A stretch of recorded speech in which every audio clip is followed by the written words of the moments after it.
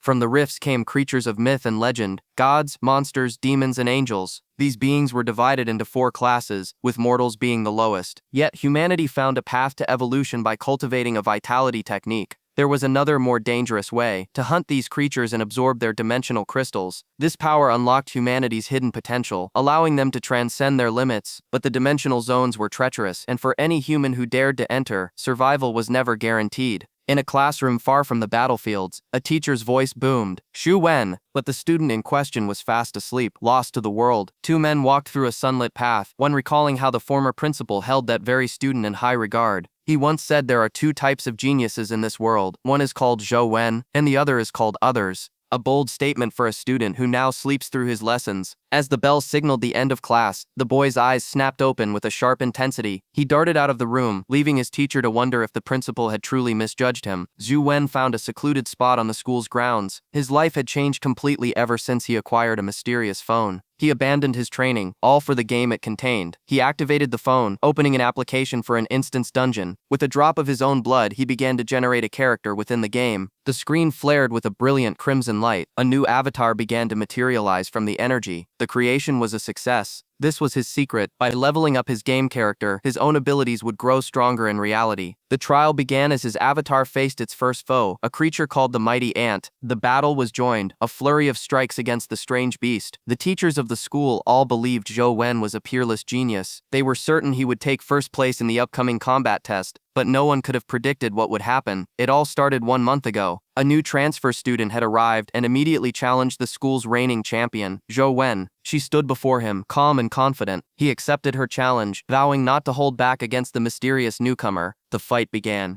But in an instant it was over. He was thrown through the air, completely overwhelmed. With a single devastating blow, he was defeated. The crowd was in disbelief. Their number 1 champion, taken down in a single strike. Everyone wondered about the identity of this powerful girl. The teacher knew her as Jing. Ever since that crushing defeat, Zhou Wen had collapsed, either sleeping in class or absorbed in his games. But what they saw as collapse was actually a new form of training. He was grinding relentlessly, and a crystal dropped from another defeated foe. His avatar quickly collected the prize. The blood avatar absorbs these crystals, directly transferring their power to the player. Every stat, every ability could be enhanced through the mobile game. A month ago, his stats were average, but now his strength, speed, and physique had all seen a dramatic increase. This rate of growth was impossible through normal cultivation. His only regret was that the game's crystals couldn't be brought into the real world. Still, if he ever needed money, he could hunt low-class creatures for real crystals. Suddenly a new challenger appeared in the game. It was a red mutated Mighty Ant. This one was faster and stronger, a difficult opponent. Worse yet, he was now surrounded. More and more monsters were closing in. At that exact moment, footsteps approached him in the real world. He looked up from his screen to see a girl standing on the badminton court. He recognized the determined look on her face. It was Fang Roxi. He couldn't believe she was looking for him at such a critical time. He was trapped. He couldn't quit the battle, but he couldn't let her discover his secret. "I finally found you, Zhou Wen," she said. She invited him to join her team for the graduation combat exam. He tried to play it cool, dismissing himself as a simple internet addict. "You're inviting me to your team?" he asks, surprised by the offer from his rival. She explains the real combat test requires strong allies to achieve a high score, and she acknowledges his inherent strength. She dismisses his concerns, stating he's still the only one she views as a rival, before asking about a new transfer student named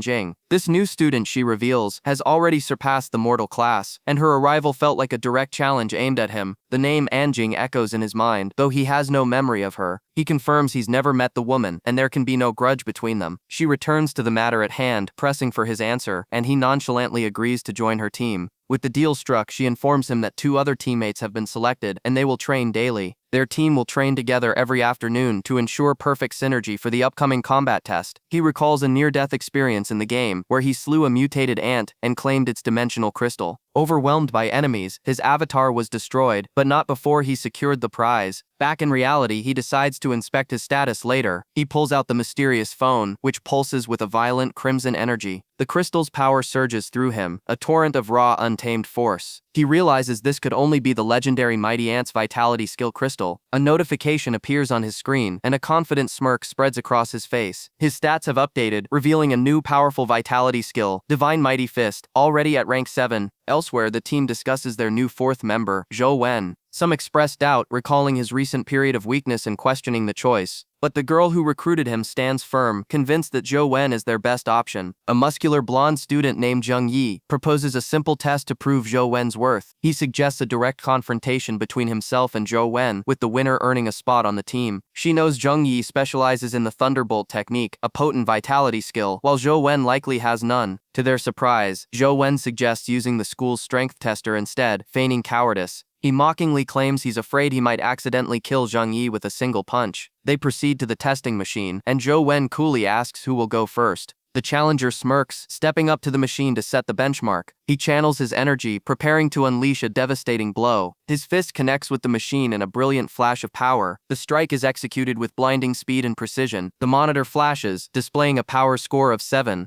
Zhou Wen reflects that his own strength was a mere 7 before obtaining the phone, as Zheng Yi gestures for him to take his turn. A thunderous impact echoes through the hall. The entire structure seems to tremble from the sheer force of the blow. A nearby instructor is startled by the noise and recognizes the one who threw the punch. It was Zhou Wen, his fist still radiating a faint golden light. His would-be teammates are left completely speechless by the display. The power score rockets to a staggering 10, a number the instructor can barely comprehend. He realizes Zhou Wen was using a 1-inch punch, a technique requiring immense control. To achieve a score of 10 without any vitality skill enhancement is nothing short of monstrous. Zheng Yi grudgingly admits defeat but insists this doesn't guarantee a win in a real battle. He shoves Zhou Wen aside, desperate to salvage his pride. He decides to demonstrate his true power, summoning crackling energy into his fist. He unleashes his ultimate technique, the Thunder Fist. The vitality skill erupts, striking the machine with electric fury and pushing his score to 11. He looks back for approval, but Zhou Wen simply gives him an unimpressed thumbs up. Ignoring the challenger, Zhou Wen asks if the school will charge him if the machine breaks. That's reassuring, Zhou Wen says, cracking his knuckles as a dangerous aura surrounds him. An old man watches from the shadows as Zhou Wen prepares to test his strength. A fellow student mocks him, stating few high schoolers can even reach the machine's maximum output of 20. But Zhou Wen isn't just any student. He channels his energy, unleashing a potent vitality skill. The resulting impact is cataclysmic. A torrent of raw power surges downward. The entire machine erupts in a blinding flash of light and sparks. The observer watches in utter disbelief as the strength tester cracks under the strain. The other students are speechless, their expressions a mix of shock and awe. Zhou Wen stands calmly amidst the smoldering wreckage of the obliterated device. The limit of the tester was 20, but that was merely its measurement capacity, not its structural integrity. To shatter it would require a rank 8 or 9 vitality skill, a feat the former principal deems genius level. His classmate offers to cover the damages, but another student watches him with newfound interest. Later, Zhou Wen walks alone, pondering why a legend-class fighter like Fang Ruoxi would challenge him.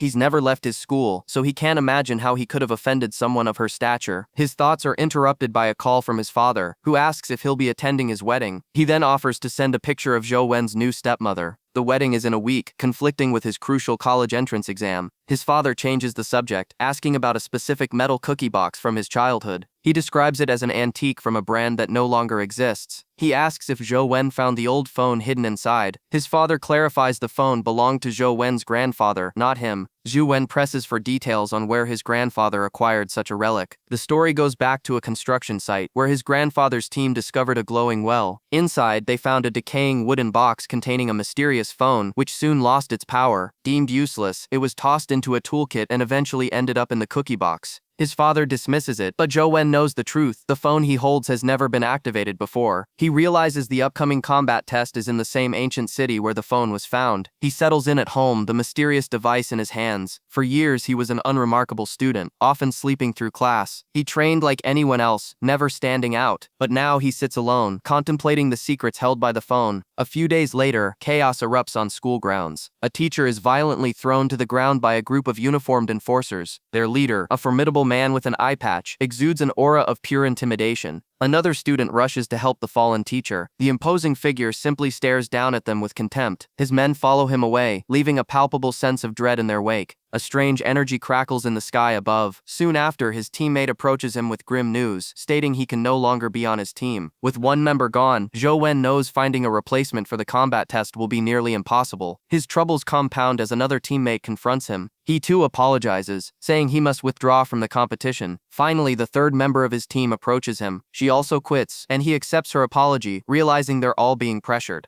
He urges her to find a new team before it's too late. She warns him that the person he offended is terrifying and that he must be extremely careful. Now completely alone, he must find a new trustworthy team for the imminent and vital combat test. He's summoned to an office by Mr. Yu, who asks if he knows a high-ranking official named An Tianzuo. The principal is baffled as to why a warlord would personally name a high schooler during an inspection. And Tianzuo is an exceptionally powerful young man from a prestigious family, a high-ranking official in the East. The principal suspects this powerful figure has a grudge against Zhou Wen. Zhou Wen understands the gravity of the situation. A single word from this man could destroy his entire future. Mr. Yu advises him to focus on the immediate problem. The combat test deadline is tomorrow. He explains that his new teammates cannot be ordinary students. He proposes a deal: team up with a student named Li Xuan, and in exchange, Zhou Wen must carry the team and ensure Li Xuan gets the highest score. Seeing no other option, Zhou Wen agrees and asks for the contact information. He immediately calls his father, asking if he knows an An Tianzuo. His father's reply is shocking. An Tianzuo is the son of his new wife, making him Zhou Wen's older stepbrother. On a call with his father, Zhou Wen receives shocking news about his new step-siblings. He learns they are powerful and potentially hostile, forcing him to confront his own weakness. But a new resolve hardens within him. With an epic class, he believes he can overcome any obstacle. Later that night, he lies in bed, frustrated after days of grinding for loot with no success. Just as he laments his misfortune, a notification rings out. A rare item has finally dropped. It's an associated egg, a legendary drop that grants the user a powerful companion pet. As his in-game avatar approaches the prize, the egg begins to vibrate with immense energy. It suddenly cracks open, unleashing a blinding force that surges through the screen and into Zhou Wen himself. An agonizing pain sears through his mind as a telepathic command attempts to dominate his will. The pain subsides, leaving him clutching his head, wondering what just happened. A crimson sigil has been branded onto the back of his hand, proof that the pet has successfully hatched. The status screen reveals his new companion, a mutated mighty ant with an innate skill called Divine Mighty Fist. Standing in his living room, he attempts to figure out the summoning method. He focuses his intent, channeling the power of the blood avatar and the ant's unique skill. The sigil on his hand erupts in a flash of light, materializing into a formidable boxing glove. He realizes this is the associated state, a weapon that directly enhances his own strength. Deciding to test the gauntlet later, he focuses his will once more, this time to summon the pet itself. Dark, crimson energy swirls violently around his hand. The sigil becomes a vortex, unleashing the creature into the physical world. What was a simple sprite in the game now manifests as a terrifying monstrous insectoid. The fully summoned mutated mighty ant towers over him, its razor-sharp claws gleaming ominously. The next day, he is driven to a meeting arranged by an associate of his father. They arrive at an exclusive high-end establishment. He is escorted through the luxurious halls to meet the second young master of the powerful Li family. The man, Li Xuan, is already surrounded by companions and casually dismisses Zhou Wen's presence. His escort, Mr. Yu, introduces him, hoping Li Xuan will assist him during an upcoming combat assessment. Li Xuan agrees out of respect for Mr. Yu, telling Zhou Wen to simply follow his orders. As soon as Mr. Yu leaves, Zhou Wen is left alone with the arrogant group. He offers his thanks, but the atmosphere immediately turns hostile. Li Xuan approaches, his words laced with mockery about Zhou Wen's supposed genius status. Zhou Wen remains unfazed, dismissing the title as mere rumor. Li Xuan's condescension grows, sneering that a true genius wouldn't have been so easily defeated by Anjing. He then presents a humiliating challenge, offering him a choice of the women present if he chugs a bottle of wine. Li Xuan gestures grandly, treating the women like prizes to be won. Zhou Wen simply ignores the provocation, stating he doesn't drink while continuing to play his game. Li Xuan is incensed by the silent rejection, believing Zhou Wen to be a broken coward. One of the women with him finds the situation amusing. She approaches Zhou Wen, attempting to flirtatiously interrupt his game. Leaning in close, she asks if his game is more entertaining than her company, to which he coldly replies, "Yeah." His attention is suddenly captured by a formidable enemy on screen, a silverwing flying ant. He recognizes the danger immediately, noting its incredible speed would make it nearly impossible to fight. The woman, annoyed at being ignored, grabs his face and demands his attention. At that exact moment, the monster in the game lunges for a killing blow, and his real-world instincts take over. He shoves her away with force, needing to focus on the critical fight. The woman stumbles back in complete shock. She crashes to the floor as Li Xuan chokes on his drink, stunned. The entire group erupts into cruel laughter at her humiliation. A game over screen flashes on her phone. His distraction caused her character's death. Zhou Wen, however, remains completely absorbed in his device. Li Xuan watches the chaos unfold, a curious smirk forming on his face. A quiet night settles over the residence.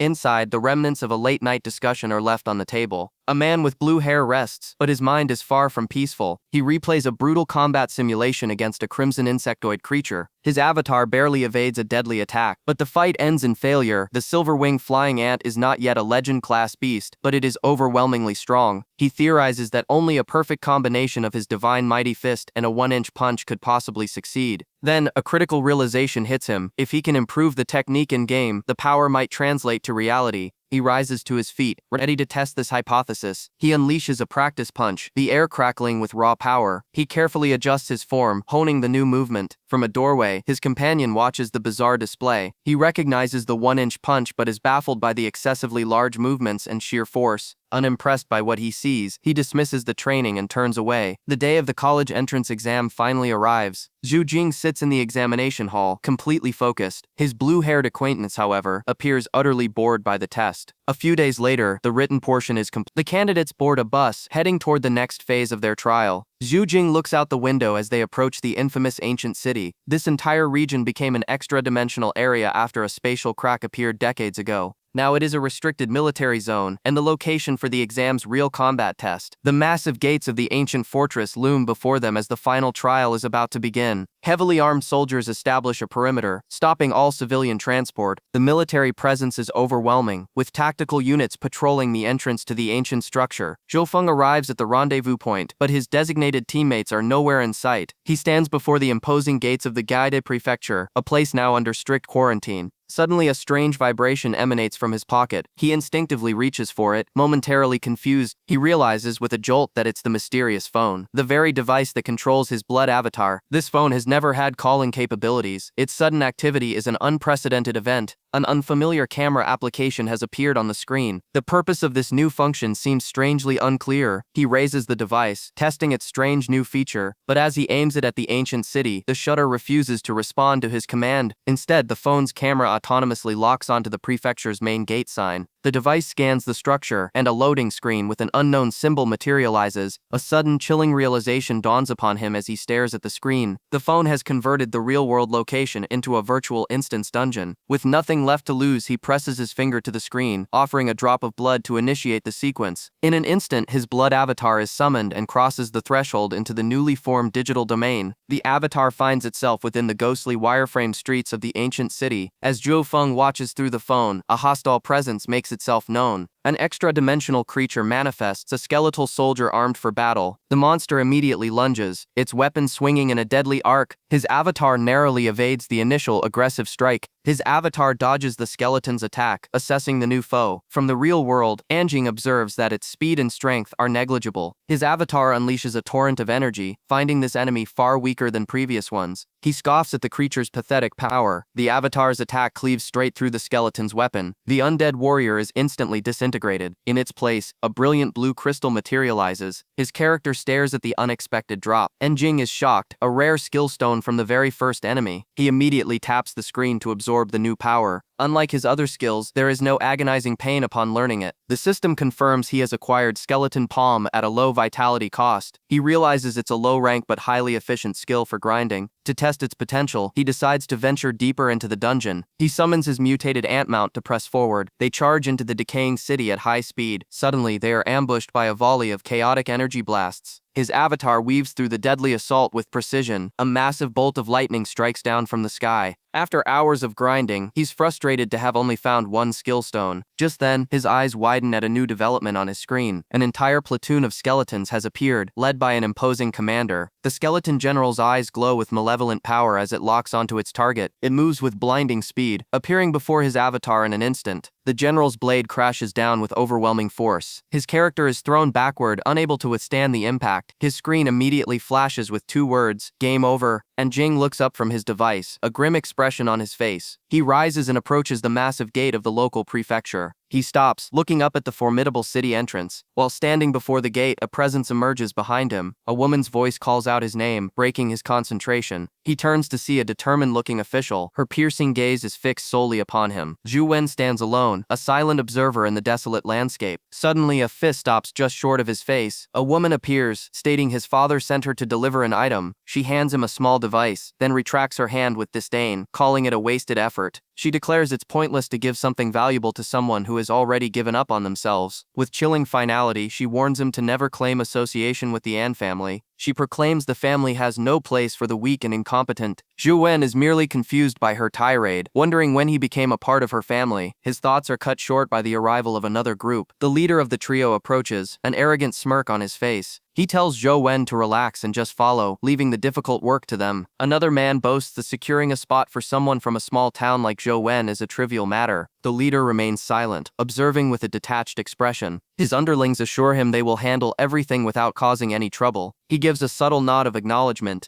Zhou Wen understands perfectly. He is not a teammate, but a disposable tool. An official announcement rings out. The test is about to begin. All examinees gather before the colossal guarded gate. Other participants walk toward the entrance, ready for the trial. As two contestants pass by, one of them recognizes Zhou Wen. An acquaintance gives him a thumbs up, offering a word of encouragement. The massive gate groans open, unleashing a blinding wave of energy. A swirling vortex of power materializes, and an invigilator appears to explain the rules. He states that their final rank will be determined by the number of crystals they collect. The instructor wishes them all immediate success. Zhou Wen steps forward, walking into the dimensional portal without a second thought. He emerges into a desolate landscape, a scar left behind by a past cataclysm. His eyes widen as a memory, sharp and painful, pierces his consciousness. A system window materializes, directing him toward the ancient city. Before him and the other challenger stands the imposing fortress, its entrance a swirling vortex of energy. A skeletal hand, glowing with an ominous green light, claws its way into existence. An entire legion of the undead begins to materialize from the shadows.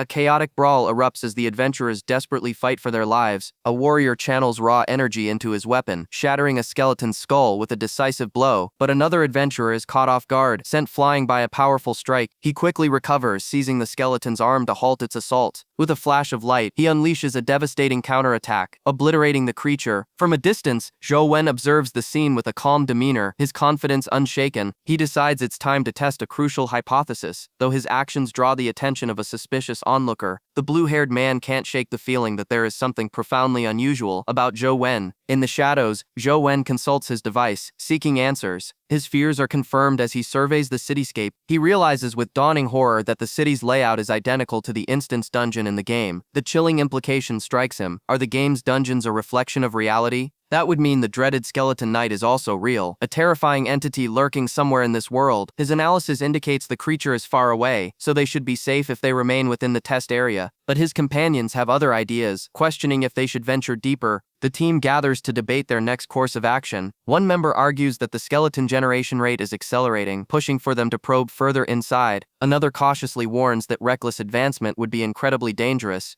An arrogant member dismisses the caution as fear, stating they have a map and should press on. Zhou Wen feels a surge of dread. He knows a true monster lies in wait for them just ahead. He discreetly prepares his phone, knowing it's his only chance against the Skeleton Knight. His primary objective is no longer victory, but survival, ensuring he can escape with his companion when the inevitable confrontation occurs. A skeletal arm thrusts forward with lethal speed. The party members sprint for their lives, narrowly avoiding the undead assailant. One of them retaliates with a devastating kick, shattering the creature's bones on impact. The powerful blow sends a shockwave of energy through the skeleton, completely obliterating it. Meanwhile, the strategist of the group observes from a distance, monitoring the situation on his device. On the screen, a simulated battle ends in total failure. He analyzes the fight, realizing the Skeleton Knight's thrust is an unavoidable instant-kill attack. He deduces that its agility isn't constant, but surges when it uses a specific vitality skill. If his theory is wrong, their entire team could be annihilated by the real thing. Just then, another skeleton collapses into a heap of bones, dropping a dimensional crystal. One of his companions retrieves the valuable loot. The team leader congratulates him on a job well done. He tells Li Xuan that their killing score is high enough, suggesting it's time to head back. But another companion objects, insisting it's too early to stop. The brute of the group agrees, wanting to secure their position by eliminating more creatures. The leader checks his device, confirming no high-level threats are reported nearby and that it's safe to proceed. Suddenly, he grabs Li Xuan's wrist, asking him if he believes in a sixth sense. Lamai acts taken aback by the sudden grip and the strange question. He explains that since childhood he's had an unerring premonition for danger. Right now he clutches his chest, revealing that feeling of imminent dread is overwhelming. The other party member scoffs, dismissing the warning as complete nonsense. He furiously tells Li Xuan to stop holding the team leader back with his paranoia. Li Xuan argues that they have enough points and there is no reason to risk entering an unknown area. The leader gazes down the desolate street, pondering the grave warning. He seems to concede the point, but a glowing green dagger suddenly flashes through the air. The blade plunges directly into his chest, taking him completely by surprise. The team is horrified to see the attacker is one of their own, Zhang Hao. The traitor twists the blade, his eyes glowing with malevolent energy. "Out of my way," the assassin commands, his face a mask of cold fury. The betrayed leader collapses to the ground, seemingly dead, but dark energy swirls around the wound as it begins to miraculously heal. He rises, revealing his innate invincibility, and asks if his brother sent the killer. Zhang Hao is stunned, never suspecting that the carefree young master possessed such a formidable vitality technique. Unlike a normal vitality skill, this one was an abridged adaptation technique made from certain cultivation methods. These techniques were known only to a select few. Different vitality techniques possessed wildly different cultivation limits. The innate invincibility was one of the few that could reach the coveted epic class. However, it came with a crippling condition: the user must maintain their purity. A path. Suddenly, an enraged voice cuts through the air, accusing Zhang Hao of betrayal. The protagonist stands his ground, making a simple choice. He states he never intended to fight his second brother, but now sees the man wants him dead. His brother scoffs, sneering that he should have never pretended to be weak. He draws a venomous green blade, shimmering with power. The blade unleashes a torrent of violent energy. The lethal strike hurtles directly toward the protagonist. It impacts the ground with explosive force. Onlookers can only stare in shock at the display. From the green energy, a monstrous creature materializes, the explosive scale snake. The attacker stands cloaked in its immense power. His companion is stunned, questioning how a mortal class user could possess a legend class creature. The protagonist reveals the secret: a legend class user can willingly transfer a companion egg, but only by paying a terrible price. His brother's expression darkens, realizing he has been exposed. Anger consumes him. He screams for his opponent's death and lunges forward. A massive energy blade descends, meant to be the final blow, but the protagonist stops the legendary weapon with his bare hand. His arm transforms, sprouting dark demonic claws that dig into the blade. A terrifying, sinister power erupts from his body, his form twisting into a shadow of pure rage. He unleashes a cataclysmic blast of crimson energy. The attacker is thrown back by the overwhelming force. He struggles to his feet, astounded that his opponent also commands a legend-class creature. A new, imposing figure emerges from a storm of red energy, revealing the protagonist's true power. Clad in black armor, his companion's spirit manifests as he declares his disdain for such treacherous methods.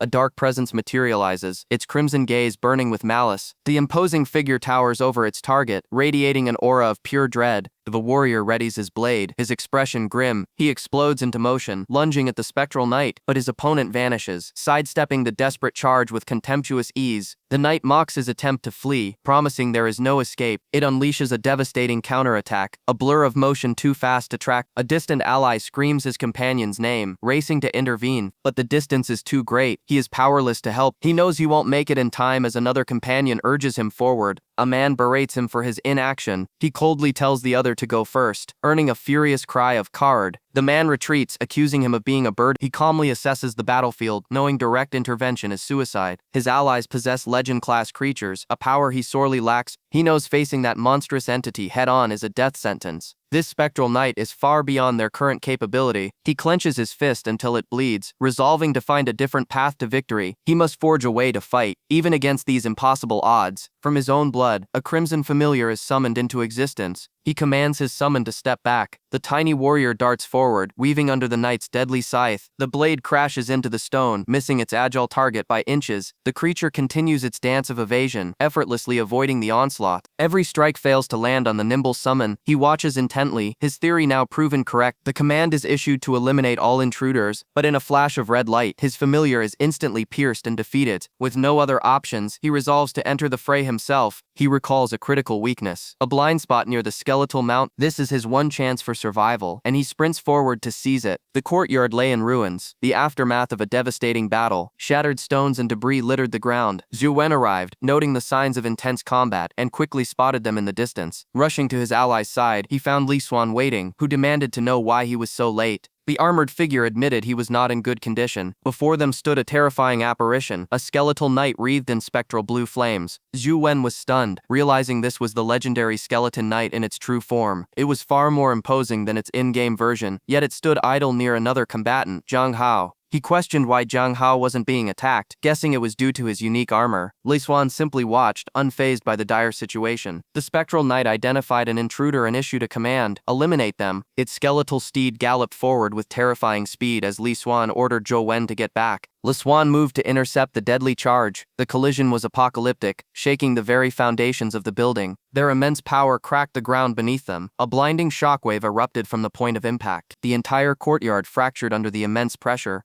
Zhou Wen was blasted backward by the sheer force of the clash. He struggled to maintain his footing against the violent gale. Despite coughing up blood, Li Xuan urged him to provide support. The two armored warriors were locked in a stalemate, their blades screeching. As sparks flew, a menacing green aura began to surge from Zhang Hao. He revealed he hadn't been idle, unleashing a new power. A massive serpentine dragon of pure energy materialized beside him. Zhang Hao smirked, confident his opponent couldn't handle two simultaneous threats. The battle escalated as Li Xuan was now forced to fend off both man and beast. Zhou Wen knew his friend would perish if the two-on-one assault continued. He resolved to intervene, promising to hold off the monstrous knight himself. Li Xuan requested 2 minutes to finish his own duel. He declared with certainty that 2 minutes was all he needed. Zhang Hao sneered at the idea of a mere mortal challenging his powerful companion. Zhou Wen took a deep breath, steeling his resolve. He shed his jacket, preparing to enter the life-or-death battle. He declared he would buy the time Li Xuan needed. With a burst of speed, he launched himself toward the enemy. He slides beneath the spectral steed, narrowly avoiding its deadly charge. With a smirk, Zhou Wen beckons his opponent forward, a clear act of provocation. In response, a terrifying skeleton knight materializes, its skull wreathed in ethereal blue fire. The spectral warrior towers over him, an aura of death emanating from its armored form. Vicious red tendrils of energy erupt from the knight, lashing out at incredible speed. Despite the danger, Zhou Wen notes the attack pattern is familiar, just like the game. The phantom horse rears up, preparing to crush him under its hooves. He watches the descending blow with cold, analytical eyes. The ground shatters upon impact, but Zhou Wen has already vanished. He evades another lethal thrust, the knight's speed far exceeding his expectations.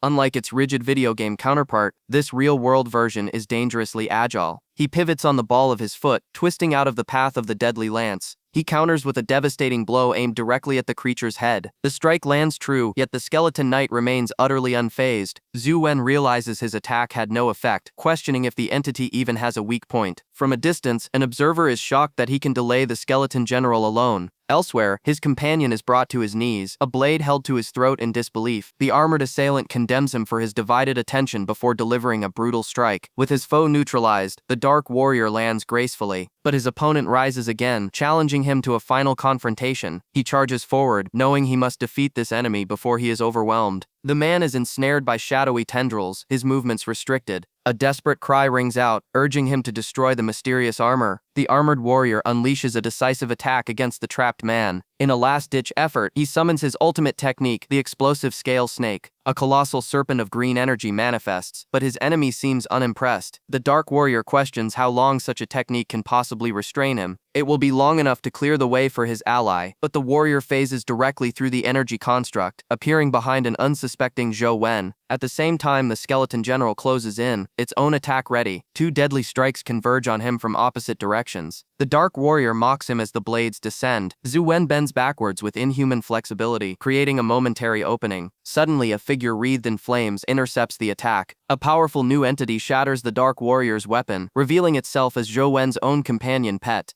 Now 2 stand against 2, the battlefield ready to erupt once more. The venomous attack pierces straight through the automaton's head. The green energy dissolves its mechanical body into a puddle of slime. But the corrupted creature quickly begins to reform from the sludge. The Black Knight stands over the defeated foe, declaring that justice has been served. Suddenly, an eerie blue flame erupts from the fallen warrior's body. The flames coalesce, rapidly forming a skeletal figure wreathed in spectral energy. A single crimson eye ignites within the empty skull, burning with malevolent power. The protagonist realizes with dread that they have just provoked a far more dangerous monster. The newly summoned specter surges with an overwhelming blue aura. It lunges forward in a blur of motion. The protagonist recognizes that the attack is too fast to evade. He just barely manages to parry the spectral blade with his armored gauntlet. He can feel his own companion, the Black Knight, reaching its operational limits. The Black Knight valiantly intercepts the spectral warrior, engaging it directly. The protagonist devises a plan, ordering his knight to pin the monster down for a final strike. The skull warrior moves with impossible speed, a blur of blue flame. Their blades clash with resounding force as the protagonist urges his knight to hurry. The Black Knight's armor begins to fracture under the immense pressure. Realizing they face total annihilation, he prepares to unleash a desperate, powerful attack. He channels fiery energy into his fist and intercepts the enemy's next strike. Instead of striking the creature, he slams his fist directly into the ground. A colossal pillar of fire erupts from the impact point. The skeletal monster is completely engulfed by the raging inferno. The massive explosion rocks the entire chamber. As the smoke begins to settle, a figure remains standing within. The monster is entirely unscathed, its blue flames burning as brightly as ever. The protagonist watches in disbelief. His ultimate attack had no effect. The spectral warrior charges once more. The Black Knight blocks the blow, but its armor shatters. While the protagonist lands a solid punch, the impact reverberates through the air. He unleashes a relentless flurry of strikes, yet the monster shows no sign of damage. His companion confirms the horrifying truth. The creature hasn't sustained a single scratch. As the entity hovers, the protagonist finally discerns a weakness. He communicates the new strategy to his loyal knight with a single glance. Understanding its role, the Black Knight leaps high into the air, preparing for a final sacrificial move. It plunges down, impaling both itself and the spectral warrior on its blade. The monster is momentarily bound, pinned by the knight's ultimate sacrifice. Seizing the opportunity, the protagonist roars and slams his hands to the ground. A brilliant cage of light erupts from a runic circle, trapping the immobilized foe. The holy energy intensifies, beginning to purify the spectral entity within. With a final surge of power, he shatters the creature's skull. The flaming punch connects, obliterating the armored knight. A massive explosion signals the end of the battle. Zhou Wen stands victorious, the flames of his power receding from his arm. As the knight disintegrates, it leaves behind a single glowing item. On the ground lies a strange, pulsating orb. He picks it up, revealing a golden egg crackling with fiery energy. His companion recognizes it instantly, a rare companion egg. Zhou Wen offers the prize to his friend, but the offer is refused. Li Xuan insists it's a gift, a reward for their survival. He then issues a warning. Zhou Wen's mortal class is too weak to hatch a legend-tier creature. The potential power slumbering within the egg is immense. Li Xuan then pivots, asking the truly important question: how did his companion pet manage to control the invincible knight? Zhou Wen is inwardly stunned. His own companion is merely a mortal-class creature. Legend-class companions are far stronger, but forming an egg from a mortal-class creature is an almost impossible feat of luck. His friend is simply baffled by his incredible fortune. The conversation shifts to their fallen enemy, Zhang Ha. Li Xuan shows no remorse, declaring he will handle the consequences himself. He reassures Zhou Wen, promising his university admission is guaranteed. With their business concluded, they are teleported out of the dimensional zone. As Li Xuan departs in a military vehicle, Zhou Wen is left alone. He boards a public bus, the city lights streaking past the window. A sudden cold grips him, a wave of exhaustion from the battle. He stumbles forward, his foot catching on something in the aisle. To his horror, he finds a body lying on the floor of the bus. But then, the figure coughs, still clinging to life. The man sits up, asking if Zhou Wen is all right. Zhou Wen tries to leave, but the strange man stops him. The man insists they speak, claiming their meeting was fated. Despite his reluctance, Zhou Wen agrees to answer a few questions. The old man is racked by a terrible coughing fit, his body frail and weak. They sit opposite each other, the man's gaze suddenly sharp and intense. He then poses a deeply unsettling and bizarre question, catching Zhou Wen completely off guard. The protagonist makes a blunt, almost clinical observation. The old man erupts in laughter, seemingly in agreement. He begins a bizarre lecture on his own personal philosophies. The protagonist can only listen with a look of profound unease. The strange elder presents him with a hypothetical, nonsensical choice. Desperate to end the conversation, he wishes for any escape. He finally gives an answer, choosing the path of an unpredictable woman. The old man falls silent, considering his response. His eyes ignite with a strange fervor, declaring he's found a kindred spirit. The protagonist recoils, a memory surfacing of a powerful woman who once utterly defeated him. The elder laughs, declaring the young man's insight to be a gift. Attempting to shift the topic, he offers to escort the man home. But the old man's demeanor changes instantly, his gaze turning sharp as he points out the weakness in the boy's chi and blood. He extends a hand, offering a mysterious vitality technique. With this power, he promises the boy will be able to dominate any troublesome opponent. Though wary, the protagonist offers his gratitude for the gesture. The elder reveals a key piece of information, mentioning a specific cultivation method. He claims his technique, the heavenly demon enlightenment, is vastly superior. A wave of shock hits the protagonist. How could this stranger know he cultivates the suffering Zen? The man explains his deduction, noting the paradox of his weak life force but powerful physique. He confirms this is a clear sign of the dangerous technique and warns that it will lead to ruin. He proclaims his gift is not just better, but 1,000 times more potent. The protagonist respectfully declines, noting that they are complete strangers. Furthermore, the name of the technique is completely unknown to him. Deciding to leave, he figures if it's fake he loses nothing, but if it's real, there's a hidden motive. He turns his back on the mysterious elder. A chilling command echoes as a dark power emanates from the old man. The protagonist tries to walk away, but an immense pressure freezes him in place. He cannot move at all. He's violently thrown backward by an unseen force, landing before the seated figure. The old man reveals his name as Jing Daoxian, a man whose will has never been defied. The name triggers a deep, chilling sense of recognition. He remembers the name from the darkest annals of history, a terrifying figure from the era of the dimensional storm. This was the man who single-handedly purged the Federation, slaughtering 27 epic-class experts.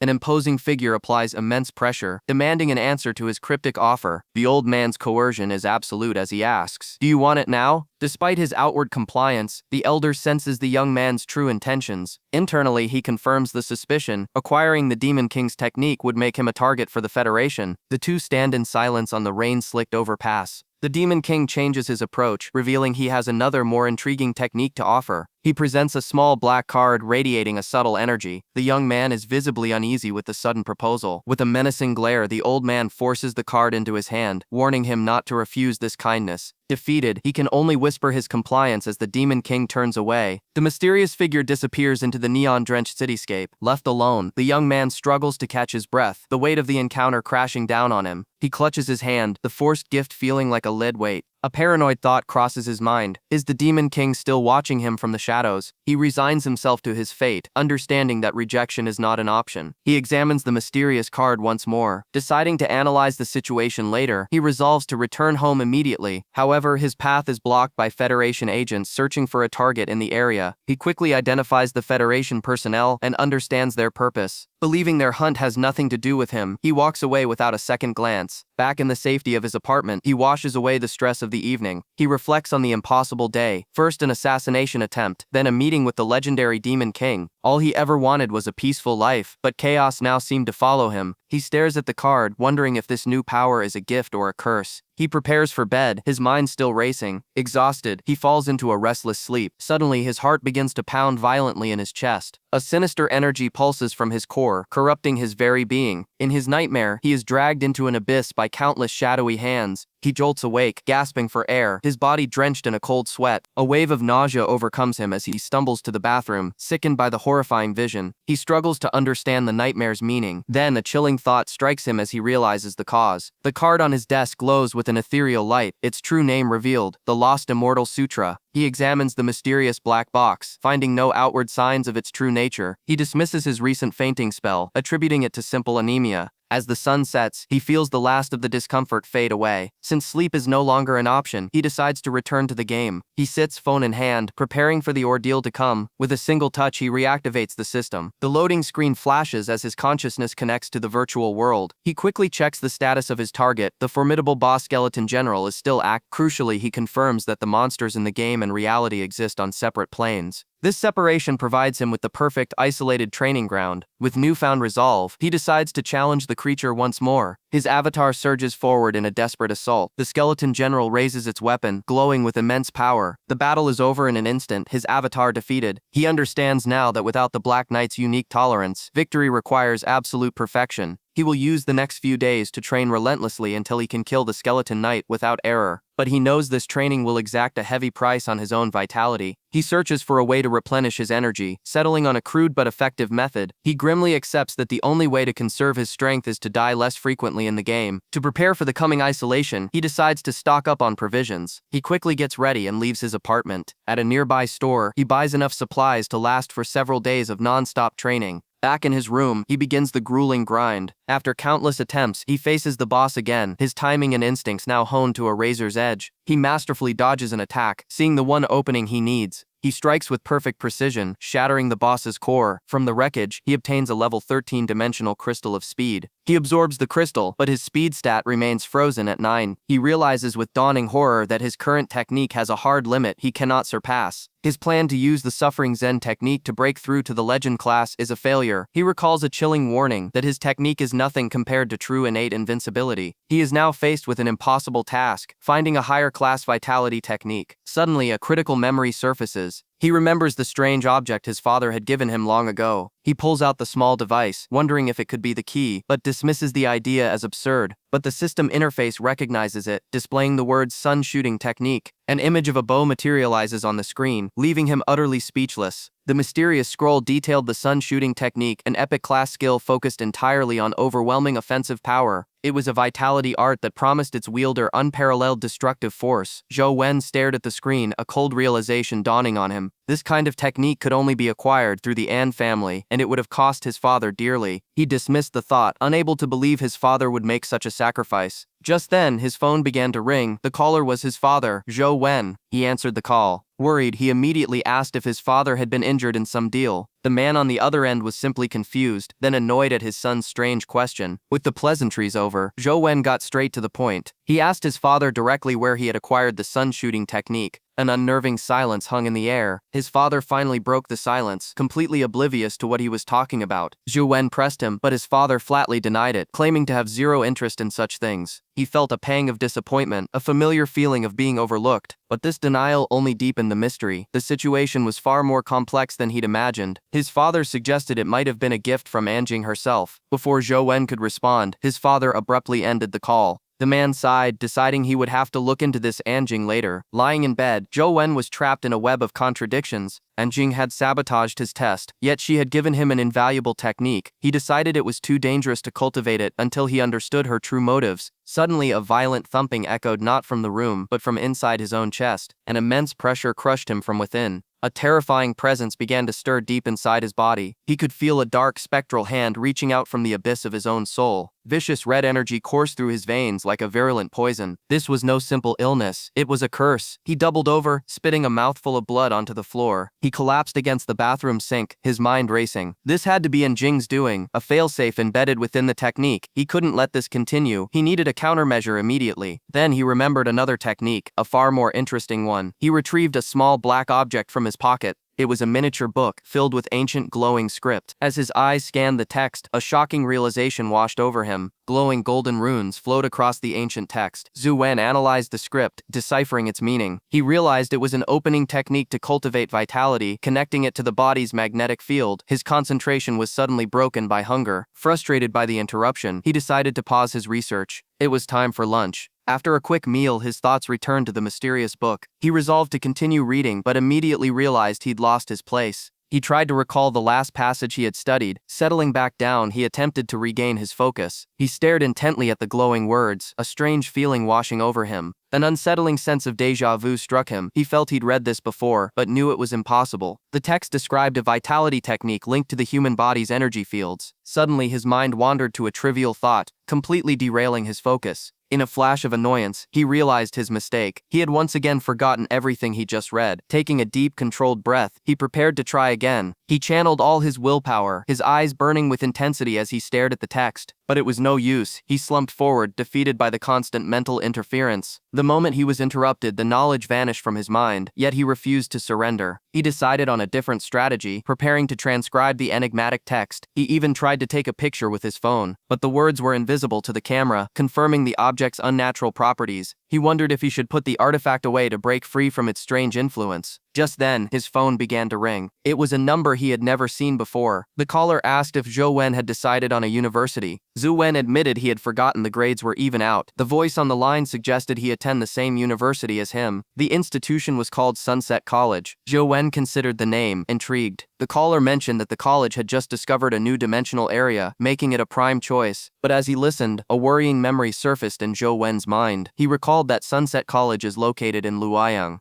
And Luoyang is the exclusive territory of the An family. Inside the game, his avatar sprinted through a desolate canyon. Suddenly, a colossal winged creature descended from above, its eyes glowing with malevolent power. He unleashed a condensed blast of energy, which erupted in a blinding flash of light. But the monster was too fast, dodging the attack and swiping with razor-sharp claws. The protagonist reflected on his progress, yet the silver-winged flying ant remained a formidable foe. Its aerial mobility and extreme velocity made it a near-impossible opponent to defeat alone. The difficulty of the challenge left him utterly drained. An unexpected knock at the door broke his concentration. A man with bright blue hair stood on his doorstep, greeting him with a casual wave. Lai Xuan was not pleased with the unannounced visit. He questioned the man's presence, as he had not yet agreed to the previous offer. The visitor ignored the question, instead presenting him with an important document. Li Xuan took the papers, confused about their contents. The man urged him to examine the file closely. It was a diagram detailing an organ-type dimensional creature. This exact lifeform had just appeared in a newly discovered area within Sunset College. The man explained its immense value. Its heart could replace a human's, granting a second life. Li Xuan, however, feigned disinterest. He claimed to understand, simply stating he lacked the energy to be surprised. The visitor warned that if the news became public, the limited enrollment slots would be taken by top students from across the nation. After a moment of consideration, Li Xuan made his choice. He would attend Sunset College. His rival, the An family, would also be there, but he was not deterred. He immediately began the application process on his phone. The visitor watched, asking what he was waiting for. He told Li Xuan to pack his bags. They were leaving for Luoyang immediately. Meanwhile, a shadowy organization located crucial security footage. They pinpointed the exact moment their target made contact. A commanding officer confirmed Li Xuan's interaction with Jing Daoxian and gave a single chilling order: find him. Lightning splits the sky over a desolate city, ravaged by unseen forces. To navigate the hazardous dimensional areas, their journey has become perilous and prolonged. He gazes out the window, his mind heavy with the weight of his circumstances. He is trapped, unable to access the game that holds the key to his power. Without it, his options for survival are dwindling rapidly. His companions sit in stoic silence, unaware of the turmoil within him. He jolts awake from a light doze, a sense of alarm coursing through him. He cannot afford to fall asleep, fearing another bout of sleep paralysis. A sudden fever overtakes him, leaving him feeling disoriented. An old warning about his physical limits echoes in his mind, and he curses the name Jing Daoxian. The face of the manipulative old master appears in his memory. He swears that once he gains sufficient strength, he will make the man pay. Suddenly, a strange and potent feeling surges through his veins. His hand moves to his pocket, where the sensation originates. An object within begins to rumble with a palpable energy. He pulls it out to reveal an artifact of immense power, the Lost Immortal Sutra. Seeing the others are occupied, he knows this is his chance. He decides to use the time to investigate the mysterious item.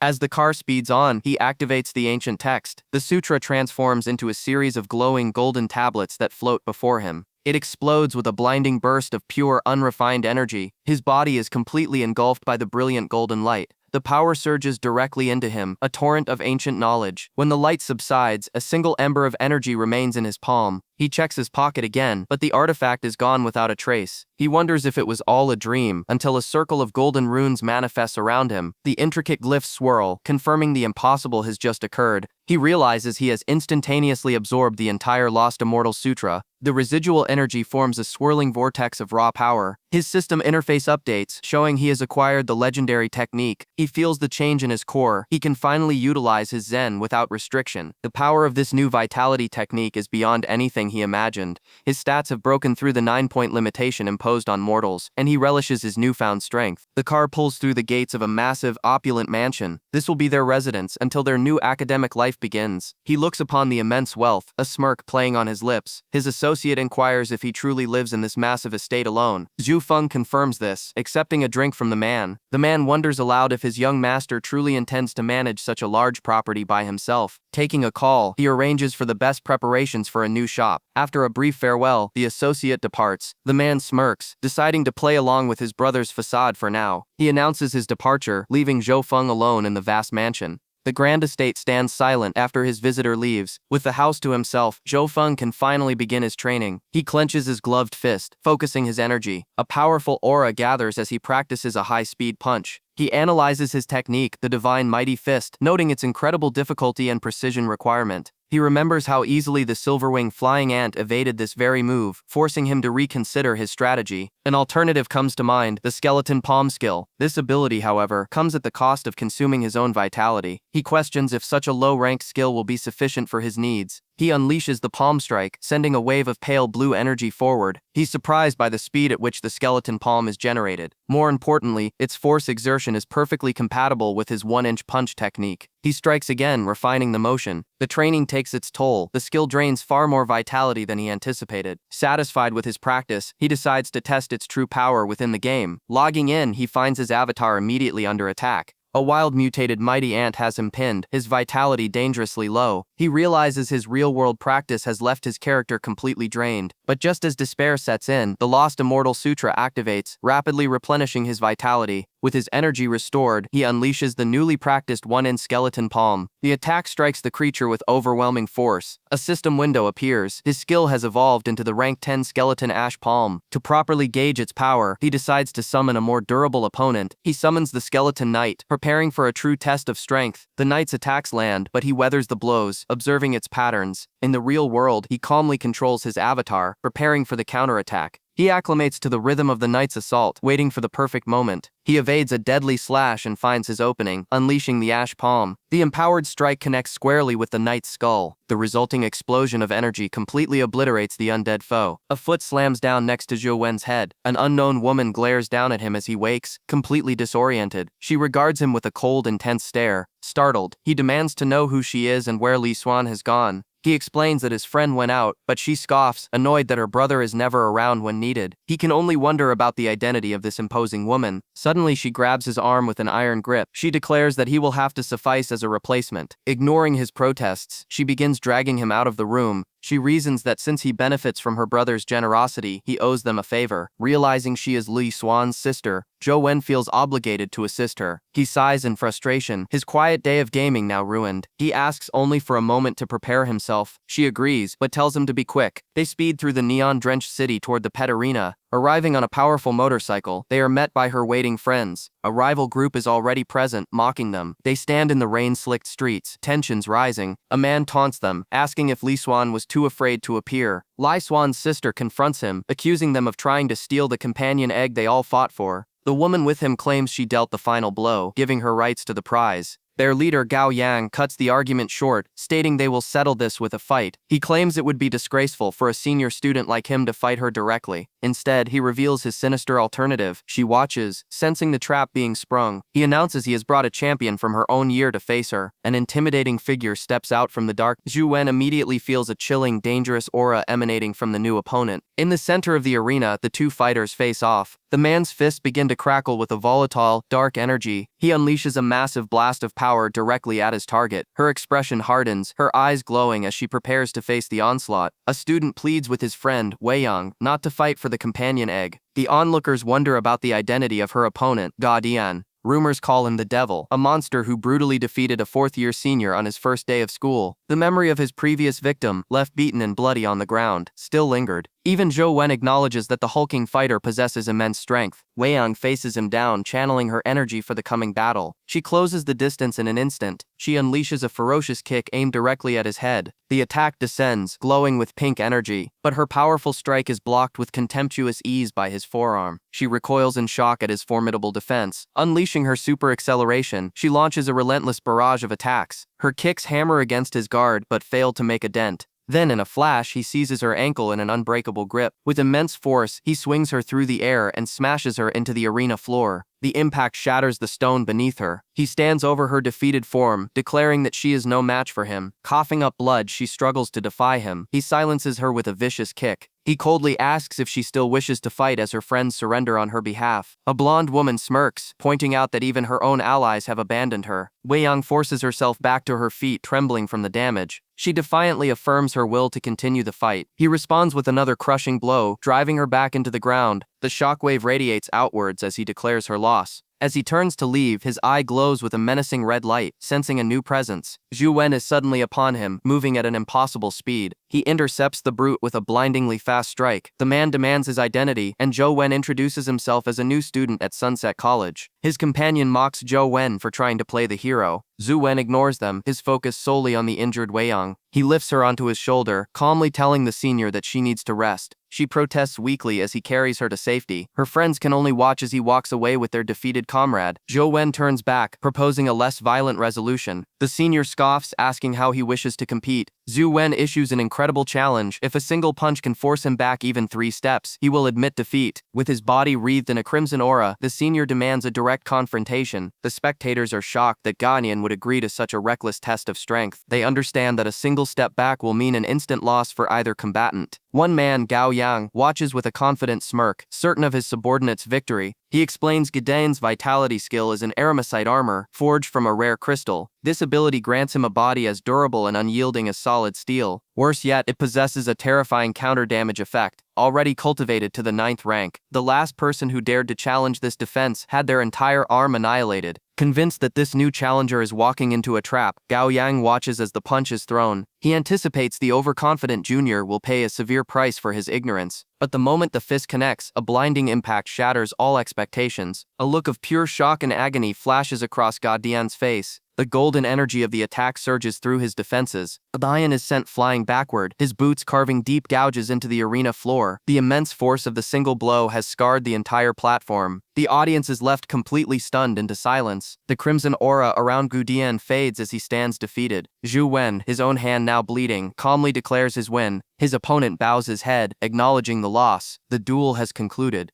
Gao Yang, though visibly irritated, instructs his subordinate to deliver the prize. The woman beside him protests, arguing that she never agreed to the wager. She recalls being threatened into compliance. But Gao Yang silences her. A loss is a loss, and he never goes back on his word. He turns to Zhou Wen, memorizing the face of the one who defeated his champion. With a final meaningful look, the group departs. As he walks away, another student approaches, asking for the name of his powerful move. His companion suddenly notices the blood dripping from his hand. He brushes it off, claiming it's nothing a little pressure won't fix. She insists that he should still visit the infirmary. She's amazed that her friend Li Xuan has such a formidable associate. Returning to his residence, Zhou Wen reflects on the long day, but as he unwraps his hand, an intruder suddenly appears in the doorway. A strange, petrified figure holds out a phone, explaining that his sister broke the door. A man with blue hair then steps forward, asking if Zhou Wen remembers the dimensional area he mentioned. He offers him a chance to see the cross-type dimensional creature within it. His companion reminds him they don't have permission to enter the restricted area. Swan remains silent as the blue-haired man smirks with condescending confidence. He boasts that getting Swan inside is a trivial matter for him.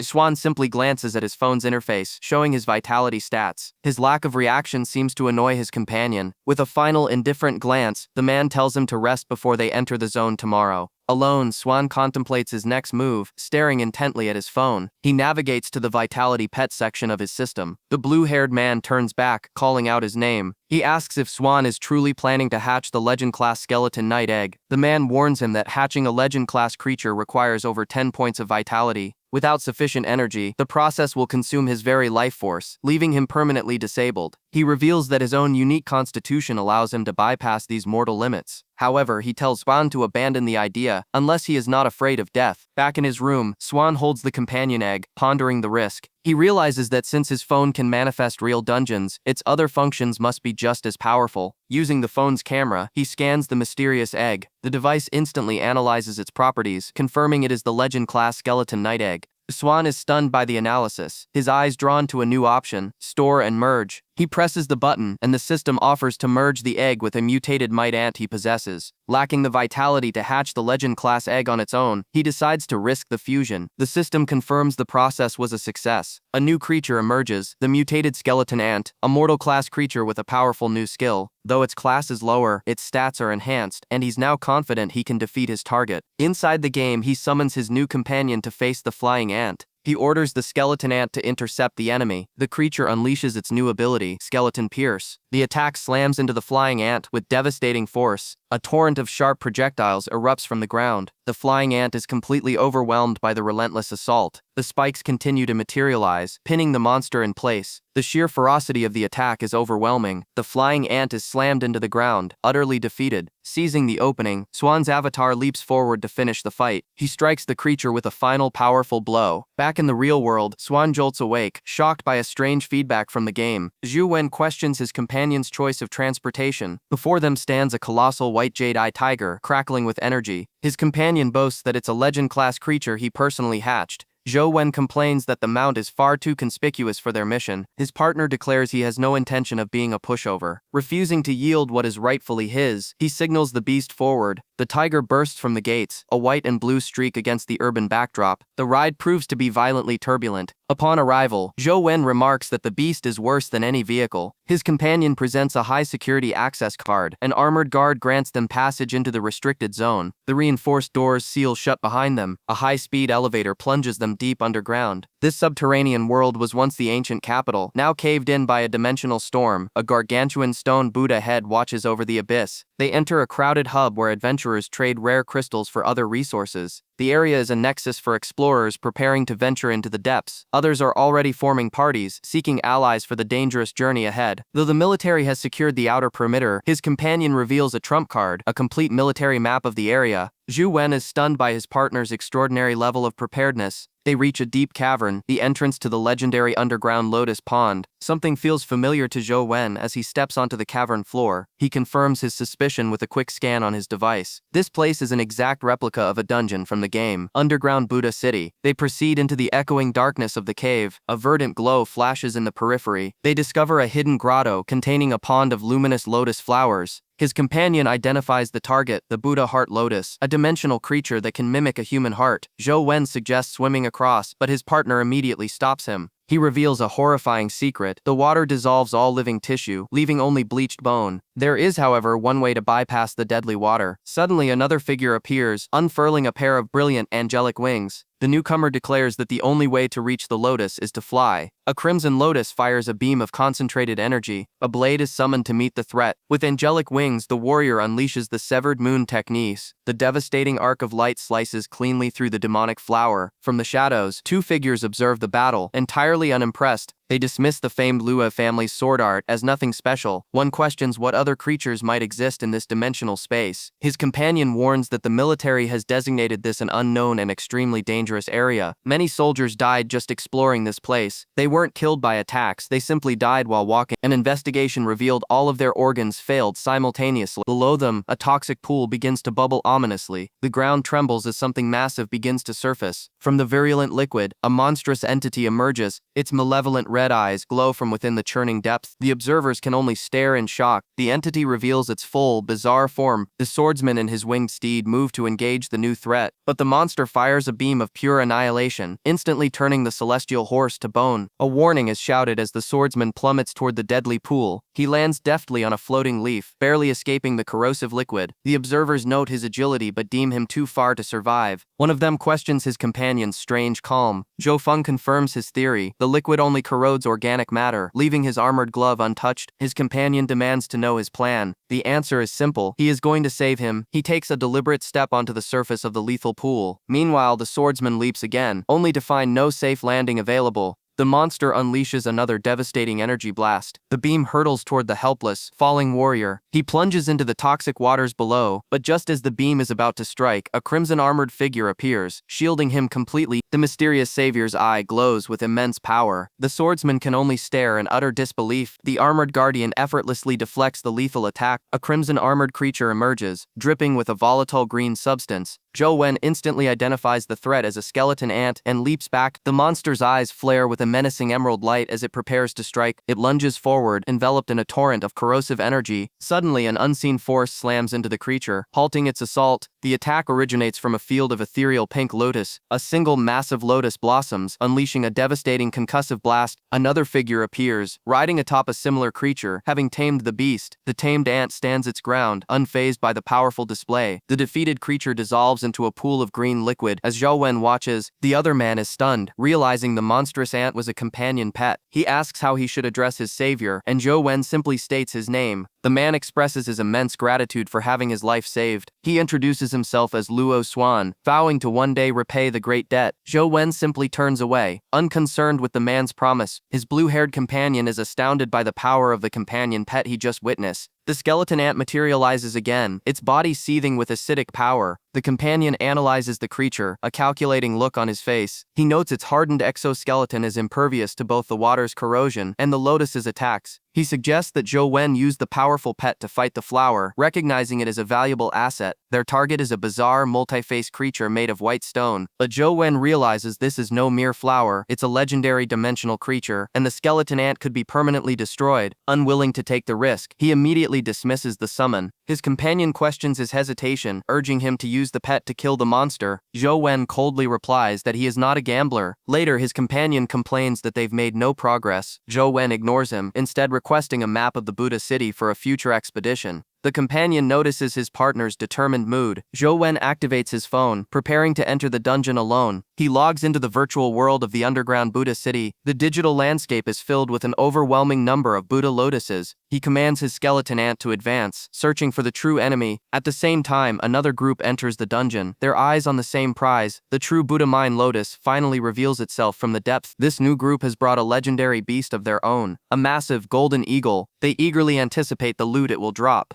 The leader is known for his caution, always deploying his strongest companion pet first. The majestic golden eagle dives, intent on seizing the Buddha mind lotus for its master. A strange glowing lotus floats ominously in the water. His character unleashes a swift, powerful strike. The blade slices cleanly through the plant's core. It shatters, releasing its essence. After so much grinding, he's finally rewarded with a rare skill crystal. His in-game avatar immediately begins to absorb its power. Back in the real world, Zhou Feng is engulfed in a serene blue aura. A warm energy flows through him, a pleasant change from his usual painful enhancements. A system notification appears, confirming he has acquired a rank 7 skill, Heart Zen. He ponders its function, suspecting it's a vitality-strengthening ability. He activates the new skill to test its effect. However, there is no discernible change to his body. He realizes this must be why Li Xuan never mentioned the skill. It appears completely useless. Suddenly, a new enemy unleashes a ferocious assault. The character is stunned by the unexpected ambush. The true boss emerges from the depths, the blood-patterned Buddha heart lotus. It reveals a sinister, smiling face, confirming the fight is far from over. His skeleton ant is summoned for the confrontation. He decides to use the minion as a probe against this new threat. The ant lunges forward to engage the boss. The lotus counters by launching 3 spheres of dark energy. The projectiles detonate in a massive, shadowy explosion. As the boss retreats, he commands his minion to finish it. The skeleton ant dives into the water in pursuit, but the lotus reveals its true form, a monstrous maw lined with countless teeth. The ant is instantly crushed and devoured. Zhou Feng is paralyzed with shock. With his companion destroyed, he has no way to re-enter the boss's domain. Forced to respawn, he decides to investigate the forbidden area he was warned about. He runs toward a strange, crystalline structure in the distance. The entrance is an ancient, crumbling staircase leading into darkness. He ascends cautiously, unsettled by the complete lack of monsters. At the top, he finds the entrance to the forbidden area. It is a small, unnerving Buddhist temple. As he approaches, the ground begins to rumble violently. He takes a single step onto the temple grounds. Instantly, his screen fades to black. Game over. He stares at his phone in disbelief, questioning his own death in the game. His character frantically ascends the stone steps, trying to escape. A look of sheer panic crosses his face as he flees for his life. But it's too late. The screen declares his failure. The moment his avatar died, he felt a strange distortion ripple through his own body. It's a bizarre phenomenon that even the military is at a loss to explain. Frustrated, he tosses the device aside. He decides to rest, hoping to clear his head of the strange events. He awakens to his companion's amusement over some breaking news. A senior student had attempted to slay the Buddha heart lotus using a legendary golden eye. The ambitious plan backfired spectacularly, resulting in a humiliating defeat. Zhou Wen reflects that had he followed that path, he would be the one facing public ridicule. His feed is now flooded with messages about the lotus, with countless students forming teams to challenge it. He questions whether the military will finally make a move. His companion explains that the military will likely not intervene in this matter. The Federation has a standing policy to let the new generation face such dangers as a trial by fire. Their conversation is interrupted by a knock at the door. The younger man goes to answer it. Suddenly, Zhou Wen receives an unexpected call from his father. His father confirms his location in Luoyang. He cautiously affirms, wondering about the reason for the call. His father requests he meet his new mother for a meal. Zhou Wen politely refuses, but his father reveals that someone else is specifically looking for him. He maintains his refusal, assuring his father that he is fine. His father mentions the woman even offered to pick him up, which immediately raises suspicion. The revelation that she left without knowing his location triggers a deep sense of foreboding. Elsewhere, a mysterious woman with cold, determined eyes scoffs. Her mission is clearly underway. His friend is stunned by the revelation that Ouyang Lan's new husband is his father. He confronts Zhou Wen, connecting the dots between him and the powerful An family. Zhou Wen coldly dismisses the connection, stating his father's affairs are not his own. Li Xuan interrupts, announcing that their ride is waiting. The weight of the situation is clearly pressing down on him. She admits to also wanting to avoid the An family, but they were summoned directly. As they leave the building, they head towards the main gate. Outside, Li Xuan immediately questions if he practiced the sun shooting technique she gave him. She demands to know if he thinks her father's gift was a worthless fake. She walks off in a fury, sarcastically claiming she intended to harm him with it.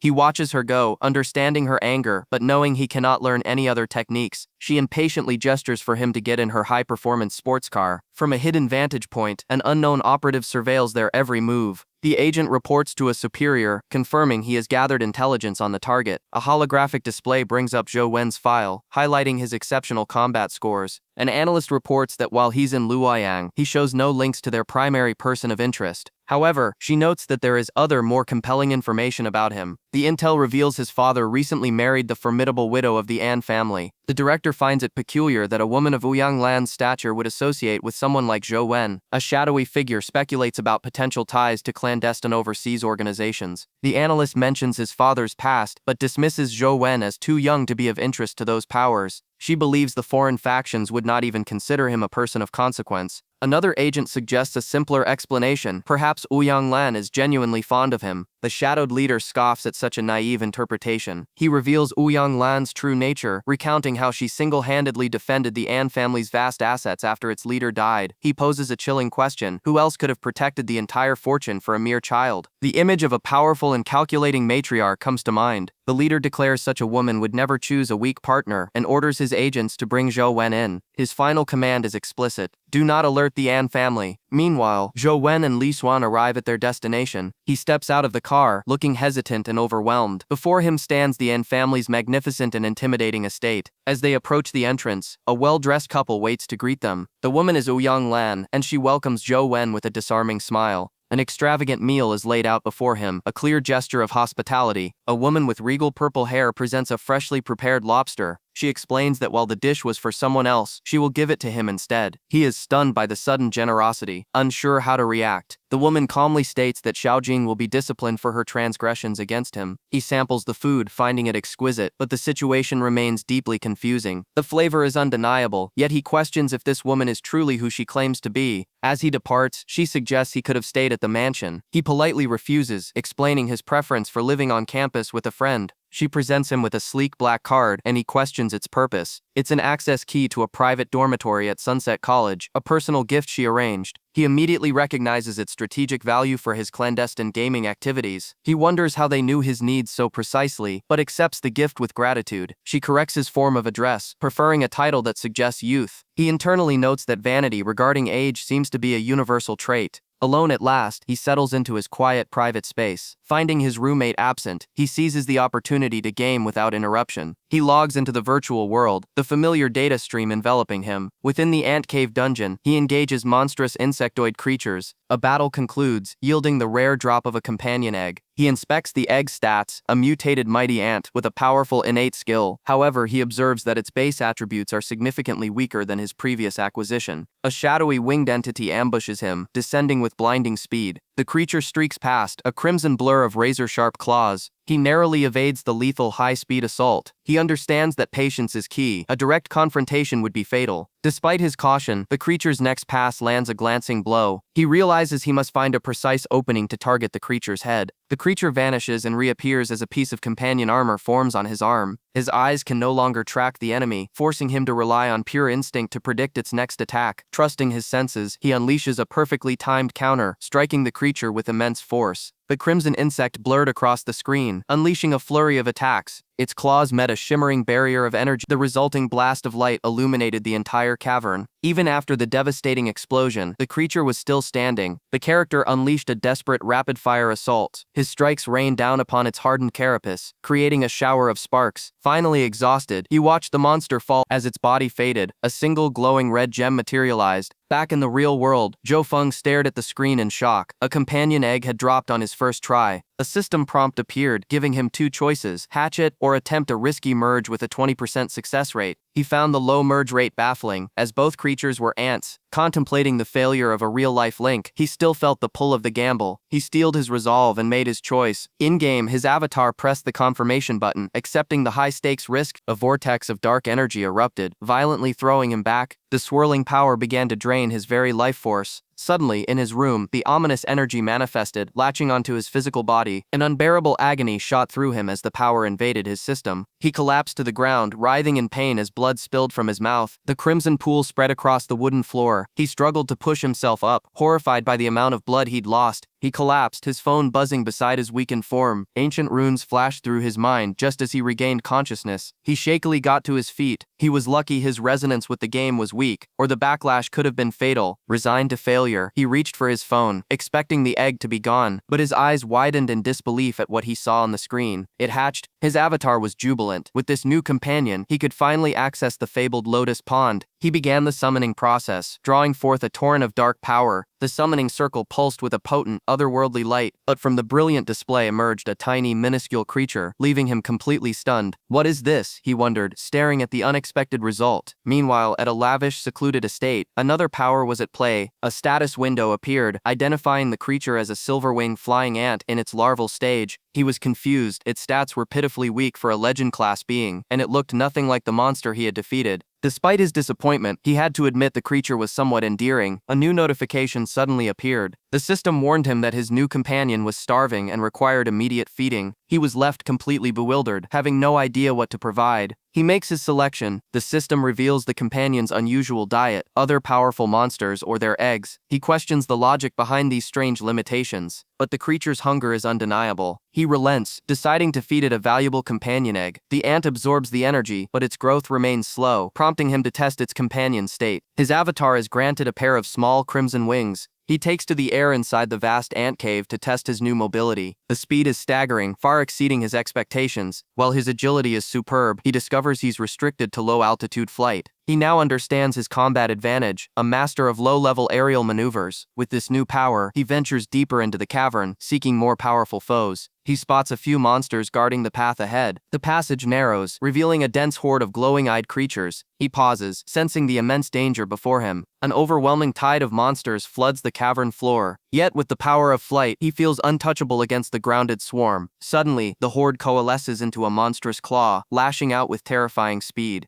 An even greater threat emerges as a concussive blast of energy erupts from the swarm's core. The entire cave is illuminated by the violent discharge. He is thrown backward by the sheer force of the attack. As the ground trembles, he sees a colossal pulsating structure in the distance. He has discovered the heart of the threat, the ant nest itself. His discovery alerts new enemies, as flying variants swarm him instantly. His avatar is overwhelmed. Back in the real world, he realizes the dungeon holds far greater dangers. He knows he cannot challenge the nest until his companion's full power is restored. His thoughts are interrupted by a sudden pang of hunger. He moves to the kitchen, opening his refrigerator. It's completely bare, forcing him to venture outside. He walks the desolate city streets, a solitary figure in the night. But he is not alone. A team reports that the target has left the mansion. Their leader weighs her options, deciding against a public capture to avoid witnesses. Her target continues on his path, oblivious to the eyes watching him. She exudes a dangerous confidence, certain her methods will be more than enough. Her team prepares to execute their clandestine operation. The man watched with a detached gaze as a figure approached him in the neon-lit streets. A woman with crimson hair observed him from a distance, a calculated look in her eyes. She feigned a fall, collapsing dramatically onto the pavement to gain his attention. When her plea for help was met with silence, she looked up, stunned to find he had simply walked away. Her facade crumbled into fury, enraged that he had completely ignored her. Deciding on a more direct approach, she resolved to use her trump card and gave chase. He was contemplating his next move, noting that this confrontation was an unwelcome delay. She caught up, grabbing his arm and demanding to know why he was in such a hurry. He turned, his expression cold as he asked for her identity, a question she answered with a fabricated story of being lost and injured. When she questioned how he could not recognize her, he immediately pulled out his phone to call the authority. She stopped him, her tone shifting as she requested he escort her home instead. He flatly refused, stating he had more important matters to attend to. Left standing alone, she seethed at the rejection. Her patience exhausted, she unleashed her power, declaring he had chosen the path of force. Blazing red tendrils of energy erupted from her body. She lunged forward, striking with blinding speed. The attack detonated with concussive force, creating a brilliant explosion of light. When the dust settled, she found he had vanished. He now stood perched on a nearby sign, ethereal blades of light manifesting from his back. She stared in disbelief at his sudden display of power. He recognized her as a Federation agent, and she in turn realized she had gravely misjudged his capability. Vowing to get serious, she summoned a raging inferno around herself. He simply raised his phone again, calmly reporting the assault to the police, a move that would expose him if their battle escalated. The agent recognized the complication, alerting the An family would jeopardize her entire operation. She issued a final warning before retreating into the night. He watched her disappear, a flicker of uncertainty in his eyes. With the immediate threat gone, he breathed a sigh of relief. He lowered his phone, pondering why the Federation was pursuing him when he had committed no crime. He knelt, processing the encounter, and a dreadful thought crossed his mind. They must view him as an ally of Jing Daoxian. As he stood alone amidst the towering skyscrapers, his phone began to ring. A blue-haired man answered. Surprised to hear from him, he instructed the man on the other end to find a secure location. He had something critical to report. On the phone, his contact is stunned by the news of who he encountered. He expresses immense jealousy, wanting to see the legendary figure for himself. Zhou Wen relays the events, concluding his attackers were the notorious hyenas. His friend explains they are a clandestine organization, operating outside the Federation's control. They are known for their absolute ruthlessness, a pack of predators that will do anything to secure their prize. Zhou Wen listens intently, then requests assistance for his early enrollment. His contact praises his strategic thinking, knowing that the An family's territory offers him significant protection. Getting him enrolled early will be simple, but he is warned to be extremely cautious once inside Sunset College. Zhou Wen asks him to leverage his father's influence to finalize the arrangements. With the plan set in motion, he ends the call. A grim determination settles over him. He must acquire more power as danger continues to find him.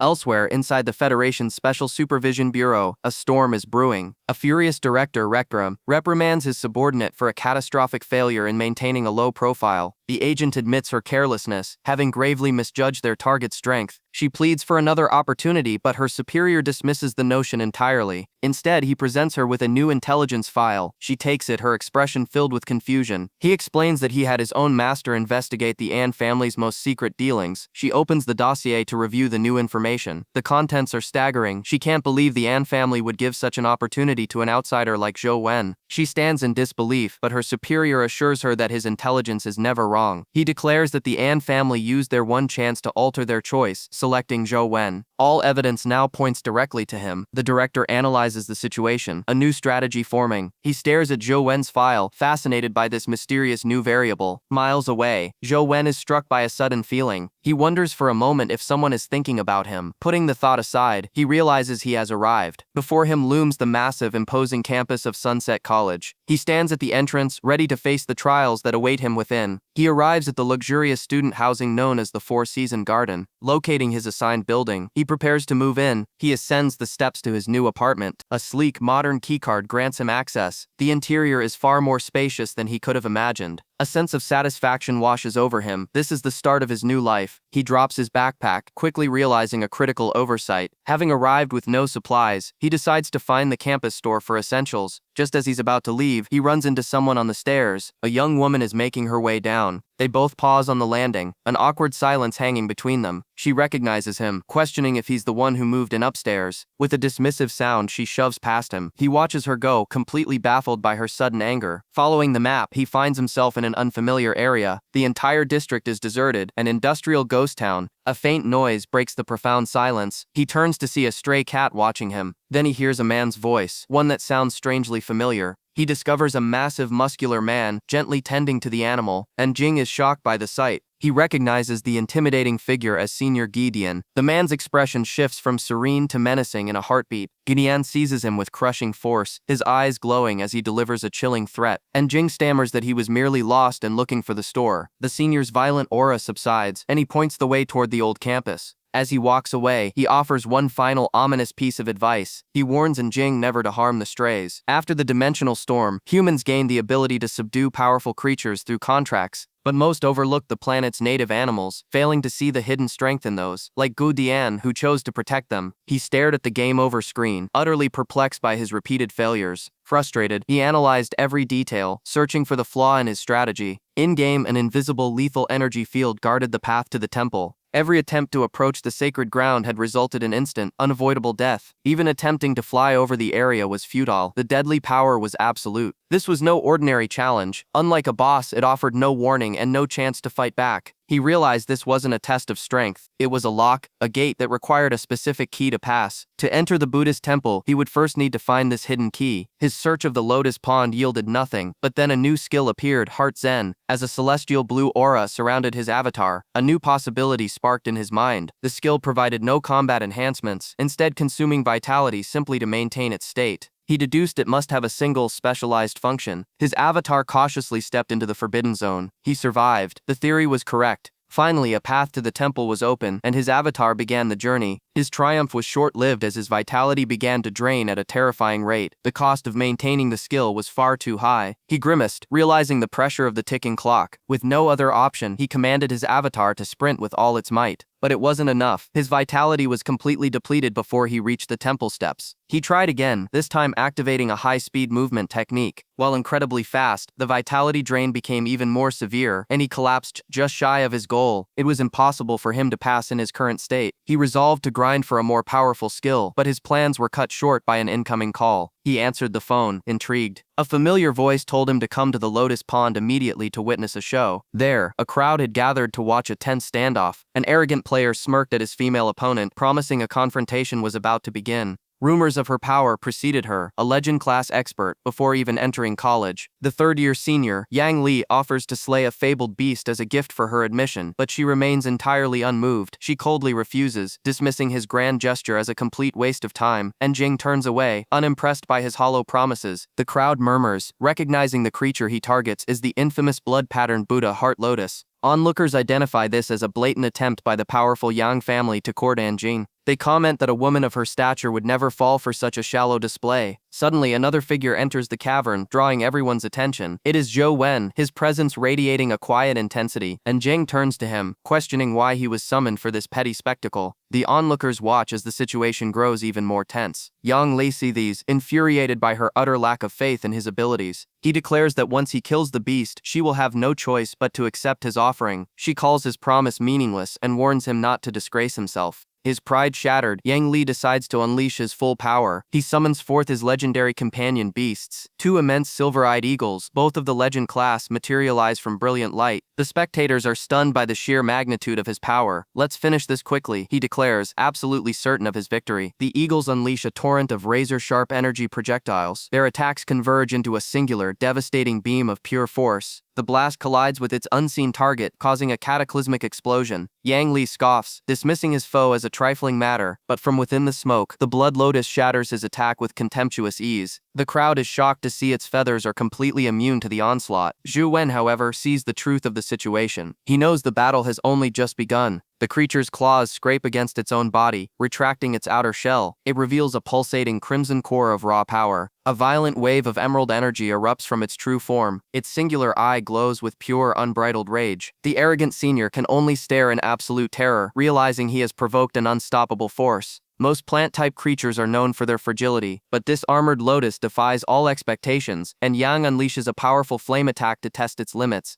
He materializes a blazing phoenix, ready to strike. The fiery beast lunges forward. His technique manifests as razor-sharp talons of pure fire. The attack hurtles towards its target, but the creature erects a strange barrier, absorbing the impact. Yang is stunned by its defensive capabilities. He quickly discerns a critical weakness in its defense. He uses a second attack to bind the creature from the sides. A second phoenix descends from above for a pincer strike, a strategy Zhou Wen observes with suspicion. He instantly realizes the fatal flaw in this plan. Yang is caught completely off guard by the creature's counter. The lotus unleashes a vortex of energy from below. Its true form is revealed, a monstrous carnivorous plant. The creature's maw snaps shut, devouring the fiery construct in a single bite. The crowd murmurs in disbelief at the sudden reversal. Panicked, Yang attempts to recall his remaining companion beast, but it is too late. Zhou Wen approaches the defeated man. Yang confronts him, demanding to know how he predicted the outcome. Before Zhou Wen can answer, another young man interjects with a mocking tone. He introduces himself as the second-ranked combatant of the prefecture. He relentlessly taunts Yang for his humiliating defeat. Yang, burning with rage, challenges the newcomer's arrogance. The man deflects, instead praising Zhou Wen's superior insight. Zhou Wen remains silent as the tension escalates. Suddenly, a mysterious woman appears before him. She questions his ability to defeat the monstrous lotus. He admitted that the blood-patterned Buddha Heart Lotus was still undefeated in this reality. The creature possessed a skill that had never appeared in the game, a lethal and unknown variable. His companion's expression hardened, understanding the gravity of the situation. Their rival clenched his fist in disbelief. He mocked them, sneering that they were all talk and no action. The man issued a direct challenge, just as Li Wan made a timely arrival. He recognized the newcomer as the infamous young master of the powerful Li family. The rival scoffed, certain they would fail where even elite hunters had perished. With a condescending smile, he accepted their challenge, eager to watch them fall. Zhou Wen silenced his friend, confirming they would accept the challenge as a team of 3. He analyzed their odds, factoring in Li Xuan's 2 legendary companion creatures. The primary obstacle was breaching the Lotus Pond, as his own abilities were insufficient to protect them all. His search for a flying companion had yielded only a creature with minimal flight capability. Suddenly, a masked ally stepped forward, claiming he had a solution. A swirling vortex of energy materialized before them. From the portal emerged a colossal dragon-scale turtle, crackling with power. The creature landed, generating a protective barrier of green energy. The others were stunned by the rare and powerful companion beast. The turtle's defensive shell pulsed with immense force. The masked man declared he would command the turtle to provide them cover for their assault. Zhou Wen's eyes flared with determination as he surged forward to begin the attack. A monstrous, shadowy entity rose to meet his charge. Li Xuan's demonic power erupted around him as he prepared to enter the fray. He unleashed a devastating vortex of crimson energy. The spectators watched in awe, witnessing the true power of the Li family's heir. The attack slammed into its target as the team began their coordinated assault. The red-haired man seethed with frustration, lamenting his lack of familial support and resources. He and his companion stood warily, observing the dangers that lay ahead in the cavern. Zhou Wen watched as Li Xuan maneuvered his sky conch, concerned that its slow speed would make him a vulnerable target. But another ally confidently stepped forward, mounting his gargantuan crimson beast. He commanded his skeleton ant to charge, and it surged forward on a wave of green energy. Its eyes blazed with malevolent red light as it raced into the fray. Its master placed his full trust in the creature's power. Suddenly, the skeleton ant was bombarded by a volley of scarlet projectiles. Li Xuan retaliated instantly, launching from his conch like a missile. His blade flashed with brilliant blue energy, streaking towards a bizarre white creature. The sword sliced through the air, aimed directly at the creature's core. From below, a massive eruption of green energy blasted upwards. The chaotic attack tore through the battlefield. The skeleton ant endured the relentless assault, its armor cracking under the strain. It countered with a devastating skeleton pierce attack of its own. The white creature dodged with unnatural agility. Zhou Wen recognized the enemy's tactical pattern. He wondered if it was a lure, but his companion dismissed the thought, deciding on a direct approach. A summoned warrior in full plate armor declared they would attack from the front. Its blade hummed with celestial energy as it prepared to strike. The night plummeted from above, a descending omen of destruction. The lotus-like creature roared, its core glowing as it prepared a countermeasure. It unleashed a defensive vortex of immense power, catching Zhou Wen by surprise. The knight, undeterred, plunged directly into the swirling tempest. It landed gracefully amidst the raging energy. The warrior's eyes glowed from within its helmet, focusing its power. It raised its sword high, preparing to deliver the final blow. The strike connected, creating a cataclysmic explosion of blue light. The blast obliterated the immediate area. The knight was thrown back by the recoil as the lotus monster shattered into pieces. But as the smoke cleared, a new threat was revealed within the wreckage. A monstrous toad had been concealed inside the entire time. The hidden beast immediately launched a surprise attack, spitting a volley of dark energy. Caught completely off guard, Zhou Wen was struck and sent hurtling into the abyss. A figure plummets through the air, shrouded in a dark, violent energy. His opponent unleashes a divine mighty fist, but he twists his body, narrowly evading the devastating beam of light. The attack misses its mark, striking the ground with cataclysmic force. As Zhou Wen lands on the massive beast, his own companion is caught in a vicious assault. He issues a sharp command to his ally. Zhu Miantu, go after Li Xuan. I will handle this creature. The man instantly complies, leaping into action. Zhou Wen sprints across the monster's spiked hide, moving with impossible speed. He deftly evades a counterattack from the enraged beast. The giant toad-like creature stares, stunned by its target's agility. A blinding explosion signals the end of the battle. Zhou Wen stands over the defeated foe, his mission seemingly accomplished. But his victory is cut short as he sees his trusted companion Li Xuan falling into a chasm. Li Xuan glares up from the depths, betrayed by the man who was supposed to be his ally. The traitor simply smirks, his eyes glowing with malevolence. Don't blame me. A mysterious woman conjures a strange blue flame in her palm. Zhou Wen reaches out, grabbing her hand firmly. He pulls her into the air, revealing a pair of ethereal wings as she calls out his name in shock. Li Xuan looks on, realizing that Zhou Wen has saved him once again from certain doom. The two stand together, now ready to face their common enemy.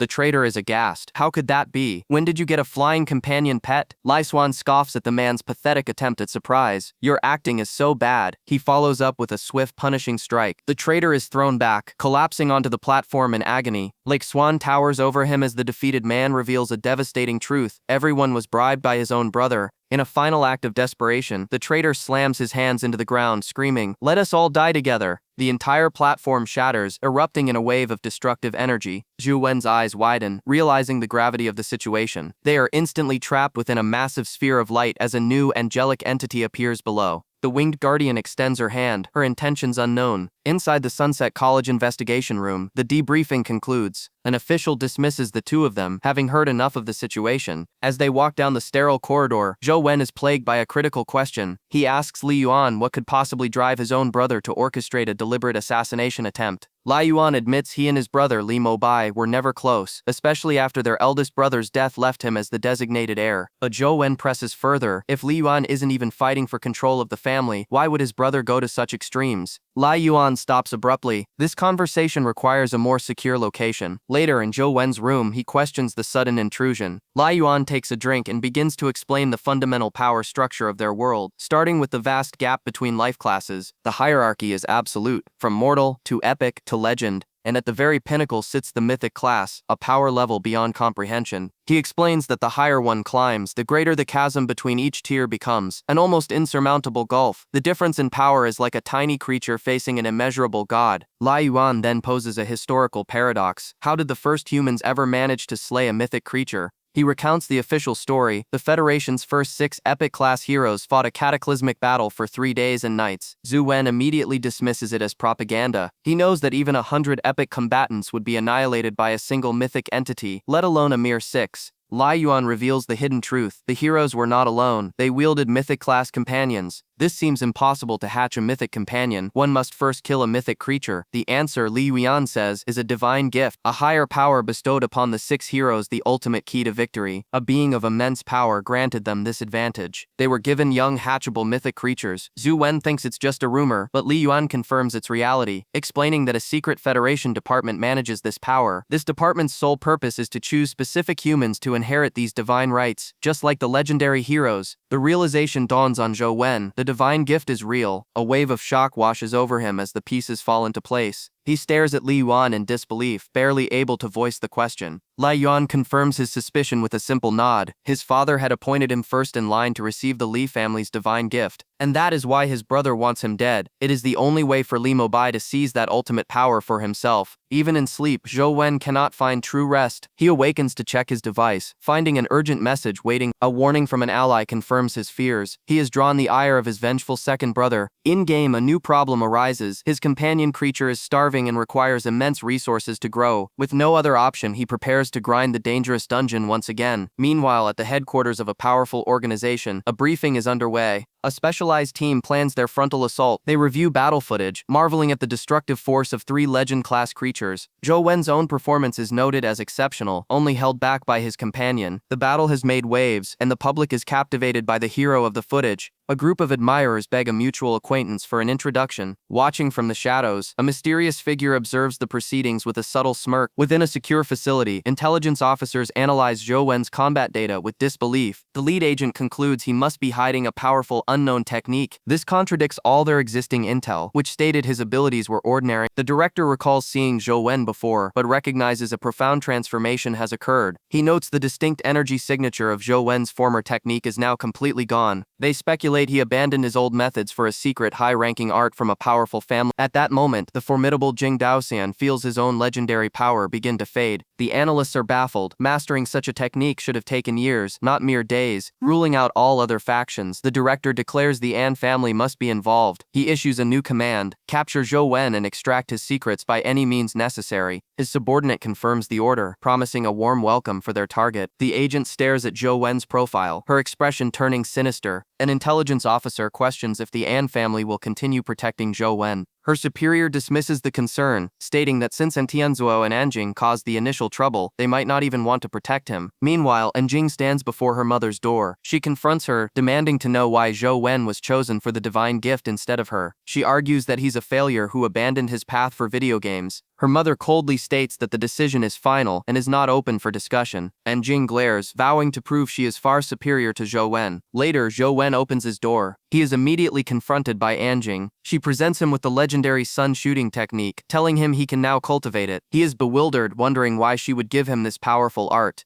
She insists it's real and tells him to show the data to her uncle if he doubts its authenticity. Zhou Wen asks for her motive in giving him such a priceless gift. She declares it's simply to prove that she is better than him, and Jing assumes he is still bitter over his loss to her in high school. He tries to brush it off, claiming he doesn't desire revenge. She ignores his words, demanding a showdown in 3 months after he has mastered the technique. As she recalls her mother favoring him, her resolve hardens. She offers to supply him with the vitality crystals he'll need to cultivate, telling him not to hold back. With a final warning that she will not be merciful this time, she leaves. He's left alone, stunned by the encounter. He reflects on her status as a legendary prodigy who broke through at the age of 13. He cannot comprehend why such a powerful figure is fixated on competing with him, a mere mortal class. He walks back into his room, contemplating the strange turn of events. Back inside the game, his character is suddenly struck by a powerful attack, but from the defeated foe, a brilliant light emerges, revealing a companion egg from the Buddha Heart Lotus. He taps into the game, initiating the process. A new companion egg materializes, the Buddha Heart Lotus. With time running out for his silverwing ant, he makes a choice and decides to feed the hungry larva first. The ant consumes the offering, unleashing a vortex of raw power. He watches as a brilliant aura envelops the creature. He wonders if this feeding will finally trigger its evolution, but the ant remains small and unchanged, having consumed 2 mortal class materials to no effect. He realizes there must be a limit to how much mortal materials can empower a legend class creature. Acquiring legend class materials will be an arduous task. His goals seem increasingly distant. He must advance to the legend class within 3 months, but his cultivation has stalled. A golden light flares around him as he contemplates the immense challenge ahead. A sharp knock on his door shatters the silence. He opens it to find an unexpected visitor. Gao Yang, a former adversary, stands before him. The man claims he has come to apologize for their previous confrontation. Zhou Wen remains wary, sensing a hidden agenda. Gao Yang offers to settle their old grudge. Uninterested in the charade, Zhou Wen tries to dismiss him, but is stopped. The man reveals there is another reason for his visit. He's led down a corridor to meet someone else. A mysterious figure with white hair offers a chilling smile. In a flash, the world around him dissolves into crimson chaos. Trapped in a new dimension, he confronts his opponent, demanding an end to the pretense. The man, impressed by his composure, snaps his fingers, escalating the pressure. The red energy intensifies as the man introduces himself as Hui Haifeng. He then reveals their true objective: to eliminate the blood-patterned Buddha Heart Lotus. A mysterious figure extends an invitation to kill the blood-patterned Buddha Heart Lotus. Zhou Wen is immediately suspicious, demanding to know why he was chosen. The man reveals he's studied the footage of Wen's previous battle. He admits Li Xuan was powerful, but asserts that Wen's strategic commands were the deciding factor. He dismisses raw power, stating that experts like Li Xuan are a dime a dozen at the college. What truly set Wen apart was his unparalleled situational awareness, predicting his allies' fall and delivering the killing blow at the most critical moment. The man sweetens the deal, promising Wen a high reward without him even needing to enter the dungeon. Zhou Wen flatly rejects the offer, unimpressed by the man's attempts at persuasion. The intermediary is enraged by the dismissal, but the leader calls out.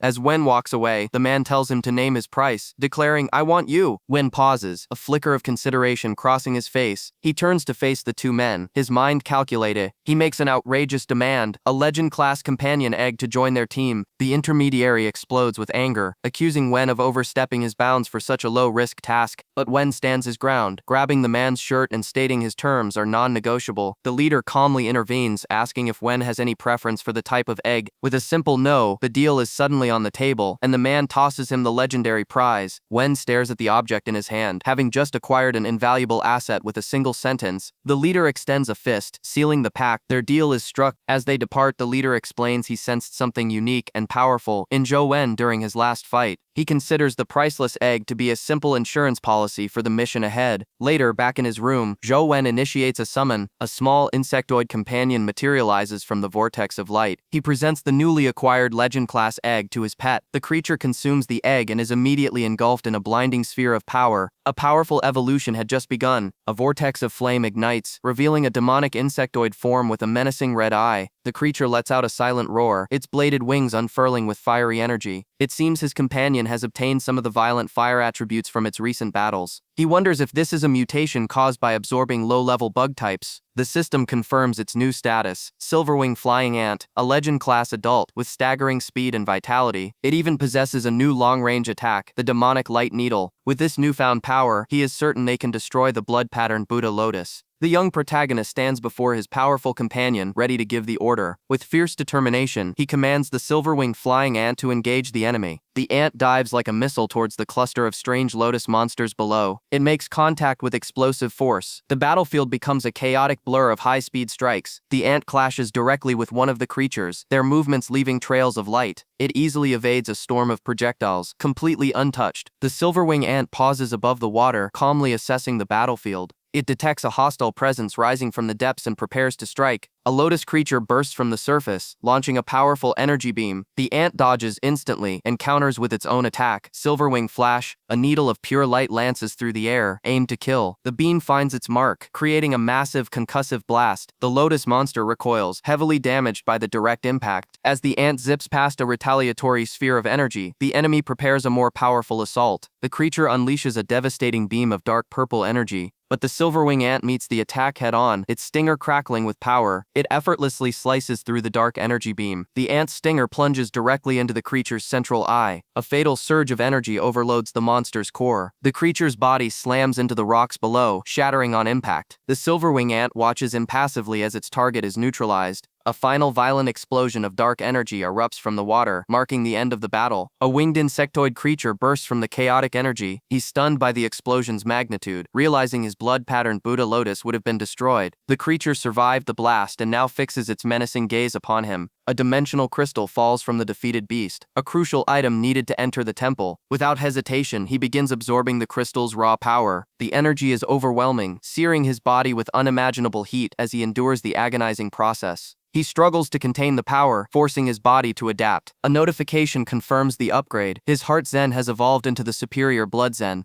The torturous heat finally dissipates, leaving him exhausted but alive. Removing his scorched clothing reveals the potent crimson energy now flowing through him. He realizes blood zen uses vitality, a resource he has in abundance, allowing him to sustain it for an extended period. With his newfound power, he is finally ready to confront the small Buddhist temple. He steps into the dungeon, an ancient stone bridge leading into the unknown. He immediately notices that blood zen not only works here, but also nullifies the area's oppressive energy. He races across the vast bridge, his speed unhindered. Before him stands the foreboding entrance to the small Buddhist temple. He prepares himself, expecting powerful dimensional creatures to be guarding the interior, but as he enters he finds the temple eerily silent and completely devoid of life. Something is wrong. He proceeds with extreme caution through the empty halls. He discovers a large stone tablet inscribed with the words, Small Prajnaparamita Sutras. He recalls its legend, a class viality technique perceived by a monk during a dimensional incident. It is one of the two great Buddhist techniques, now lying before him. As he reaches for it, the artifact erupts with violent energy, flooding his mind with excruciating pain. The avatar stands against an unseen force, a massive crimson blade of energy manifesting behind him. Suddenly, the immense pressure disappears entirely, leaving him bewildered. He realizes the lost immortal sutra just had a breakthrough, completely negating the hostile aura.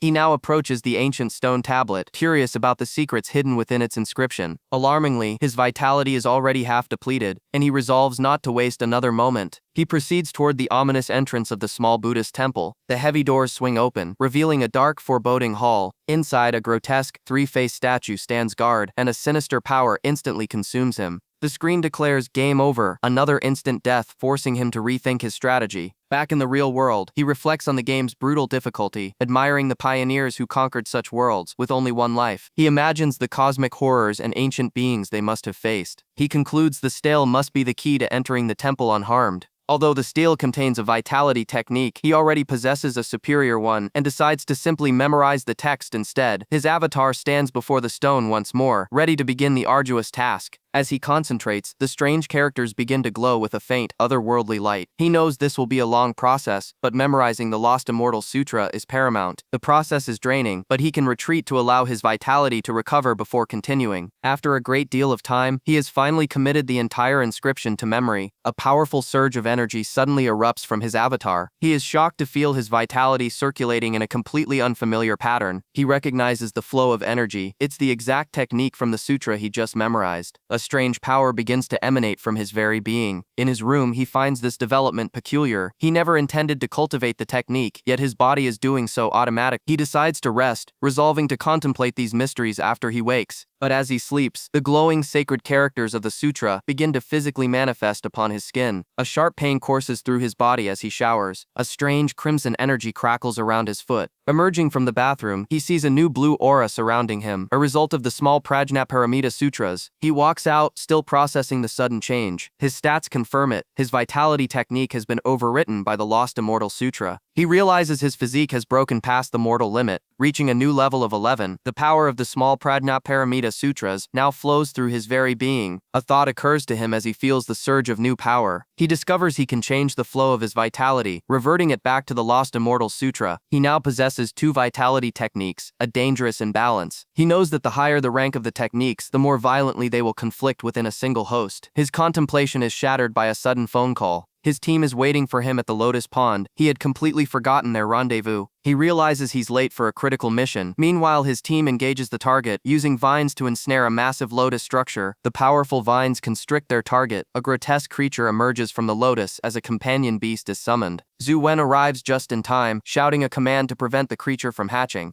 The summoned blood raven dives, its talons ready to strike. The creature's gelatinous form absorbs the impact, nullifying the attack. He issues a new command. Everyone is to retreat immediately. A teammate objects, questioning the order to fall back. Zhou Wen shoves him aside, taking absolute control of the situation. He unleashes his companion's ultimate ability, the Bloody Blade Storm. A torrent of crimson blades descends upon the battlefield. The ground erupts under the merciless onslaught. The creature is completely overwhelmed by a violent explosion of dark energy. Silence falls over the cavern after the devastating blast. Zhou Wen coldly states that the fate of the summoned creature is not his concern. The once defiant teammate now apologizes, acknowledging Zhou Wen's superior strategy. From the smoke, a new, more menacing silhouette begins to form. Unseen, two powerful figures have been observing the entire battle. The man speculates that Zhou Wen must have inside information from a rival family. The woman, intrigued, decides she must learn more about this mysterious young man. Within the dungeon, dark energy projectiles swirled around their target, but his silver-wing ant moved with impossible speed. Weaving through the deadly barrage, it unleashed a piercing beam of light, striking the ground with immense force. The creature's demonic light needle attack was unleashed upon the dungeon boss.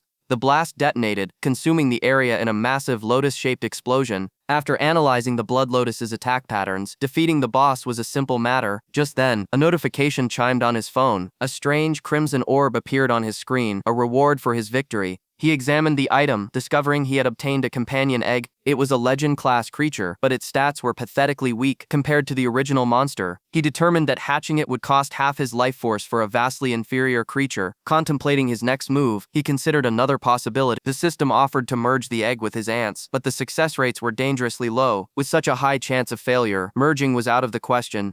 He then wondered if he could feed the legend-class egg to his silverwing ant to strengthen it. Deciding it was worth the risk, he initiated the feeding process. He watched as his powerful companion stood ready to consume the item. To his shock, absolutely nothing happened, leaving him to question what the creature required to evolve. He teleported to a new location, the ominous small Buddhist temple. His avatar charged forward, breaching the temple's entrance without hesitation. He landed silently within the ancient structure. Back in reality, he smirked, having used a special sutra to gain safe entry. Inside, a grotesque and menacing statue of Buddha dominated the chamber. As his avatar stood before it, he sensed a presence as a dark figure began to move. An armored hand clenched, revealing a powerful, hidden entity. Suddenly, a golden sigil flared to life beneath him, an instant death trap. His avatar was immediately engulfed in a blinding pillar of sacred energy. Instead of death, he found himself surrounded by several mysterious, glowing companion eggs. A divine entity offered him a gift for his perceived devotion. He was stunned. The system was offering him a free companion egg of unknown power. Unable to see their stats, he was forced to choose one at random.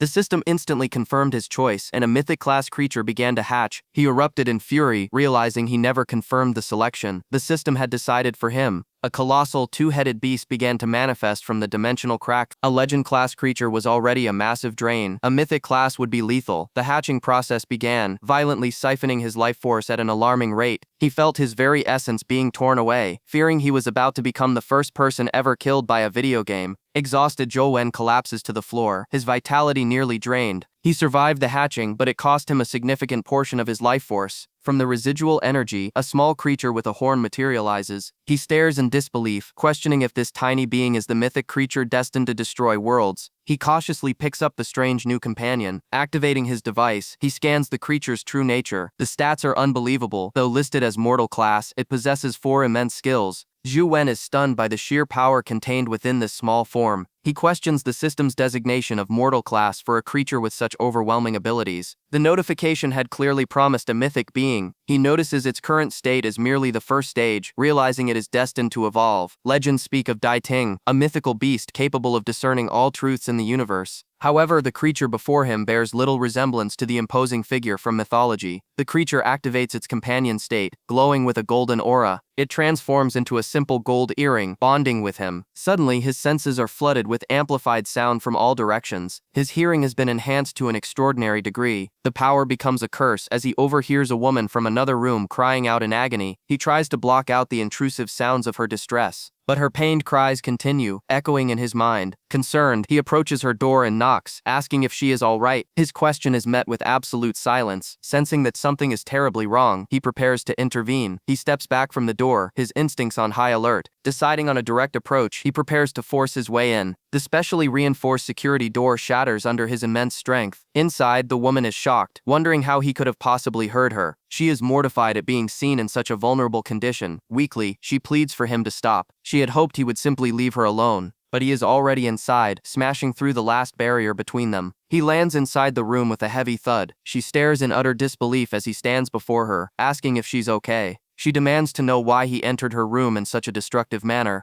He explains he was worried and offers to call a doctor, but she quickly refuses. She insists she'll be fine after some rest, calling it a recurring issue. He can't comprehend what usual thing would cause such intense pain. He bluntly asks about her menstrual cycle, causing her to erupt in fury. She hurls a nearby object at him as he quickly slams the door shut. He stands outside, finally understanding it was a simple yet dangerous misunderstanding. He leaves her to recover. Alone in her room, she buries her face in her hands. She is overcome with embarrassment, cursing him under her breath. Inside an apartment, a potent mixture of red dates is prepared. Zhou Wen oversees the process, wondering if it will be enough to restore his vitality. His focus is shattered by an incoming call. On the line, a friend reminds him that today is the first day of college and club recruitment has begun. Zhou Wen immediately states his disinterest in joining any organizations. His friend Li Xuan suggests they form their own club, but Zhou Wen prefers to progress through the game by himself. Li Xuan presses, arguing that most college missions will require a team. He then invokes the memory of a past failure, a combat test they endured in high school. The words hang in the air, forcing Zhou Wen to reconsider. Leo admits they can't form a club with just 2 people. He insists they must at least go to campus and assess the situation. They arrive at the sprawling central plaza of Sunset College, which is already teeming with students. The grounds are a chaotic mass of activity. Zhou Wen makes his way through the dense crowd, his expression grim. Li Xuan calls out to him, and as Zhou Wen approaches, he's questioned about the unusual bag he's carrying. He reveals it contains a highly potent red date and wolfberry tea, startling his friend. A senior student suddenly greets Zhou Wen by name. She tries to recruit him for her Weiyang club, pointing out its attractive members. Before he can respond, Li Xuan yanks him back, declaring that Zhou Wen is with him. He accuses the senior of attempting to use a deceptive tactic. Zhou Wen calmly intervenes, stating he has already promised to form a club with Li Xuan. The senior accepts his decision without argument. She wishes them well and departs with her friends. Li Xuan flashes a victorious thumbs up. The two watch the group disappear into the crowd. Li Xuan taunts him, saying he just lost his chance to be surrounded by beautiful women. Uninterested, Zhou Wen demands they stop wasting time and begin forming their club. He points out that other freshmen are being recruited, but Li Xuan reveals a problem. They don't yet qualify to start their own club as new students. When Zhou Wen asks why they are even here, Li Xuan shamelessly admits he just came to see the girls. But their conversation is cut short by a chilling voice that calls out Zhou Wen's name. His expression hardens as he turns toward the sound. An imposing blonde man stands beside another familiar figure, offering a cold greeting. On a rooftop overlooking the city, Zhou Wen encounters some familiar faces. He learns that by a strange coincidence they have all enrolled in Sunset College. One of his companions introduces Fang Ruoxi, a student from their former high school. He then proposes they form their own club, extending an invitation for her to join. She agrees without a moment's hesitation, though he informs her they can only register in a month. She is unconcerned by the delay and agrees to wait. As they discuss their plans, the group prepares to depart. Zhou Wen remains silent, observing the others. The girl apologizes, believing he missed his exam because of her. He dismisses her concerns, stating that it wasn't their fault. Another companion loudly promises such an incident will never be repeated. With the air cleared, they are reminded that a combat test awaits them the very next day. The test will not be in the newly discovered Buddha city, as the college won't risk freshmen on such dangers. Instead, as is tradition, they will be sent to one of 4 stable, controlled areas. The objective is simple: slay dimensional creatures to pass, with more kills yielding higher scores. Zhou Wen is taken aback by how much information they already possess. The girl questions if he's been ignoring the official dimensional forums. He walks away, pondering this critical source of information he has overlooked. The Dimensional Forum was established by the Federation to facilitate the sharing of intelligence across all sectors. It allows for anonymous posting, a vast network of data from both military and civilian sources. He realizes this was a grave oversight during his time in high school. Now understanding its strategic importance is his top priority. As he delves into the forum on his device, a voice suddenly calls out to him. He turns, trying to locate the source of the interruption. A young woman introduces herself, having noticed he is also a specially admitted student. She is Wang Lu, his new neighbor who just moved in downstairs. Uninterested in conversation, Zhou Wen abruptly turns away. He disappears up the stairs without another word, the door closing sharply behind him. The girl is left standing alone, baffled by her strange and reclusive new neighbor. He scrolls through the forum, realizing it's an open information network for anyone to use. A plan begins to form as he prepares to register an account. The platform's anonymity is a double-edged sword. Even the Federation's enemies can use it to gather intelligence. A system message reveals a bonus system for exchanging resources. Valuable dimensional points are the currency earned by posting on the forum. Standard posts gain points only through view counts, a slow and inefficient method. The true path to power is through selling premium, paid content. However, the forum's anonymity breeds distrust, making users wary of scams from unknown posters. He contemplates what unique, high-value information he possesses that others would pay for. After a moment of thought, his fingers stop tapping. A confident smirk spreads across his face. He knows exactly what to do. Elsewhere, a woman relaxes in her room, browsing the very same forum. She scrolls past the trivial posts from new students with disdain. She muses that these newcomers need to be taught a serious lesson. Suddenly, her eyes widen in disbelief. A new post offers a walkthrough for the small Buddhist temple at an impossible price of 20,000 points. She's aghast. This is a forbidden zone, a name that even the teachers shouldn't know. Despite the risk of it being a scam from a new account, the sheer audacity and insider knowledge compel her to act. With a click, she purchases the information. The purchase note contains a single cryptic warning: never ever enter the temple. Back inside the dungeon, the protagonist navigates the ancient imperial city. His skeletal minion holds the line against a swift insectoid enemy. The creature's bladed limbs strike with blinding speed. The skeleton knight counters, smashing its weapon into the ground. The insectoid monster dodges and prepares another lightning-fast assault. It unleashes a powerful blow, shattering the skeleton's defenses. Finally, the monster is defeated, dropping a rare companion egg. A small winged companion hatches from the egg. He offers it a small item to eat. He realizes grinding low-level monsters is insufficient. He must delve deeper to strengthen his new ally. With his companion at his side, he prepares to explore the rest of the city. As he ventures further, he notices the distinct lack of any skeleton soldiers. He peers into the distance, sensing an immense structure. A colossal tower rises from the desert, a silent testament to a forgotten age. Zhu is stunned to see the Ibo Tower appear in his game. This tower was said to be the temple of a fire god, but according to history, it should be outside the city, not inside it. An urgent alert from the game suddenly shatters his focus. A creature of pure flame has erupted from the tower's peak. His in-game avatar is immediately forced to evade the blazing assault. The monster unleashes a devastating attack called the Silverwing Flash. A wave of incinerating energy tears across the landscape, but his character remains defiant, preparing a counterattack. He unleashes the Ash Palm, a torrent of raw power. The energy blast surges forward, seeking its target. Yet it strikes nothing but air, detonating harmlessly as Zhou watches in disbelief. The difficulty of this foe is immense, forcing him to regroup. He slams his glass down, his resolve hardening for another attempt. This time, his avatar takes to the sky on his summoned King Ant. However, the ant's low altitude makes it impossible to get a clear view of the tower's peak. He devises a new strategy. He will act as the bait. Dismissing his companion, he draws the creature's full attention. The firebird dives straight for him, falling for the trap. He braces himself for the inevitable clash. Suddenly, his flying ant ambushes the firebird from above with its demonic light needle. The attack is successful, yet strangely, no notification of a kill appears. Seeing his chance, he decides to press forward into the tower. He orders his flying ant to distract the other guardians while he ascends the steps. The ant valiantly engages two of the fiery beasts. A vicious aerial battle commences. The ant pierces one of the birds, creating the opening he needs. He can finally see his goal, an altar engulfed in flames. But his path is blocked by an entire swarm of the creatures pouring out. Having come this far, he refuses to retreat. He leaps directly into the horde, determined to reach the summit. Using ash palm, he blasts a corridor through the fiery blockade. At the peak, he discovers a massive burning sigil. The symbol is an imperial seal. Just before a creature explodes in his face, his screen goes black, displaying only 2 words: game over. Back in his room, Zhou contemplates the meaning of the word imperial. This dungeon, the ancient imperial city, was a mystery. He was frustrated, having received no notifications for defeating the firebirds, concluding they were merely summons. The temple held deep secrets, but they were beyond his reach for now. Suddenly, he sees that 2 people have purchased his listed item, granting him a small fortune. Just then, a private message appears on his screen, a query about the small Buddhist temple. Zhu Yu stands transformed, surrounded by a blinding aura of power. As time ticks by, a clandestine organization grows more desperate. An agent named Wang Fei waits anxiously for a reply to her query about the small Buddhist temple. On a call, she confirms that Heartzen's resistance to the temple proves the anonymous poster's intel was accurate. Her superior reveals the true threat, a cursed vitality technique stela located inside the temple. She recalls legends of others gaining immense power by cultivating techniques from similar artifacts in other dimensions. But the commander warns her that the sutras on this particular stele are fatally jinxed. Every operative who attempted to memorize its contents perished instantly. He orders her to find the mysterious informant at all costs. Just then, a notification arrives. She's received a reply. She hastily responds, her hope rekindled. The informant confirms they know, proving their deep understanding of the situation. Elsewhere, Zhou Yu receives her follow-up message. She offers a fortune for information on how to cultivate the lethal sutras. He remembers the excruciating pain the steel inflicted, nearly rendering him unconscious. The only thing that saved him was a unique item he possessed. He sits up, weighing his options carefully. Deciding the secret is too dangerous, he rejects her offer and closes the communication channel. The next morning, he arrives at the academy, ready for a new challenge. He casually greets his peers, blending into the crowd.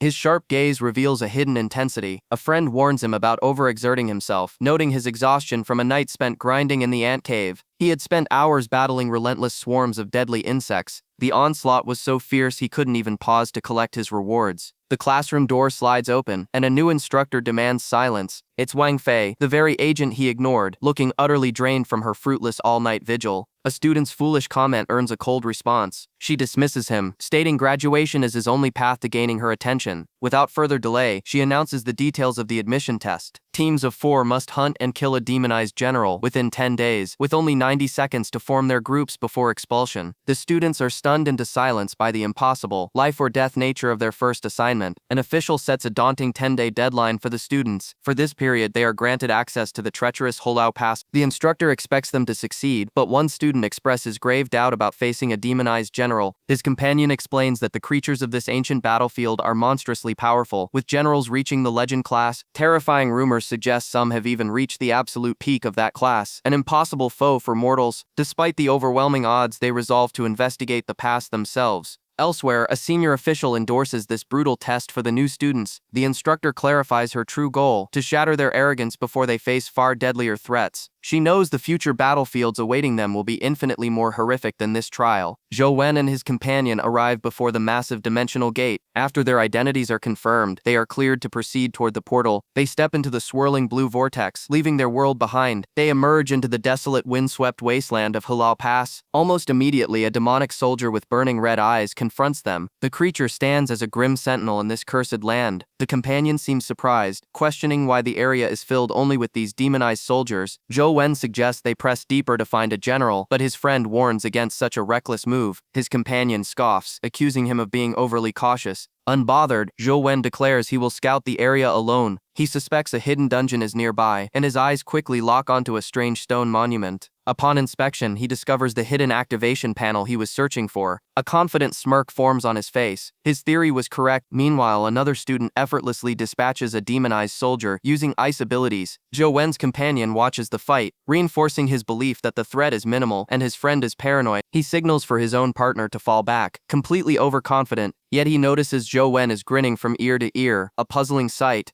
Internally, Zhou Wen is ecstatic. He can finally explore a brand new dungeon. He reviews a recently posted walkthrough, noting it avoids the game's true challenges. The guide explicitly warns players to avoid special demonized generals. This reminds him of Li Xuan's own warnings about these unique individuals. Ignoring the advice, he logs into the game, determined to face them himself. He materializes at Hulao Pass, a desolate fortress in a vast desert. Without hesitation, he leaps from the ramparts into the enemy territory below. Two demon soldiers immediately turn to face the intruder. A confident smirk crosses his face as he prepares for combat. The walkthrough claimed these soldiers were weak, but he senses something is wrong. He endures a heavy barrage of blows. More hulking demons charge forward to overwhelm him. Their eyes glow with malevolent energy. Suddenly, a swift blade of light bisects a demon. Courtesy of his insectoid companion, he orders his companion to press the attack. The creature becomes a whirlwind of azure light, carving through the demon ranks. As he cuts his way through the horde, he wonders when the true test will appear. He dispatches another foe with a devastating kick. The ground trembles as a massive, clawed foot slams into the sand. He looks up to see a formidable demon general, its presence radiating immense power. Back in reality, he confirms his suspicion. This is the marked general the guide warned about. He immediately sends his flying ant companion to engage the target. The creature's stinger strikes the ground with incredible force, but the general dodges with contemptuous ease, riding a phantom beast across the sand. The ant pursues, unleashing a devastating slash. The general casually parries the blow with its spear. It responds with a torrent of flames, engulfing its attacker. The ant is blasted back, completely outmatched by the general's might. The general's flaming trident glows with barely contained energy. It effortlessly deflects another strike, mocking the ant's futile attempts. The companion is thrown back once more, unable to even scratch its opponent. The general raises a hand, conjuring an orb of pure dark energy. A powerful gravitational force erupts from the sphere, pulling the ant directly into the general's grasp. The protagonist watches in disbelief, stunned by the instantaneous vitality skill that trapped his companion. He is in awe of such overwhelming strength, and a new ambition forms, to possess that power for himself. The flying ant's stats were already at the pinnacle of legend-class creatures, yet it was defeated by the demonized general in a single confrontation.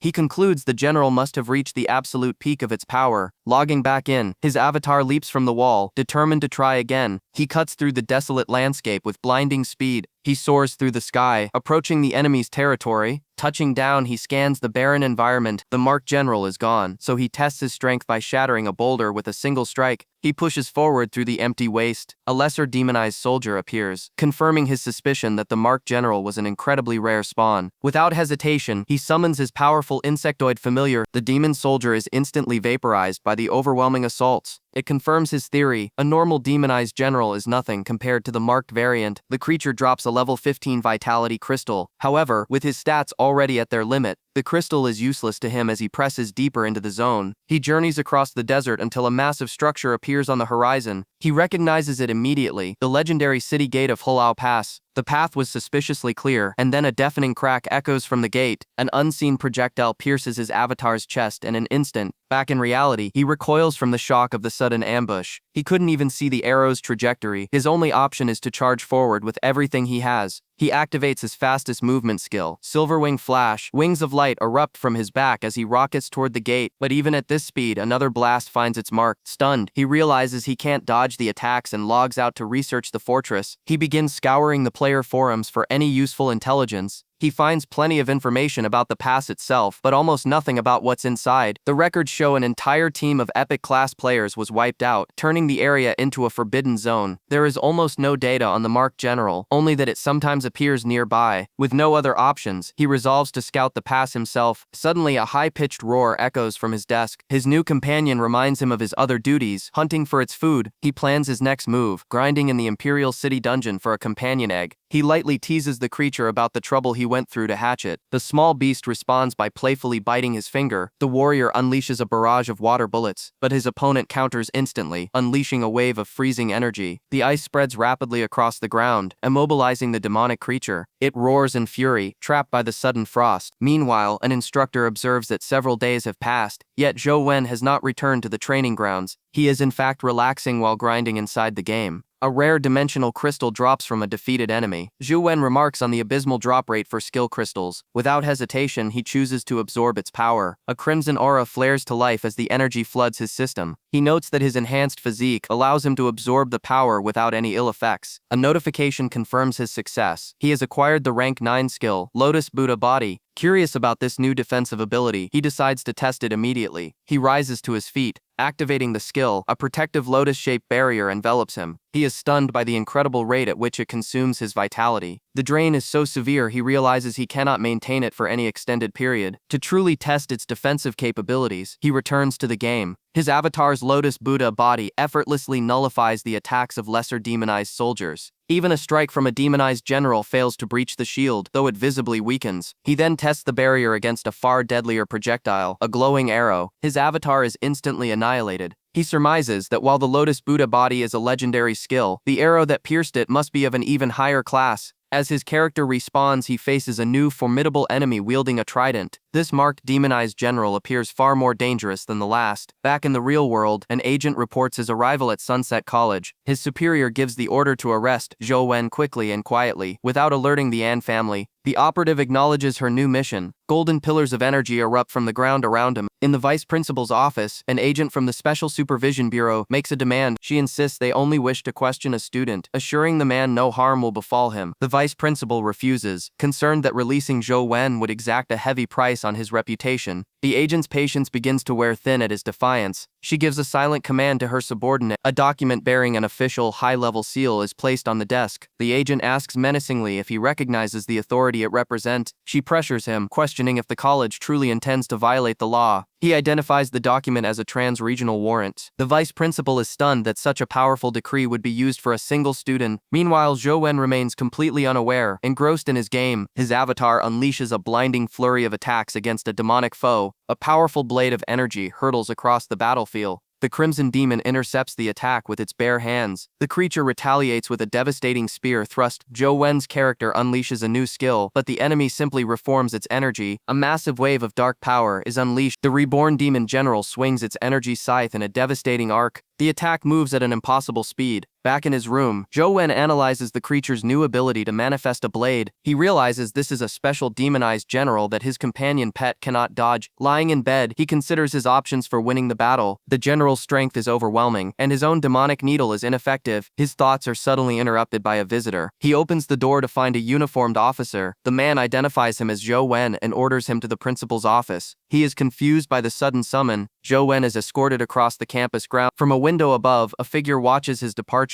The woman is visibly shocked by this unexpected development. As they walk, the protagonist notices the streets are becoming unnervingly empty. He comes to an abrupt halt. He confronts his guide, realizing this is not the way to the principal's office. Suddenly, a third figure steps into their path. The newcomer strikes without warning, a devastating blow to his midsection. He staggers back, blood spilling from his lip. Forced to his knees, he looks up to see his assailant is a woman he recognizes. She vows to make him reveal everything he knows about Jing Doxian. He knew it. This ambush was orchestrated to get to Jing Doxian. He rises, demanding they present evidence if they wish to arrest him, shocking her with his resilience. She scoffs, stating that evidence is a formality for after his capture, and orders him taken away. He glares back, his eyes burning with defiance as he asks what they'll do if he resists. The agent grabs him, threatening to dismember him and drag his remains back. His grip tightens around Zhou Wen's neck, ready to enforce the threat. The agent unleashes a blinding burst of energy, intending to incapacitate his target instantly. But in a flash, Zhou Wen vanishes, leaving his would-be captor clutching at air. The woman orders her subordinate to give chase, certain he couldn't have gotten far. She pinpoints his escape route. He fled into the forest. He moves swiftly through the trees, knowing any attempt to explain himself would be futile. He understands that if caught, they will fabricate any charge necessary to incriminate him. A searing pain erupts as a blade of purple energy cuts deep into his back. His pursuers were faster than anticipated. A spectral hand bursts from the earth to seize him. The attack leaves him wounded, and he knows he cannot keep running from two legend-class opponents. He can feel them closing the distance behind him. He pulls up a map to a hidden location, the underground Buddha city, his only chance to shake them off. His body crackles with raw power, contained within a prison of crystalline energy. He finds himself in the desolate expanse of the underground Buddha city. With his pursuers closing in, he sprints through the frozen tunnels. The woman seethes with frustration at his relentless pace. Her companion agrees, noting they can't waste any more time. She unleashes a storm of psychic blades, filling the entire corridor. The relentless assault pierces his flesh, sending him flying. He lands hard, but his focus remains unbroken. His own energy erupts, deflecting her attack with explosive force. He reveals his brilliant energy wings, a legend-class ability she instantly recognizes. However, she correctly deduces that he lacks the vitality to sustain such a powerful skill. The strain is already showing as he gasps for breath, his body battered. His objective is in sight, a strange sealed container at the top of the stairs. Ignoring his injuries, he makes a final desperate dash. He activates his blood zen technique, vaulting onto the mysterious object. She refuses to let him escape, launching another volley of blades. He twists his body, the lethal projectiles grazing past him. With gritted teeth, he pushes onward, fueled by pure determination. He leaps across the chasm, landing heavily on the other side. They arrive at the sealed platform, a designated forbidden area. His pursuers step forward, unafraid of the warning. He collapses from exhaustion, cornered, but he simply smirks, issuing a chilling invitation for them to enter and face their demise. The man dismisses it as a bluff, but his partner holds him back. With a simple gesture, he triggers the area's hidden mechanism. A wave of crimson energy erupts, blasting the male pursuer off his feet. He collapses to the ground, lifeless, as the woman looks on in stunned silence. Her partner is dead. Horrified, she demands to know what just happened. He warns her that the same fate awaits, but then realizes she is unaffected by the trap. A holy symbol glows on her forehead as she reveals her true power. A celestial being of pure light manifests behind her, its power immense. She now understands his gambit, realizing the Forbidden Zone holds a secret power. He is cornered, trapped within a prison of golden energy. Before him stands his opponent, accompanied by a radiant winged figure of immense power. He instantly recognizes the celestial being as the infamous Headless Angel. This dimensional creature is a legend, renowned for its extraordinary life force and defensive capabilities. The woman confirms the angel is her companion, the ultimate defensive pet known as Cursebreaker. He is staggered, questioning how she could possibly have acquired such a mythical beast. She gives him no time to recover, lunging forward to deliver the final blow. Her sword becomes a blur, launching a furious volley of attacks. In response, jagged spikes of bone erupt from the ground to form a protective wall. But his flank is exposed as a monstrous creature emerges from the darkness. The beast closes in, bellowing that he has nowhere left to run. Crimson slashes of energy form a deadly lattice, trapping him completely. He barely manages to evade the first wave of the assault, but an energy blade connects, carving a deep wound across his chest. The impact sends him reeling, shattering the stone floor. His adversary scoffs at the futile struggles of a mere mortal. Her massive companion lets out a terrifying roar, sensing victory. She declares herself a peak legend class, a foe he cannot hope to defeat. He is thrown across the room, battered and bleeding before a shadowy throne. She approaches him slowly, his escape routes completely cut off. Despite the pain, he glares back, vowing to destroy her legs so she can never run again. She remains unfazed, her footsteps echoing in the silent chamber. Suddenly, the glowing sigil on her forehead cracks apart. The eyes of a dormant statue in the room flare to life. The stone guardian strikes with devastating force. She is thrown across the room, her body slamming into the ground. The ancient statue continues to emanate a powerful, menacing aura. Zhou Wen smirks, his hidden trap, Trilokia Vijaya, finally activated. He sees that she is severely injured and knows this is his chance to strike. He summons a new companion pet, intent on finishing her while she is vulnerable. The creature fires a blindingly fast demonic light needle. The wounded woman raises a desperate defense. Her energy swirls around her, attempting to deflect the lethal projectile. She summons a wind lion, creating a momentary diversion. He realizes too late that she used the opportunity to escape. Far away, in the modern city, she materializes. She stumbles against a concrete wall, clutching her bleeding side. Enraged, she swears to bring Zhou Wen to justice, even if she has to defy the powerful An family. Just then, the cold barrel of a pistol is pressed against her temple. A man calmly asks what will happen if they come looking for her. She looks up in shock, recognizing the powerful heir, Antianzuo. The warlord Antianzuo appears, radiating immense power. He confronts the captured agent, questioning her attempt to assassinate a student at Sunset College. His subordinate demands she answer the warlord directly, ignoring her claims of higher authority. She reveals her target has connections to the infamous Jing Daoxian. Without warning, a bullet tears through her leg. She cries out in agony, enraged that he would dare to attack her. A second shot incapacitates her other leg completely. She collapses to the ground, overwhelmed by the excruciating pain. His eyes burn with cold fury as he presses the gun to her head. He warns her that any more defiance will be her last. The warlord's man orders her immediate execution. As the trigger is about to be pulled, the warlord simply calls out a name. Meanwhile, a phone rings in a distant office. A man receives a chilling ultimatum: arrive in 5 minutes, or his agents will be executed. The warlord glances at his watch as the time expires. The agent faces certain death as the hammer is cocked. Suddenly, a figure streaks through the sky, arriving just in time. The newcomer, Qiao Xiyuan, lands and requests a moment with the warlord. He formally apologizes for the trespass and his subordinates' actions. He pleads for leniency, explaining she is the daughter of a powerful lord. The warlord is unimpressed, questioning who could possibly outrank him here, and Tianzua declares that while he may challenge Zhou Wen, no one else has that right. He permits Qiao Xiyuan to take the woman back, but her punishment is not over. Her cultivation is to be crippled. She screams as her life's work is violently stripped away. Another official arrives, challenging the warlord's authority. The warlord coolly explains his moniker. Heaven is on the right and I am on the left. He glances at the time. He has been waiting for nearly half an hour. He concludes that the woman must have fled, fearing he would bring reinforcements. He sits on the steps of the temple, a high-tech elevator shaft looming below. Deciding he can't wait any longer, he resolves to go up and investigate himself. He approaches the futuristic door and commands it to open. A man in a suit greets him, stating he has been expecting young Master Wen. The man stands inside a sterile, metallic hallway. He explains that the warlord sent him, causing Wen to recognize the name, Tianzhuo. Soon after, they are speeding away in a black car. Inside, Wen sits across from the imposing figure of Tianzhuo. Tianzhu breaks the silence, asking if Wen resents him. Wen, nursing a fresh wound, denies any hatred but demands to know why Tianzhuo sought him out after nearly sabotaging his college entrance exam. His anger flares as he demands to know what he is meant to replace for someone named Jinger. Tianzhuo remains silent, his expression unreadable. Wen's patience shatters, and he tells the man to learn basic communication. Their limousine pulls up to a luxurious estate. They are met by a man and a woman who greets them. The man immediately notices Wen's injuries, asking what happened to him. Tianzhu coldly states that he has already dealt with the perpetrator. The woman Lingfeng ushers the injured Wen inside. Inside a bedroom, his father tends to his wounds. The man carefully cleans the gash on his shoulder, remarking that it's just like when he was a child. Wen recalls Tianzhu's cryptic words in the car about Jing's right. He asks his father if he understands what was said. His father confirms his knowledge, revealing it is about the right to enter the territory of the divine gift. A maid brings him a fresh set of clothes. Now bandaged, Wen questions why this opportunity is being given to him. A woman enters, observing that Wen doesn't seem surprised by the news. Wen realizes this invaluable chance was taken away from Jing. The woman explains that her daughter suffers from a debilitating syndrome and is too weak for the trial. She continues, stating that her father believes Wen is far more suitable for the task. Wen's father adds that he knew her father from high school, handing him an old photograph. Wen takes the picture from his father's hand. It's a photo of a man identified only as the former principal. He recalls his past, when his father vanished and he was taken in by the former principal. The man had offered him a moment of respite. The principal had been a figure of guidance, inviting him to share a meal. It was a memory from a time long past. He now understood that the woman who helped him, Sister Lan, was the principal's own daughter. She tells him not to feel any pressure about the risks they are taking. Their vehicle comes to a stop, having arrived at the destination. He exits the car, his expression unreadable. Suddenly, his phone chimes with an incoming call. On the line, Li Xuan informs him of a recent disturbance at the college. His friend suggests they postpone their test until the next day. As he walks away, a ferocious sound erupts from his phone. He demands to know his friend's current location. A voice crackles through, stating he is at Hulao Pass, standing over vanquished foes. Without hesitation, he declares he is on his way. He cracks his knuckles, a surge of power building within him. Needing to unleash his fury, he vanishes in a blur as the ground explodes in his wake. His companion remarks on the terrifying power he sometimes displays. They stand in a barren wasteland, questioning the lack of any demonic presence. The eerie silence of the region feels profoundly wrong. A crowd of panicked students flees toward them, screaming a dire warning about a marked demonized general. His friend turns to him, confirming the approaching threat. He proposes they face this new enemy together. A desperate woman rushes past, shouting that her sister hasn't returned from covering the retreat. Her face is a mask of pure terror. The protagonist watches impassively as her cries echo across the plains. He calmly analyzes the situation, curious about this unique foe. A new figure appears, questioning his inaction while his friend is in danger. He recognizes her, realizing she was the one who orchestrated his rescue. She denies everything and sprints toward the chaos. As she moves, a vicious attack narrowly misses her, gouging the earth. She realizes with dawning horror that she cannot outrun her pursuer. A colossal force descends from above, and her eyes widen in fear. The devastating impact is imminent.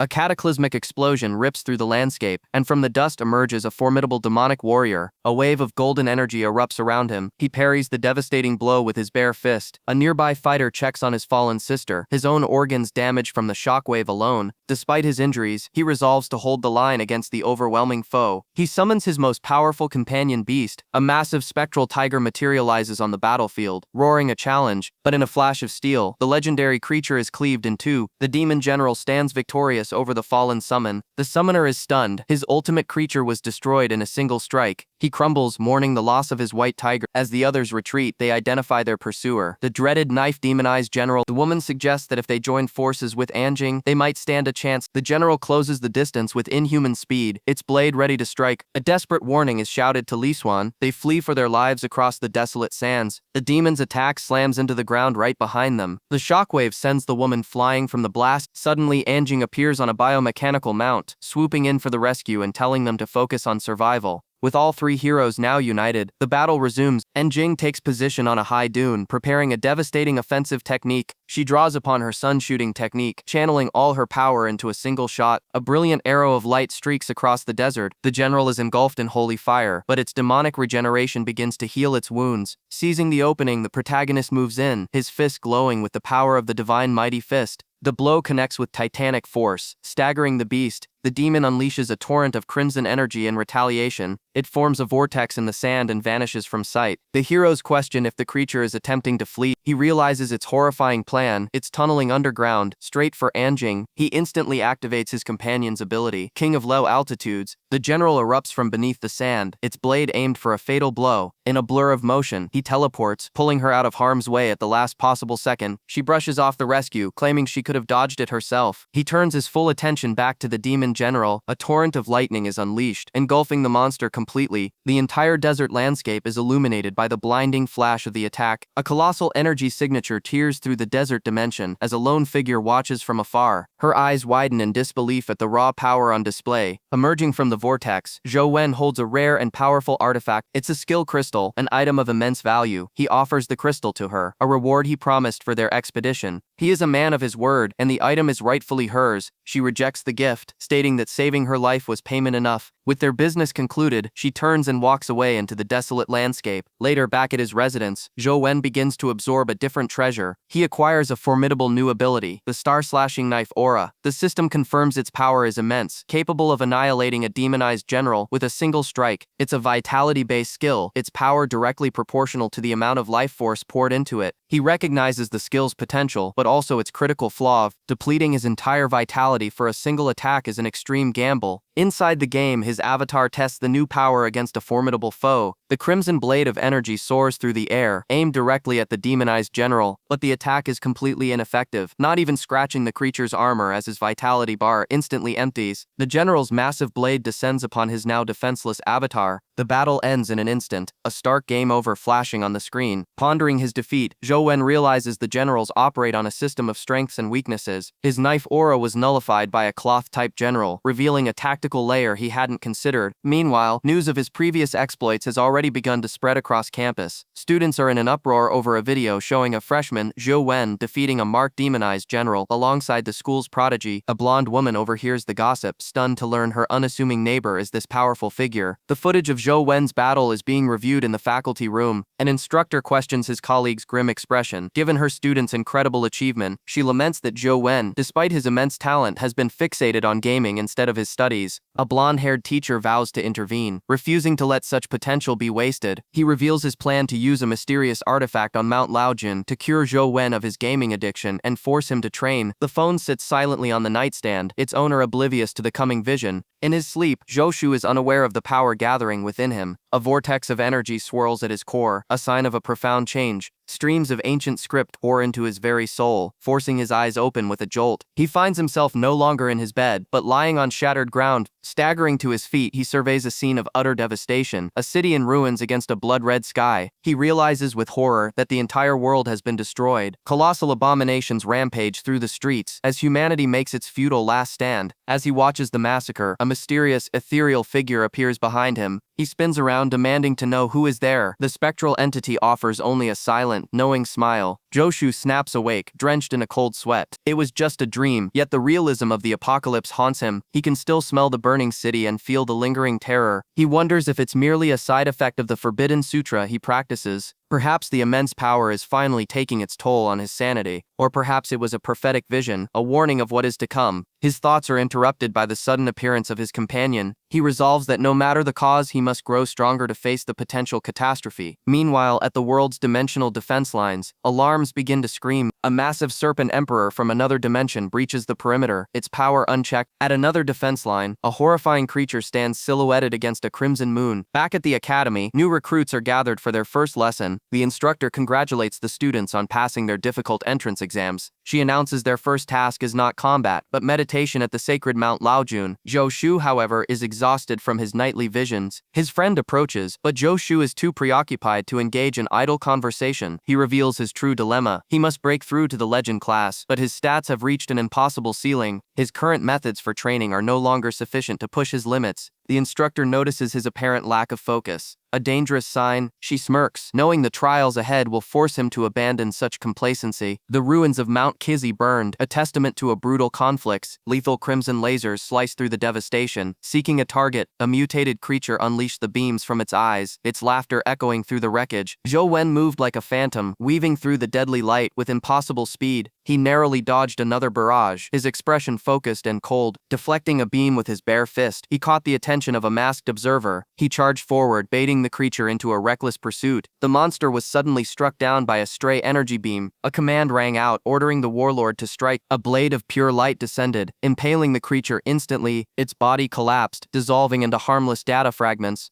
The warlord revealed himself, the master of the optical illusion that ended the fight. Nearby, a mortally wounded soldier delivered his final report. He confirmed his entire squad fought to the last man, and none had retreated from their post. The warlord could only watch as the life faded from his soldiers' eyes. They had arrived too late to save him. The warlord honored the fallen, calling them the pride of humanity. With a heavy heart, he closed the man's eyes for the last time. There was no time to lament. He ordered the engineers to rebuild the defenses at once. The mutations in this dimension were growing worse, and the root cause had to be found. They could only hope the forces in the eastern region would succeed. The scene shifts to the tranquil and misty Mount Laojun. A group of students ascended the ancient stone steps. The new arrivals were surprised to be brought to such a place for a class. These were the specially admitted freshmen. One student questioned the safety of the area. His companion explained this was a non-killing zone, a sanctuary where creatures would not harm humans. However, the rule was absolute. Humans could not harm any creatures here either. Violating the rule, he warned, would result in karmic retaliation. His friend dismissed the warning as mere superstition, just as a majestic horned beast came into view. The creature rested peacefully, observing the newcomers with ancient eyes.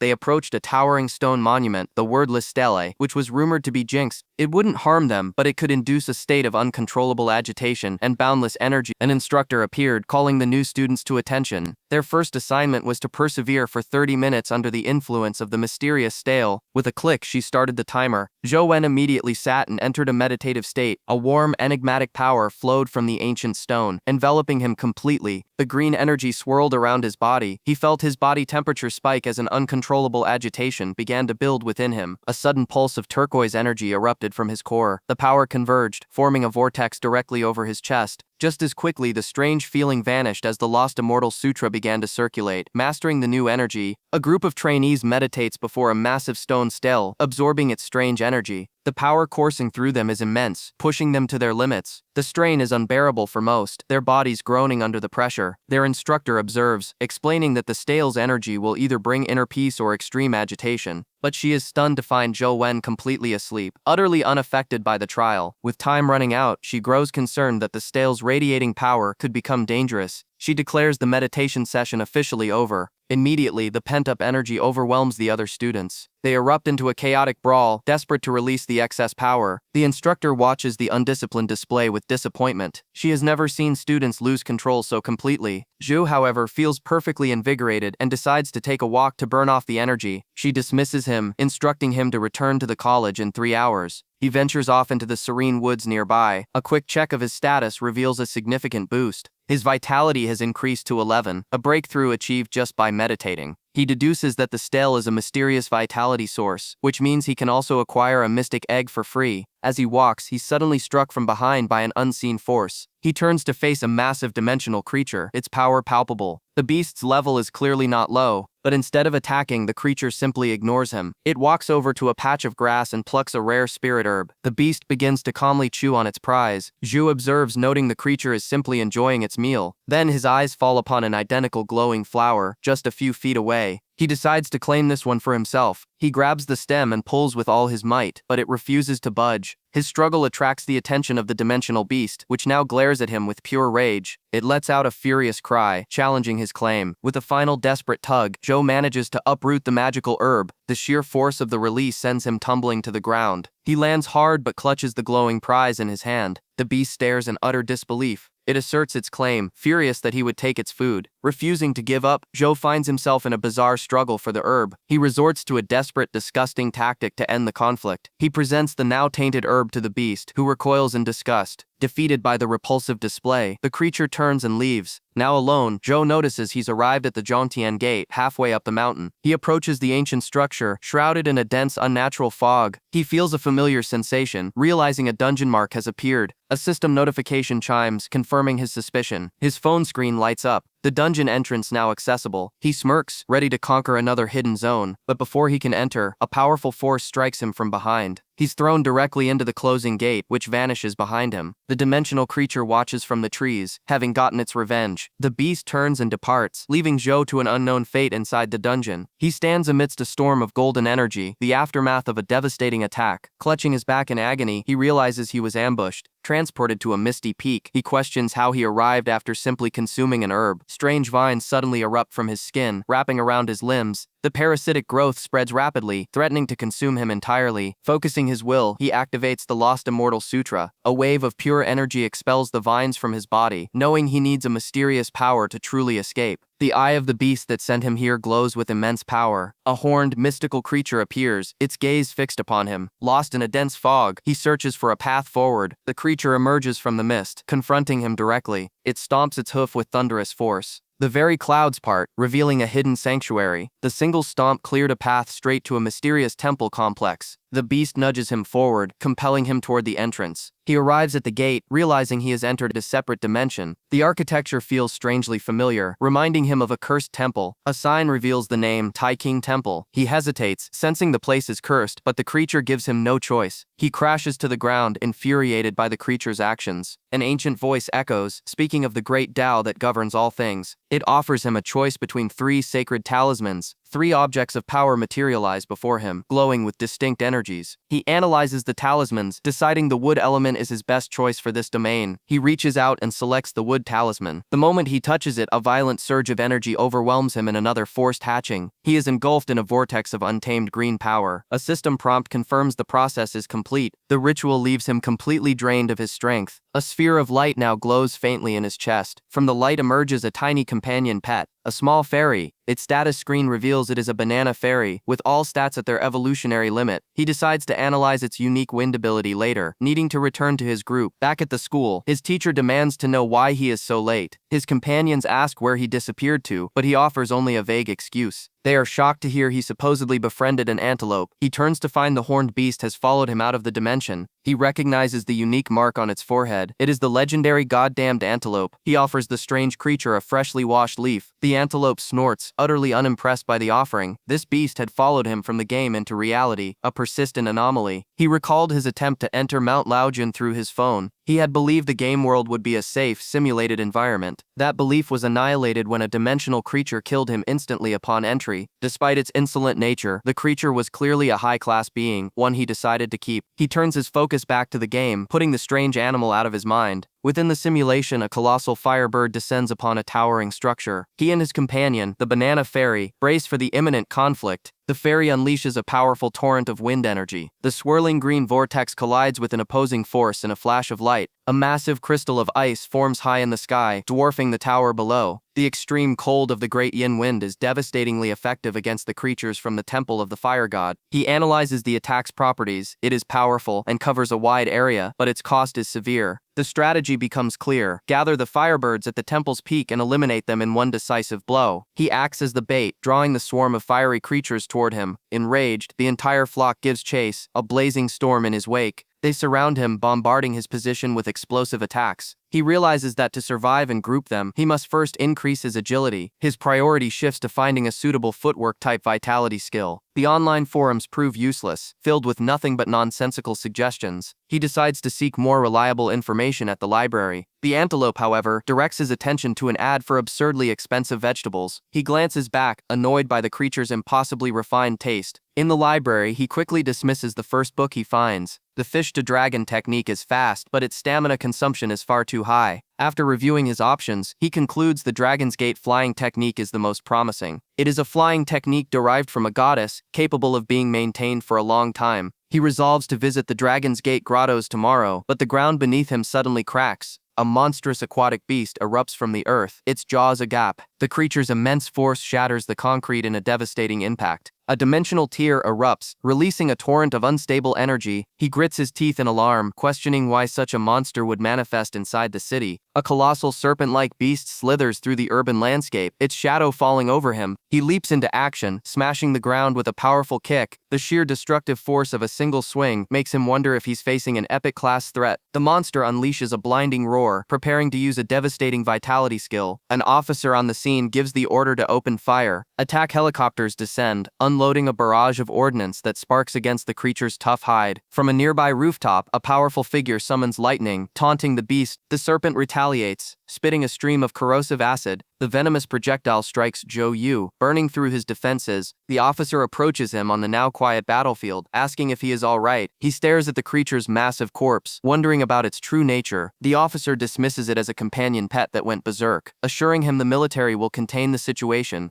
Zhou Wen acknowledges the order, but a flicker of doubt remains. This was no mere pet. Returning to his apartment, the lingering scent of blood hangs heavy in the air. As he removes his jacket, a small, unfamiliar shell clatters to the floor. He examines the strange conch, unable to recall where he obtained it. Without warning, the shell glows, unleashing golden ribbons of light. The tendrils wrap violently around his neck, as a sinister presence celebrates its freedom from observation. He realizes this is a form of coercion, a pressure far greater than the serpent's. A siren materializes from the light, thanking him for inadvertently freeing her. Her beautiful face twists into a monstrous visage as she promises to devour him as a reward. Suddenly, a focused beam of energy blasts through her chest. Zhou Wen turns to find his small goat-like companion, Sir Antelope, was the source of the attack. The creature simply presents packets of vegetables, and Zhou Wen agrees to its price. The wounded siren screams in fury, refusing to be suppressed by a mere antelope. Zhou Wen coolly asks Sir Antelope if killing her might yield any valuable item. Terrified, the siren immediately surrenders, offering a divine technique from her father. In exchange for her life, she reveals her lineage, claiming her father is Chaos, the primordial god of mythologies. She presents a glowing orb, a divine technique she claims to have stolen, for which she will trade her life. The siren watches with a malicious grin as his eyes turn red, believing he has fallen for her trap. She silently gloats that he took the bait, but in that critical moment, Zhou Wen senses a deep and profound wrongness. An ominous swirling vortex of dark energy manifests from the orb, pulling him. He stands firm, surrounded by pillars of golden energy. Suddenly the world twists into a cosmic singularity, and he realizes he's been ensnared in a trap. Plummeting into the void, he finds himself in an unknown dimension. As he demands to know his location, his small companion appears, dazed by the sudden shift. A powerful voice echoes from the vortex, summoning its children, but he questions this strange new heritage. His eyes narrow as the core of the anomaly pulses with a menacing crimson light. The immense gravitational pull threatens to consume him entirely. In response to the danger, the lost immortal sutra activates on its own, glowing brightly upon his chest. An ethereal, siren-like being materializes from the chaos. She scoffs, declaring that only the true descendants of chaos can command this space. With a casual gesture, she attempts to unleash the power of a chaotic orb, but the orb shatters, backfiring and striking her with a devastating blast of energy. In disbelief, she demands to know why he is immune to the power of chaos. He ignores her, focusing his attention on his companion with a firm stomp. The creature lets out a furious roar. It begins to violently absorb the swirling chaotic energy from the dimension. The vortex dissipates as the creature drains its power, leaving behind only a small inert marble. He picks up the orb, now just an empty trinket, stripped of its former power. He confirms his inventory system is functional, just like in a game. However, he discovers that a living creature with its own consciousness cannot be stored. He finds himself back in the modern world, standing outside his apartment building. With his companion safely at home with provisions, he prepares to leave. He makes a sudden exit from his apartment. He pulls up his phone, searching for information on the Dragon's Gate grottos. The Dimensional Forum is filled with intel on the location. The grottos are described as a massive network of caves, home to countless dimensional creatures. Despite being a well-researched area, many of its caves remain mysterious and unexplored. He scrolls through the data, determined to find the cave holding the flying technique. His concentration is broken by the sudden appearance of a young woman. She gives him a warm greeting. Learning he's also heading to the grottos, she eagerly suggests they travel together. She reveals she recently acquired a new form of transportation from a lottery. He remains unimpressed, his expression stoic. His skepticism vanishes as a military-grade helicopter descends from the sky. Standing under the roaring blades, he stares in utter disbelief at her prize. The target is a legendary creature, the Apsara beast. At the ancient Dragon's Gate grottos, Zhou Wen is approached by a mysterious woman. He surveys the colossal ruins, sensing the presence of a hidden dungeon. She recognizes him, asking if he is also on a mission. He replies that he is not here for a mission, but to kill a specific beast. She realizes he's after the Apsara beast, the source of a powerful skill she desperately needs. She proposes an alliance. If he assists her, the rare skill crystal it drops will be his. He accepts the deal without hesitation. He knows skill crystals are exceedingly rare, but the chance is worth taking as they venture into the Lotus Cave. They descend into the darkness of the subterranean labyrinth. From the shadows emerges their prey, a legend-class Apsara beast. Instead of preparing for battle, the woman hands him a phone, demanding he film her performance. He realizes her true motive was simply to acquire a cameraman for her glorified sparring session. The beast lunges with blinding speed. She gracefully evades its assault, taking to the air with ethereal wings. With a flash of her spear, she draws first blood, wounding the monster. While the two clash in an aerial ballet of violence, Zhou Wen documents the conflict. While filming, his eyes catch an anomaly on the cave wall. Zooming in, he confirms his suspicion. Another hidden dungeon mark. Igaram. The battle concludes in a brilliant flash of purple light. The woman proudly displays the skill crystal, having obtained it on her very first attempt. Just then, another challenger appears, inquiring if she's attempting to break his record. It's Huang Ji, a senior from Sunset College, who admits he has failed yet again. He reveals his own record was recently shattered by someone else. The new champion is Feng Qian, a specially admitted freshman. The revelation shocks her. As the group departs for other caves, Zhou Wen decides to stay behind and explore. Feng Qian ignores the others, his attention fixed solely on Zhou Wen. He approaches, recognizing him as the one who defeated the mark-demonized general. Feng expresses his disappointment, finding it a waste for such a powerful individual to be acting as a cameraman. His senior apologizes for his blunt nature. Zhou Wen is merely unimpressed by the freshman's arrogance. Once alone, he stands in the vast, silent chamber. With the others gone, he activates his phone, ready to conquer the new dungeon he discovered. He recognizes the location from his system interface, the Dragon's Gate grottos, one of the new dungeons now available to him. Upon arrival, he finds a small crowd gathered around a peculiar street vendor. An acquaintance spots him from the ground, his expression one of pure shock. The man is attempting to sell what appear to be companion eggs from a sack. He claims they are the eggs of a stone Kylan, a legend-class creature prized for its immense defensive capability. In exceedingly rare cases, he explains, they can hatch with the divine skill. Kylan domineering body. The price is astronomical, causing the protagonist to freeze in place.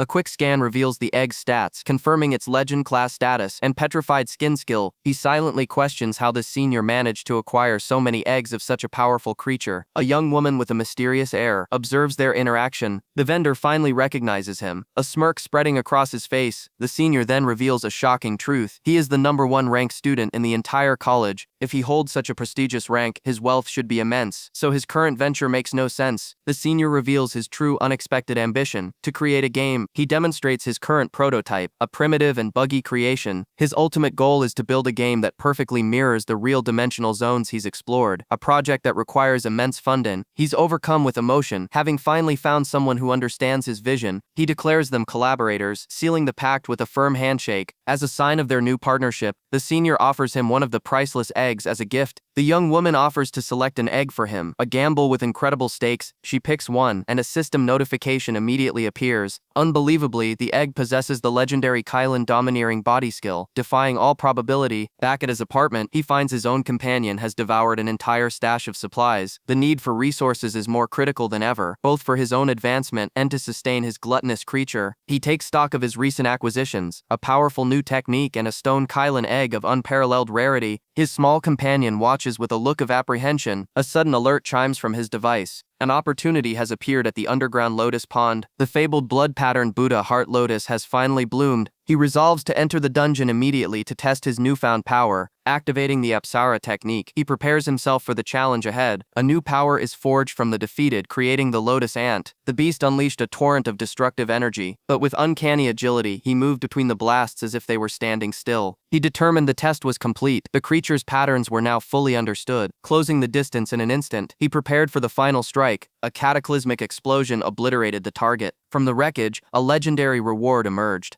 The system identified it as the blood-patterned Buddha Heart Lotus, a legend-class core. Back in the real world, he analyzed its potential, noting its stats were unremarkable save for one. He initiated a high-risk fusion with his mutated skeleton ant, facing a mere 36% chance of success. Without hesitation, he confirmed the command. The odds were against him, but the potential reward was too great to ignore. As crimson energy consumed them both, he willed the evolution to succeed. The gamble paid off, birthing a new mutated lotus ant with stats far exceeding its previous forms. To his astonishment, it had inherited every skill from the legendary lotus. He desperately wanted to test its power, but his current location was far too restrictive. The perfect proving ground awaited, a new dungeon instance. Inside the lotus cave, a grotesque creature immediately ambushed him. He summoned his new companion, the mutated lotus ant. The cave beast dove for the attack, but the ant's crimson eye flared with power. A piercing beam of energy erupted, instantly incapacitating the monster. The lotus ant blurred forward, a streak of white and red death. It unleashed its skeleton pierce ability, causing vicious spikes to erupt from the stone floor. He could only marvel at its brutal efficiency as another reward notification appeared. The dungeon boss had dropped a companion egg for an Apsara beast. Its stats were abysmal, but he saw a new opportunity for fusion. The merge rate was a laughable 0.6%, so he chose a different path, feeding it to his other companion. He initiated the process, sacrificing the new egg for a greater purpose. A brilliant golden light enveloped Dai Ting as it began to evolve. The creature emerged transformed, a mythical being now elevated to legend class. He examined its new profile, intrigued by the unique life providence. Hearing the world, the skill's description was cryptic, compelling him to test its limits immediately. He activated the newfound power. His consciousness expanded, granting him perfect perception of his surroundings through sound alone. With this incredible sensory advantage, he knew his next target was within reach. He stood at the base of the towering temple of the fire god, his objective clear. The assault was about to begin. He has finally arrived at the summit, the temple of the fire god. With the temple in sight, he commands his flying companion to advance. The path is guarded by swarms of fiery avian constructs. They converge on his companion, locking on with deadly precision. He prepares a countermeasure, unleashing a powerful martial arts technique. He descends from the sky, a streak of light against the ancient stone. Mid-air, he repositions himself for a ground assault. Using the Apsara technique, he accelerates to a speed that eclipses the firebirds. He steels his resolve, ready to face the temple's full defensive might. He blazes a trail up the enormous staircase, dodging the fiery guardians. He calls for his flying ant to regroup with him. The creature navigates a storm of lethal projectiles to answer his summons. Together they ascend towards the peak, a blur of motion. He activates his companion's special state. A blinding silverwing flash erupts, disorienting their pursuers. He cuts down the few remaining defenders with a swift energy blade. But the trial is not over. He summons another ally, the banana fairy. The fairy unleashes a cataclysmic wave of crystalline energy. The final obstacle is obliterated, clearing his path to the summit. He lands at the apex, the final challenge now before him. A great cauldron, wreathed in eternal flame, appears on the altar. He realizes this artifact is the source of the Firebird Guardians. Channeling his vitality, he prepares a wind-based attack to subdue the flames. The powerful gust reveals the cauldron's true prize, the ancient Imperial Sutra. In the real world, Zhou Wen is suddenly struck by an intense, searing pain in his chest. He clutches his heart, realizing the sutra he just acquired carries a powerful curse. The curse feels like a blade piercing straight through his heart. A crushing force threatens to tear the organ apart from within. The agony spreads, threatening to shatter his very being. His body gives out and his consciousness begins to fade. His own internal energy, the Immortal Sutra, offers no defense against this assault. Just as he's about to black out, an unseen power commands the curse to halt. The pain ceases instantly, his heartbeat returning to normal. Though his own power failed, he has somehow assimilated the cursed ancient Imperial Sutra. Back in the game, a stone sword rises from the flames of the cauldron. He wonders if this is his reward, a new companion pet forged in fire. As he reaches out to claim it, a powerful barrier repels his hand. He recoils, stunned that the artifact is completely untouchable. He phases his hand directly through the weapon, attempting to claim it. But the reward is a disappointment, not the mythic pet he expected, but a mere phantom sword. An urgent knock on the door interrupts his thoughts, announcing the arrival of registered mail. The envelope is from the old principal, a man named Ouyang Ting. He questions why a man constantly exploring dimensional areas would send him anything, finding only a business card inside. The card for the X-Yuan crystal shop lists a phone number, but his attempt to call reveals the number doesn't exist. Just as he decides to investigate the shop later, an old acquaintance appears at his door. The man Li Xuan boasts that he has broken through to the coveted legend class. Zhou Wen remains utterly unimpressed by the announcement. Li Xuan lectures him on the importance of this evolution as they walk. He explains that reaching legend class awakens a unique life providence, a powerful path for cultivation. Zhou Wen contemplates this, remembering a senior whose life providence made him a legend, and asks Li Xuan what he awakened. Li Xuan had been waiting for this question. He reveals his providence as the immortal god of combat, manifesting a brilliant golden warrior of immense power. The ability grants him a supreme buff to his defense and life force. He claims this power makes him virtually unkillable, capable of recovering from any injury. To demonstrate, he unleashes a powerful kick on a small creature, which dodges with impossible speed. Zhou Wen calmly assesses the aftermath as Li Xuan lies bleeding on the floor. The small creature is completely unharmed, questioning how a simple kick shattered its defense. Li Xuan writhes in agony, screaming that being undying doesn't prevent the pain. Lying on a medical bed, he insists Zhou Wen can also reach legend class with enough hard work. Zhou Wen realizes that to avoid suspicion about his true power, he must occasionally feign training. The training simulation activates, challenging him to hit all incoming projectiles. He intends to finish this display quickly and return to his true objective. He closes his eyes, focusing his senses. His keen listener skill allows him to perceive the internal mechanics of the machine itself. He can perfectly predict the projectile's path before it's even fired, swinging his bat to the exact point of impact. The system confirms a perfect hit. An onlooker outside hears the commotion, wondering who is in the training room so early. Zhou Wen continues to effortlessly deflect every single projectile. The door opens, and the student is shocked to see who is training. He notes that Zhou Wen is hitting the targets with his eyes closed, seeing a rare chance to assert his dominance. He decides to teach the upstart a lesson about the true gap in their strength, unleashing the heavenly king of Quickblade.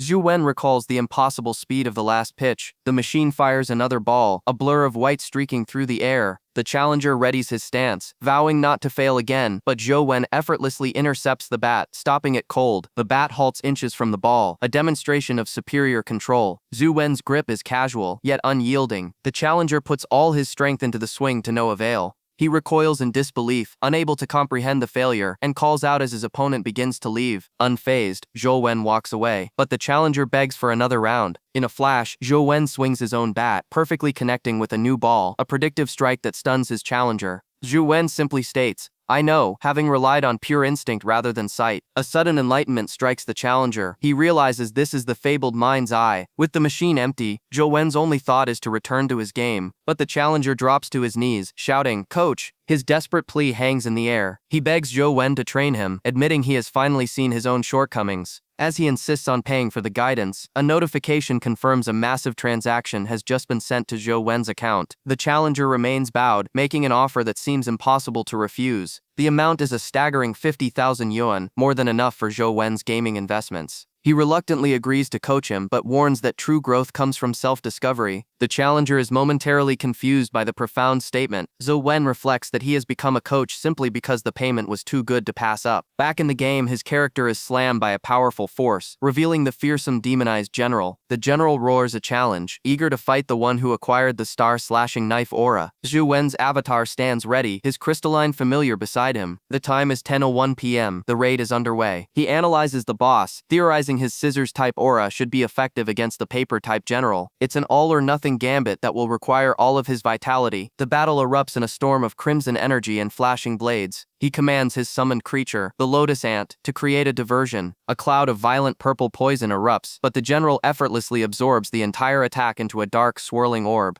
Zhou Wen watches in shock as his strategy is completely nullified. The orb of condensed poison grows ominously in the general's grasp. The dark energy is reforged into a terrifying spectral blade as the general prepares to unleash its ultimate attack. It takes aim at its target. With a demonic snarl, the general swings. A wave of destructive energy tears across the landscape, the summoned blade dissipating after its cataclysmic strike, but the protagonist is unharmed inside a golden barrier, having baited the attack and figured out the enemy's telekinetic secret. His own defensive ability, the Lotus Buddha body, was the key to surviving the poison. From the defeated foe, a rare companion egg emerges. Zhou Wen's eyes narrow with intense focus, his next move already forming. From the inferno, a mutant demonized general arises. The system presents him with a legend-class companion egg, a creature of immense potential. Without hesitation, he accepts, initiating the hatching sequence. Crimson energy erupts around him, a torrent of raw power that threatens to consume him. The volatile energy bursts from his very being. He realizes his mortal body has already surpassed its limits and cannot be reinforced any further. However, his lost immortal sutra will restore his vitality, allowing him to bypass the physical strain of the ritual. The violent power coalesces, taking its final form. With a flash of light, the hatching is successful, and a legend-class demon warrior now stands before him. Exhausted but victorious, the protagonist stares up at his creation. He managed to pull it off. The newly summoned general immediately demonstrates its power. It moves with blinding speed, a crimson blur of destruction that cuts down all foes in its path. As expected of a legend-class entity, its stats are overwhelmingly powerful. It effortlessly dispatches monsters that would challenge lesser beings. With such a powerful ally, he can now grind levels without limit. The scene shifts as he bursts into a classroom, apologizing for his tardiness. A classmate mocks him for being late to the most popular teacher's lecture. The instructor calls for quiet, preparing to announce the upcoming annual examination. She outlines the 3 trials: a test of agility, a test of vitality, and a test of raw strength. The students wonder if these are just archaic rituals. The instructor clarifies that those who pass at least 2 trials will earn the chance to enter the legendary Zhou Wen Palace.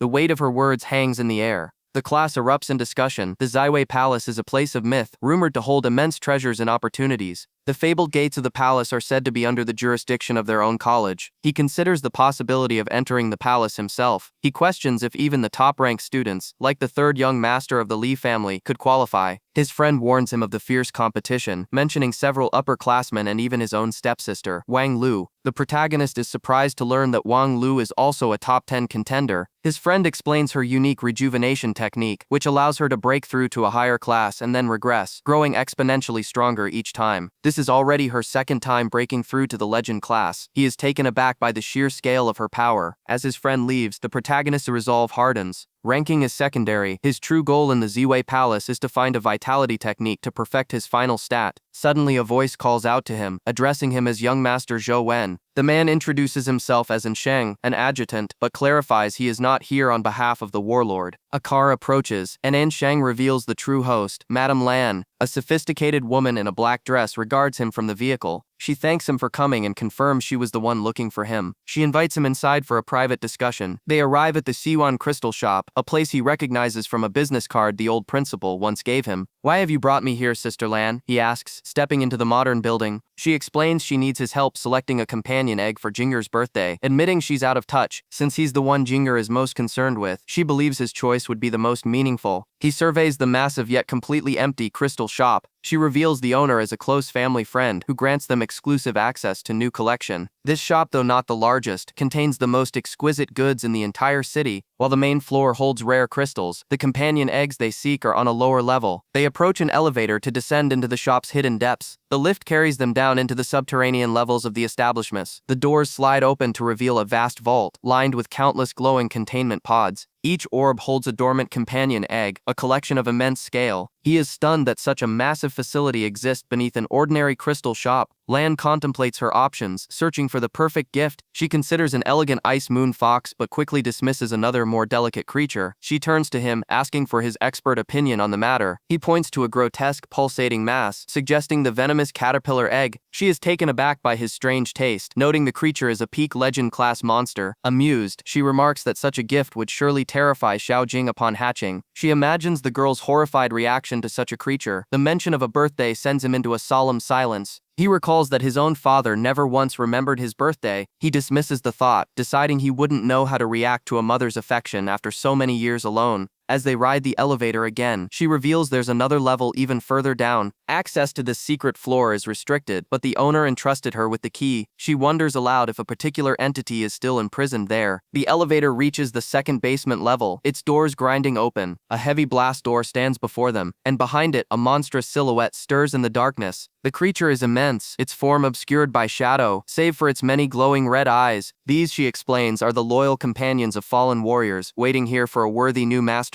The heavy door begins to slide open, granting them passage. They step into a cold, sterile chamber beyond the gate. A humanoid figure is bound in heavy chains, shackled to a cryptic sealed container. "What kind of companion pet is that?" he demands, shocked by the sight. She confesses her own ignorance, stating that her father only ever brought her here to visit it. She has asked about the prisoner's identity before. before, but never received an answer. A memory surfaces of her younger self, questioning her father about the chained being, but her father, like the shop owner, always remained silent, guarding the secret of the prisoner's origin. The heavy door seals shut behind them as she decides it's time to depart. As they turn to leave, he glances back one last time. He feels an intense, piercing stare from the darkness, a gaze locked directly onto him. The prisoner's eyes flare with a sinister crimson light. He freezes, a chilling realization hitting him as he recognizes the pattern on the chains. He recalls the business card the old principal gave him, its string of numbers suddenly taking on a dire meaning. His eyes lock onto the keypad on the containment unit, a digital lock preventing its opening. The numbers on the card, could they be the release code for this mysterious prisoner? He's left reeling, trying to decipher the old principal's true, terrifying objective. In a vast lecture hall, Zhou Jing's companion is visibly distressed. He laments their failure to recruit new members for their club before the impending deadline.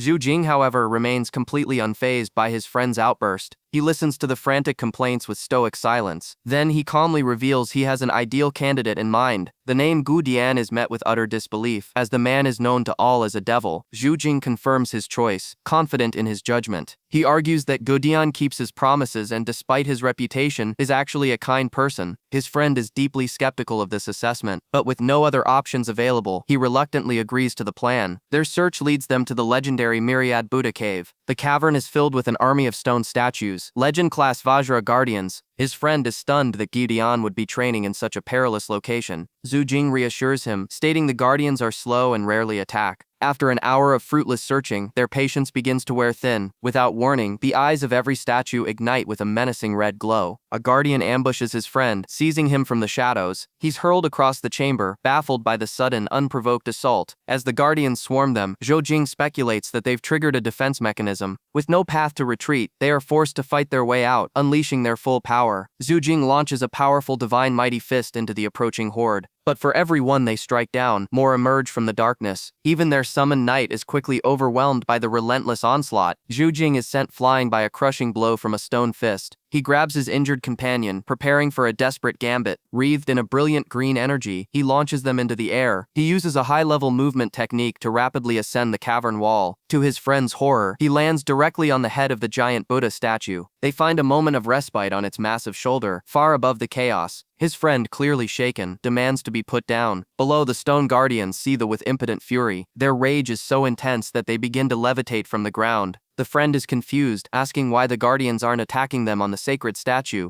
Zhu Jing simply explains the unique nature of the cave and activates a Buddhist technique. Waiting for them in the shadows is the very man they came to find, Gu Dian. With his companion slung over his shoulder, he leaps down the treacherous cliffside, heading for a hidden sanctuary. He sets the man down, urging him toward the narrow crevice. They sprint into the passage just as their pursuers, hulking stone guardians, emerge from the mist. The colossal statues give chase, their immense forms barely fitting within the canyon walls. But at the mouth of a deeper cave, the lead guardian halts, unable to proceed. From the safety of the darkness, he mocks the creatures, who are too massive to follow. The stone sentinels are trapped, their path completely obstructed by the narrow opening. They have found a temporary refuge deep within the mountain. The older man informs them that the guardians will return to their inert state in 1 hour. With their safety secured, the true motive is revealed. They want to recruit the formidable man, Gu Dian, for their new club, but he immediately dismisses the offer. They attempt to sway him with the promise of a substantial monthly salary. Dian counters with an astronomical demand of 100,000 a month. They explain their desperation, needing just one more member, and counter with a lower but still significant offer. An agreement is struck, a new alliance is forged in the shadows of the cave. An hour passes, and the stone guardians retreat as promised. Dian tells them to go on ahead while he gathers his belongings, but his expression turns cold and unreadable. As he turns, the protagonist catches a glimpse of a metallic object being concealed in his pocket. He recognizes the faint glow of a powerful artifact. It's a pocket watch, and its unique design feels unsettlingly familiar. He strains his memory, trying to place where he has seen it before. He recalls a similar pattern from a crystal shop, though the dimensions of this one are different. The watch bears the crest of a woman and an anchor, an old-world symbol of misfortune. The protagonist wonders about the true significance of the design as Gu Dian's gaze hardens. Sometime later, a framed photograph shows the new members of the club. Back in his room, the protagonist engages in a high-level battle within the game, confronting another marked demonized general. The enemy unleashes a devastating spiral fist attack. The blow lands with cataclysmic force, yet his summoned general remains completely unscathed. A system message confirms his strategy. The attack was nullified due to a type advantage. He calmly taps his screen, exploiting the game's elemental system to achieve a swift victory. The kill yields an extraordinary reward, a legend-class mutant companion egg. He analyzes the potential stats, realizing it's a dimensional creature similar to his current companions. The system presents a tantalizing option: merge the new egg with his existing general, with a 90% chance of success. He confirms without hesitation, triggering a powerful absorption process that results in a successful merge, creating an even more formidable ally. The unified examination is about to begin. Inside the game, Zhou Wen assesses his newest summon, confident he can merge a general with 3 unique skills. But his current demonized general is put to the test against the temple's defenses. A devastating beam of energy erupts from a dark orb. The general's star suction palm is too slow to intercept the incoming attack. A crimson knife aura slices through the air, unstoppable. The arrow finds its mark, and his avatar is instantly defeated. Back in reality, Zhou Wen realizes his current power isn't enough to pass the small Buddhist temple. Even his strongest abilities proved utterly useless against that specific trial. Then, a sudden insight strikes him as he remembers his Ash Palm skill. It was a transformation, a higher-tier ability born from a lower-ranking one. He speculates that the 3 demonized generals' skills might be connected in a similar way. If he could obtain all 3 skill crystals, he might unlock something far greater. With only a week until the exam, he commits to this new, perilous path. He begins the arduous process of farming the dungeon, refreshing it over and over. Preparing for the long haul, he gets ready for an all-night grind. An intense aura surrounds him as he enters a state of absolute focus. For days he does nothing but play the game, his pet watching on. He remains glued to his phone, even while bathing, his frustration mounting. Finally, after countless attempts, the final crucial skill crystal drops. The day of the unified examination arrives, and he receives a call. He calmly replies that he is on his way. As he gets ready, he holds the fruit of his labor, the Star Suction Palm Skill Crystal, an item that took an entire week of relentless gaming to acquire. But the monumental effort was worth it. He successfully merged the generals, creating a new mutant demonized general of the legend class. He arrives at the examination site. A massive crowd of students already gathered. A friend greets him, surprised that he overslept on such a critical day. From a balcony above, the student council president observes his arrival. The president acknowledges Zhou Wen's past feats but dismisses him as just another mortal class student. Suddenly, the president's expression shifts to one of pure shock. The renowned genius, Anjing, walks directly toward Zhou Wen. She is followed by Wang Lu, a prominent figure from the powerful Wang family. Even a well-known coach steps forward to acknowledge him, stunning the onlookers. The president's staff watches in disbelief as these influential people flock to him. They can't comprehend how someone with no background could have such connections. The president realizes there is more to Zhou Wen than his file suggests and orders a new, thorough investigation. He then relays a secret order to the exam proctor. The strength test begins, and the first student buckles under the immense weight. One by one, the examinees struggle and fail the test. The proctor mechanically calls for the next contestant. The monitor flashes. Examinee number 74, Zhou Wen. He approaches the colossal cauldron and lifts it with one hand, achieving a perfect score as if it weighed nothing at all. The goal was simple: to win him over. Inside the examination hall, a fairy flits through the air as another candidate completes their trial. A surge of energy erupts from a cauldron as a skill is unleashed. Nearby, a young woman channels a similar power, her focus absolute. Later, the results of the college unified examination are posted for all to see. The crowd murmurs, shocked to see that the top 10 students all achieved a perfect score. This unprecedented result catches everyone completely off guard. But the greatest shock is the last name on the list: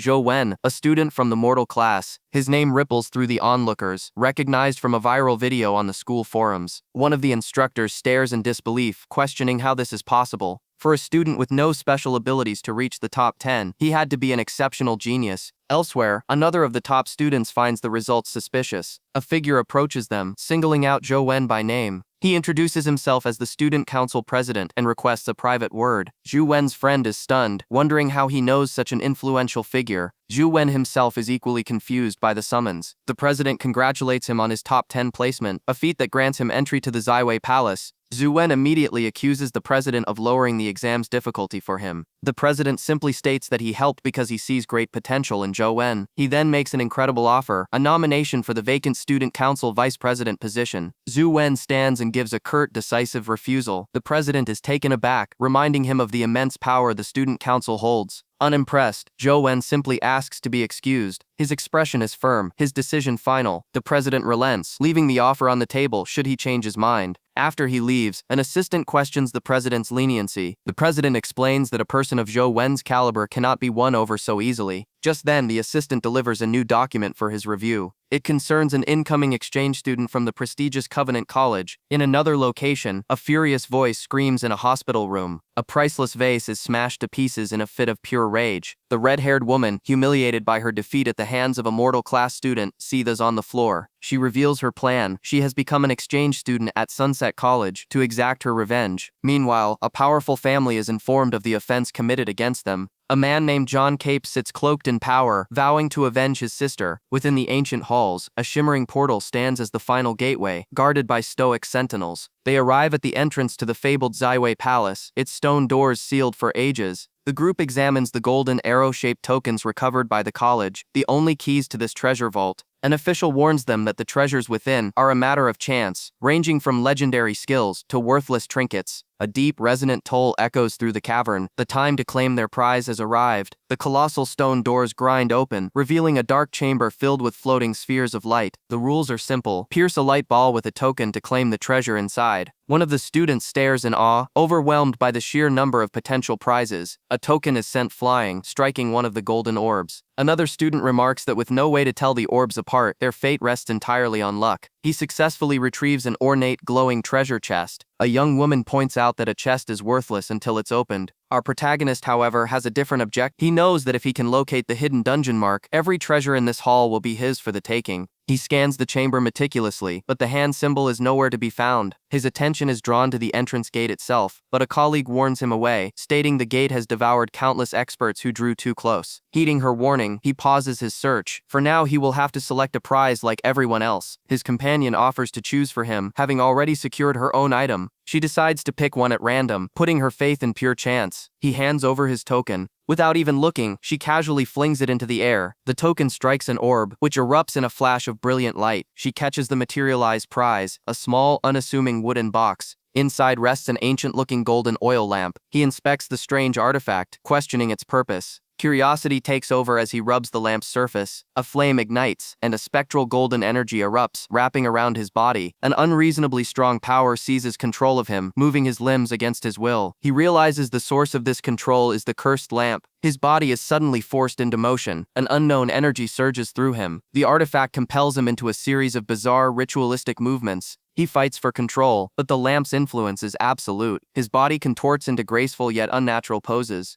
He suddenly understands. The dance isn't a curse, but a technique designed to drain his vitality and forge a new flow of power. The lamp's flame is suddenly extinguished. The spectral form reveals itself not as a captor, but as a teacher of a powerful vitality technique. The new energy is absorbed directly into his core. A vision floods his mind, showing an army of immortals and a command to cut down any who defy. A mysterious figure emerges from the light. His mind reels as the vision glitches and distorts like a corrupted file. The world he is witnessing begins to crack and shatter. As he falls through the collapsing vision, a final prophecy echoes. The day of their return will be the day immortals face extinction. He has finally achieved a legend-class breakthrough. As his consciousness returns, he feels himself sinking. Two of his companions, a small spirit and a mythic beast, watch over him. He awakens suddenly, finding them on his chest. Stretching, he realizes it's the first truly restful sleep he's had in ages. The endless, maddening murmurs that plagued his dreams have finally vanished. As he pushes himself up, his hand slams into the floor with immense force. The entire structure above his room begins to crack and crumble. As the dust settles, he finds himself staring at a massive hole in the ceiling. He has crashed through the floor into the room below, where a woman stands stunned. The impact shakes the entire villa. His new stats appear before him. All his attributes have risen to 12. He immediately realizes he has broken through to the legend class. But his focus is on his new life providence, King Sai. The system's description is cryptic, offering no clear explanation of its power. He can't see the stats, but he can feel the immense presence of the new ability. The true nature of King Sai remains a mystery, but at least his unstable state is resolved. He then shifts his focus to his other vitality techniques. The first is 8 Perfections Prenya, a powerful physical buff that enhances strength and recovery. Next is the Tao Body, which circulates Qi with the flow of heaven and earth for rapid vitality regeneration. The Ancient Emperor technique raises all stats and creates a fundamental change to his strength. Finally, the Jin era grants a special ability called airstep, turning any surface into solid ground beneath his feet. The only technique that remains unchanged is the first order of chaos. He is shocked to realize all his other skills have evolved into their own independent life providences. With this newfound power, he decides it's time to return to a familiar, dangerous place. He descends deep into the ant cave toward a massive crystal swarming with demonic insects. These shadowy creatures move with blinding speed, their intent lethal. His blood-colored avatar cuts a path forward, seeking a specific target. The swarm closes in around him, a tide of black wings and glowing red eyes. He summons his demonized general, which unleashes a devastating energy blast. The attack vaporizes the insects, leaving behind a cluster of companion eggs. A prompt appears, suggesting he feed the eggs to his banana fairy. He slices through a massive crystal formation. His truth listener companion emerges, having absorbed a hidden power source. It is now bathed in a golden molten energy. The creature lets out a triumphant roar, its eyes glowing with predatory crimson light. The protagonist scales the sheer cliff face, spotting a fissure he identifies as the nest's entrance. He draws back his arm, channeling immense energy for a single decisive strike. A blade of pure force carves open the mountainside. From the darkness, a massive golden insectoid guardian emerges with a piercing shriek, forcing him to evade. He lands, recognizing the terrifying aura of an epic-class creature. Declaring he has no intention to fight, he summons a small, powerful nature spirit to his side. The system reveals the spirit has evolved, breaking through to the legendary class. Without hesitation, he initiates a command to feed a rare companion egg to his newly evolved familiar. The spirit unleashes a vortex of razor-sharp wind, encasing a lesser drone in ice. The epic-class guardian finds itself trapped in a prison of mystical ice. With a deafening crack, the creature shatters its bonds, enraged. As the guardian is distracted, another drone makes its escape. He knew the restraint was temporary as he gazes into the golden chasm below. He plunges his enchanted scarf deep into the glowing viscous substance. It retracts, carrying a sample of the golden liquid. He consumes the golden ant honey, and a notification confirms a permanent increase to his vitality. He immediately realizes the incredible potential of this substance. The enraged guardian dives down, unleashing a devastating energy beam from its maw. The beam causes a cataclysmic explosion, but he logs out just in time.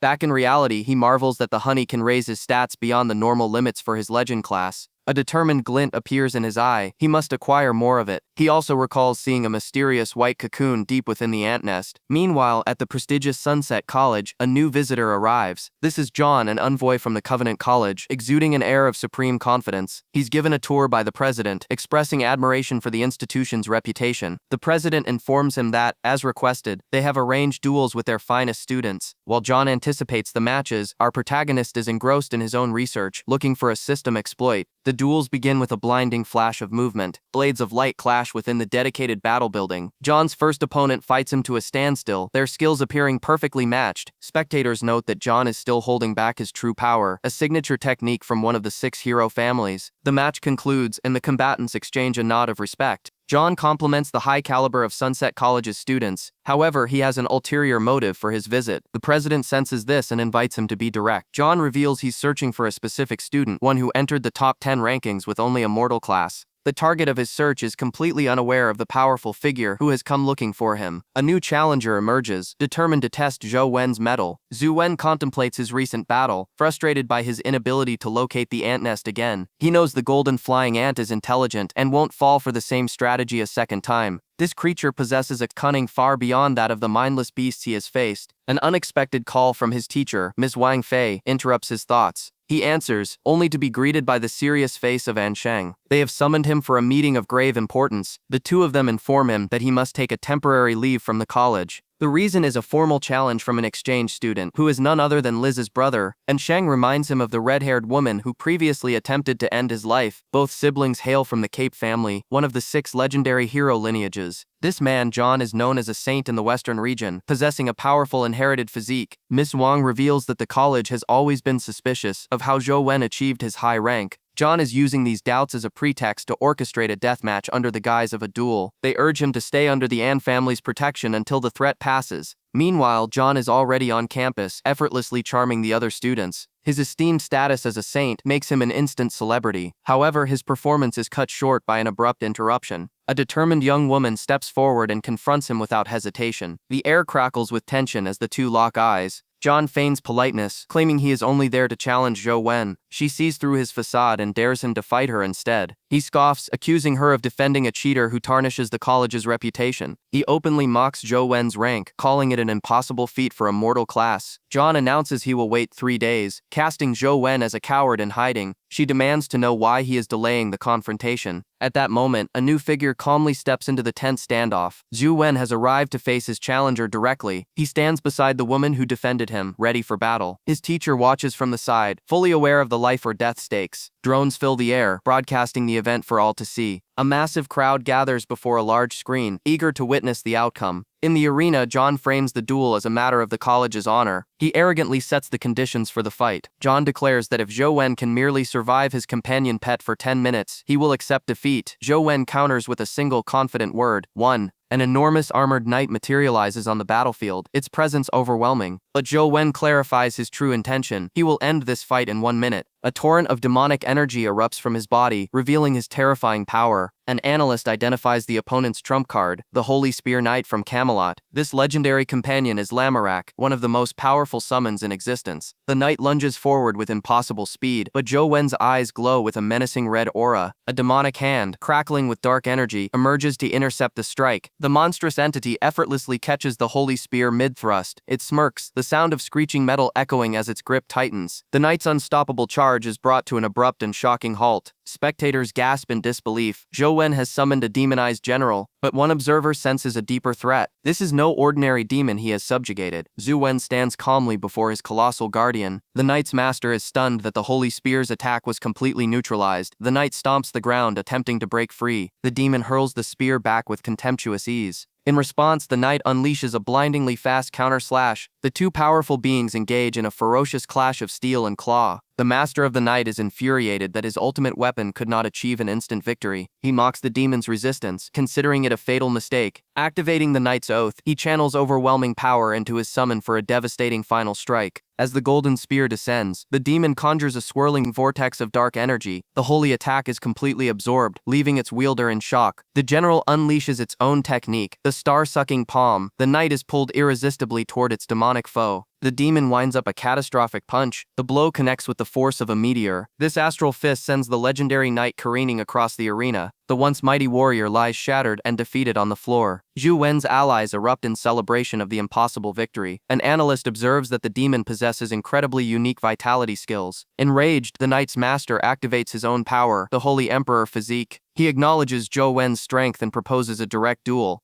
Zhou Wen dismisses him, but the man wagers his family's honor and a powerful artifact, forcing his hand. The challenge is simple: withstand the ultimate inherited skill of the Cape family. A divine construct of golden swords and holy light materializes above them. Zhou Wen now faces the full might of the holy light judgment. A massive cross of destructive energy descends to annihilate him. The attack detonates in a blinding, world-shaking explosion. As his friends scream his name, the opponent smirks, confident in his absolute victory. But a chilling turquoise energy slices through the golden light. The technique is revealed: the Great Yin Wind. A vortex of absolute zero forms, instantly encasing the shocked nobleman in ice. Zhou Wen stands over his frozen foe and calmly declares, "You lost." A hand shatters the crystal restraints with a single decisive strike. Zhou Wen stands over his defeated opponent, utterly unfazed by the confrontation. He retrieves the companion egg from the floor, claiming his spoils of victory. An overseer watches from a distance, instructing her subordinate to check on the fallen John. The other students are in disbelief, realizing Zhou Wen had been hiding his true strength this entire time. The overseer contemplates the new unpredictable variable he represents. Later, back in his room, he receives a notification about his new acquisition. He analyzes the information on the rebellious knight, a legend-class companion of immense potential. He's shocked by its power. Even at level 1, its stats and 4 skills rival a demonized general. He questions why its previous owner never hatched such a powerful being. He immediately begins researching the lore behind the rebellious knight, Lancelot. The archives detail the legend of a famous actor in the Arthurian saga. He was one of the most respected knights of the Round Table, known for his strength and courage. The system reveals a critical piece of information: this companion possesses the providence of a main character. Zhou Wen realizes why John was hesitant. Such a powerful providence would likely cause a severe backlash to its owner. He now understands he's acquired an incredibly powerful, but equally dangerous asset. Elsewhere, the overseer discusses Zhou Wen's surprising performance on a secure call. She believes he may be a raw gemstone, a talent that could surpass all others. Her contact on the other end seems wary of another difficult student. A hooded figure stands alone in a dark, cavernous location. The overseer acknowledges her contact's suggestion about the role companion pets played in the recent conflict. The hooded figure disconnects the call. He begins to descend into the abyss, rappelling down with a heavy chain. Zhou Wen is abruptly awoken by a phone call. His friend urgently informs him that a new assignment has just been posted. Barely awake, Zhou Wen accesses the mission briefing. The objective is to eliminate 10 bronze auspicious beasts within the restricted city. His friend notes that the location isn't a particularly dangerous dimensional area. However, the restricted city has a unique and treacherous rule. A mysterious power within its walls completely nullifies all companion contracts, rendering them useless. The two warriors unleash a barrage of attacks against the Legend-class bronze beast. Their strikes land, but have absolutely no effect on its impenetrable hide. They realize with dawning horror that none of their attacks are working. The blue-haired fighter channels his energy, invoking the immortal god of combat. His empowered fist connects, but simply bounces off the creature's metallic skin. His partner is aghast at the beast's nigh-invincible defense. Suddenly, Zhou unleashes a powerful slashing knife aura. The crimson energy blade carves through the air, striking the golem with immense force. The attack leaves a barely visible scratch on the creature's surface. His companion, now completely out of energy, declares he is retreating. Zhou is left to face the monstrous guardian alone. Elsewhere, an observer notes that their intelligence on the beast was critically flawed. Back in the dungeon, Zhou pulls out his phone to scan the area. He quickly locates the dungeon mark on a nearby pillar.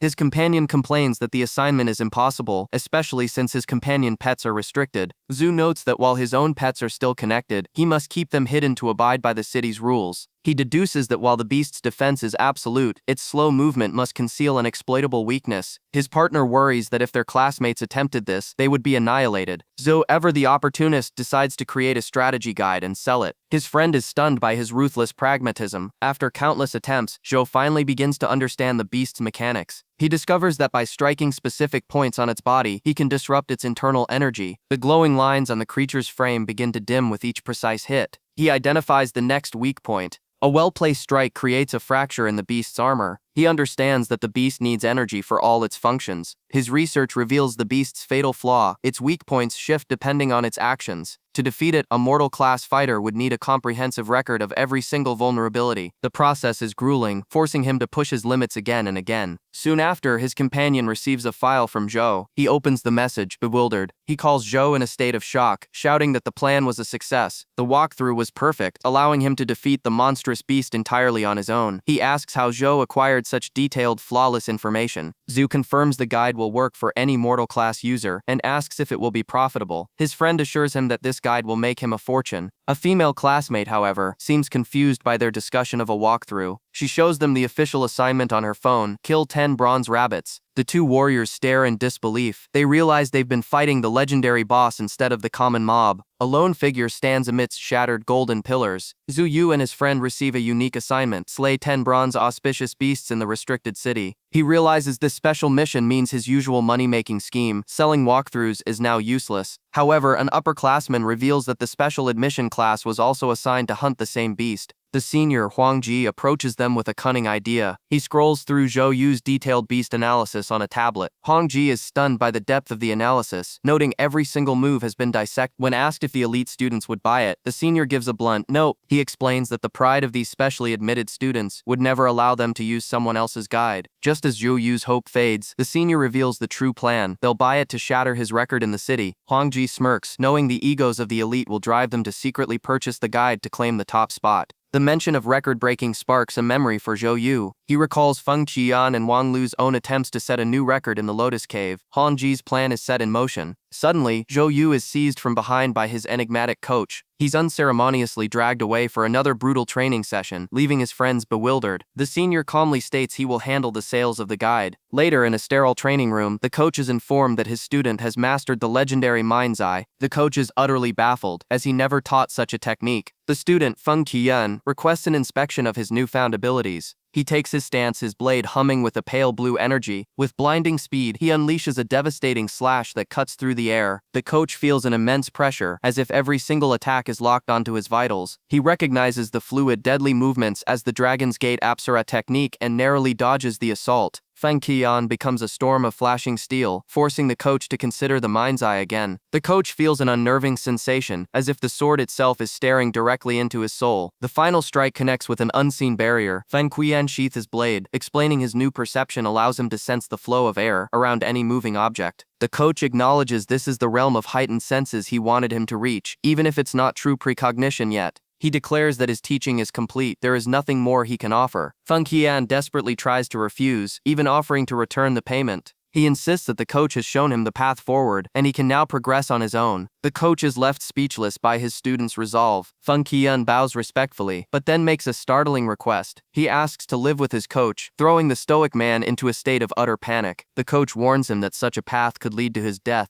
a grim possibility. Instead of fear, Feng Qian comes to a startling conclusion. His coach must be engaged in perilous secret training. He is overcome with emotion, moved by his coach's supposed sacrifice. Upon returning home, he finds his unusual pet being addressed as Sir Antelope. As he walks by, a loud crunching sound breaks the silence. The creature is staring at an old photograph from his past. It then snaps a carrot in half with a sudden violent crack. The noise startles Zhou Lingfeng, who thinks he heard a familiar name. He wonders if he's imagining things after hearing his own father's name. Back in the game, he ventures into the perilous depths of the ant cave. He confronts the silver-winged flying ant, a beast renowned for its impossible speed. The golden insect disappears in an instant. To counter, he summons a demonic entity to fight by his side. He commands the demonized general to stall the creature with a special technique. The silver-winged ant ignores the minion and unleashes a devastating beam attack. The power gap between him and the epic-class monster is terrifyingly vast. Changing tactics, he pulls out a new item, the banana fairy. He unleashes a massive gale known as the Great Yin Wind. The ant dodges effortlessly, but the vortex of wind begins to curve back on itself. He watches, baffled, as his own attack alters its course mid-air. The spell slams into the creature, revealing that it's desperately protecting a glowing cocoon. Seizing the opportunity, he plunges directly into the golden ant honey. System notifications confirm a rapid increase to his vitality stat. The enraged ant launches its deadly stingers toward him. Logging out, he realizes the monster's core weakness. It will always defend the cocoon over attacking him. He's found the perfect exploit. Just then, his phone rings with a call from Li Xuan.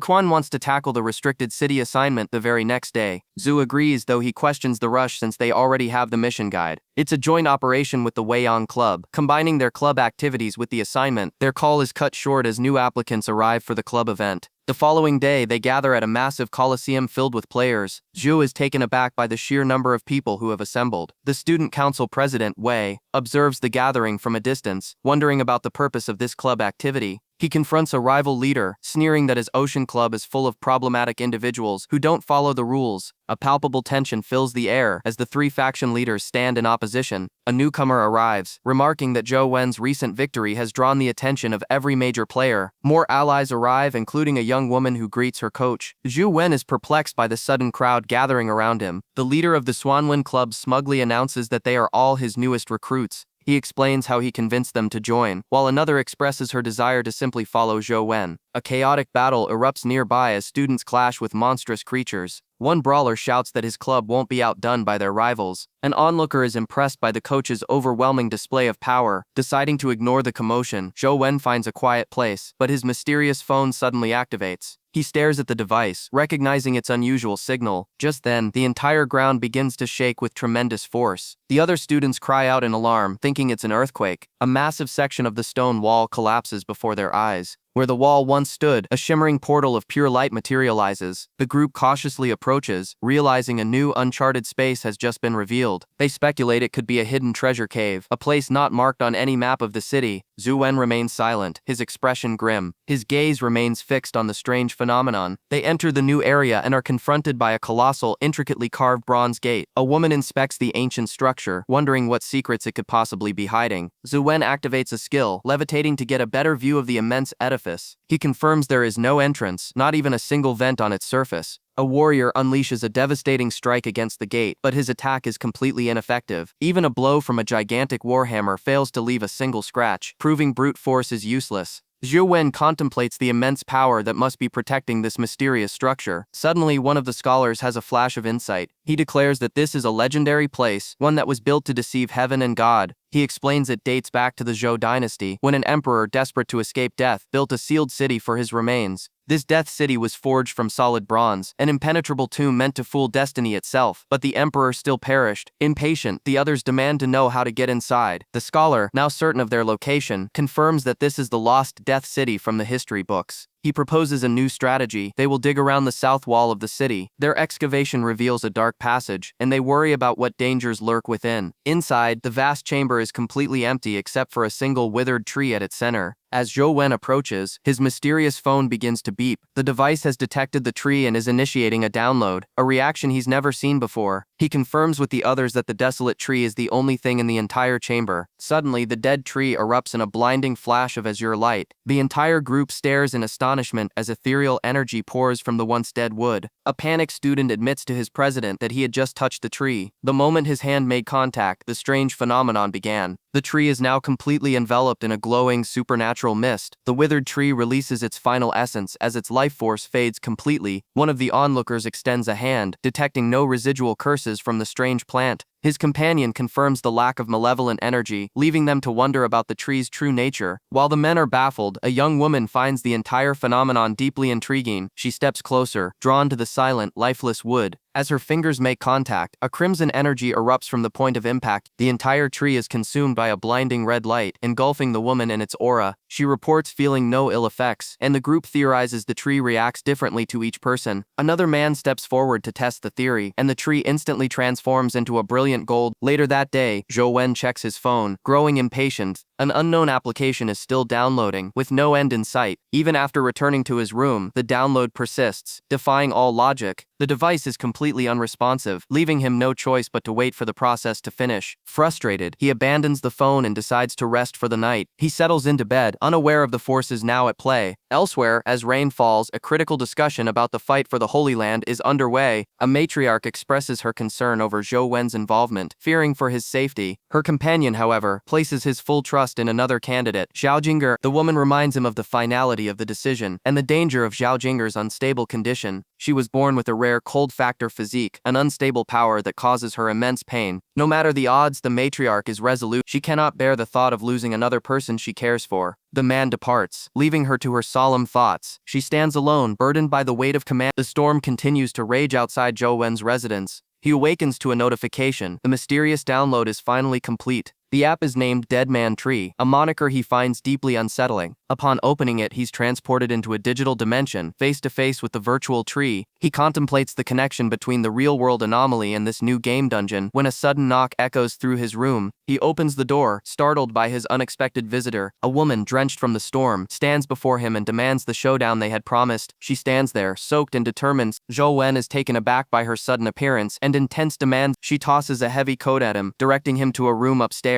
He gestures towards the room, questioning why she is here when she has already achieved the legend class. She reveals her true purpose. She's here to contest the spot for the Holy Land. He clarifies he has no interest in it and offers to persuade his sister to relinquish the position, but for her this is a matter of pride she cannot simply accept. She cries out, frustrated that after all her sacrifice and enduring her painful condition, her qualifications are still being questioned. The tense confrontation is interrupted by the ringing of his phone. He picks up the call from his friend, Li Swan. The news is grim. People from their trip to Death City have been found dead, and their friend Xiao Lu is among the victims. As the rain pours down, Zhou Wen rushes toward the building. A woman notes his sister's presence among the group. He immediately questions them about the students who supposedly died after entering the dimensional area. But the official report is different. They claim the students died from sudden cardiac arrest. Another student reveals the grim truth. He's seen the list, and all 5 of them touch the ominous black tree. He warns Zhou Wen that since he also touched it, he is now in mortal danger. The student explains that an investigation team found no trace of the tree in the Bronze Death City. Zhou Wen is stunned to hear that the tree has simply vanished without a trace. The situation is bizarre. Even with the army controlling the area, the college is powerless to intervene. His expression hardens with resolve. Realizing they can't even check on the victims, a woman from the esteemed An family offers to grant him access. She agrees to help, but makes it clear he will owe her a significant favor. He accepts her terms without hesitation. With the deal struck, they move out immediately. While waiting in the corridor, Zhou Wen contemplates the mystery, biting his thumb in deep thought. His mind returns to the malevolent entity known as the Dead Man Tree. He recalls seeing a twisted version of it inside his phone, looking different than it did that morning. He remembers noticing strange objects growing on its crystalline branches. They were blooming, crimson flower buds. He counts 5 buds, a number that perfectly matches the 5 deceased students. A paradox troubles him. Dungeons are based on reality, but they are supposed to be separate dimensions. So how could the dead man tree, which vanished from reality, still exist on his phone? He theorizes it's not a dungeon, but a system uploading reality itself, just like the companion eggs. His thoughts are violently interrupted. The woman returns, announcing she has secured access for him.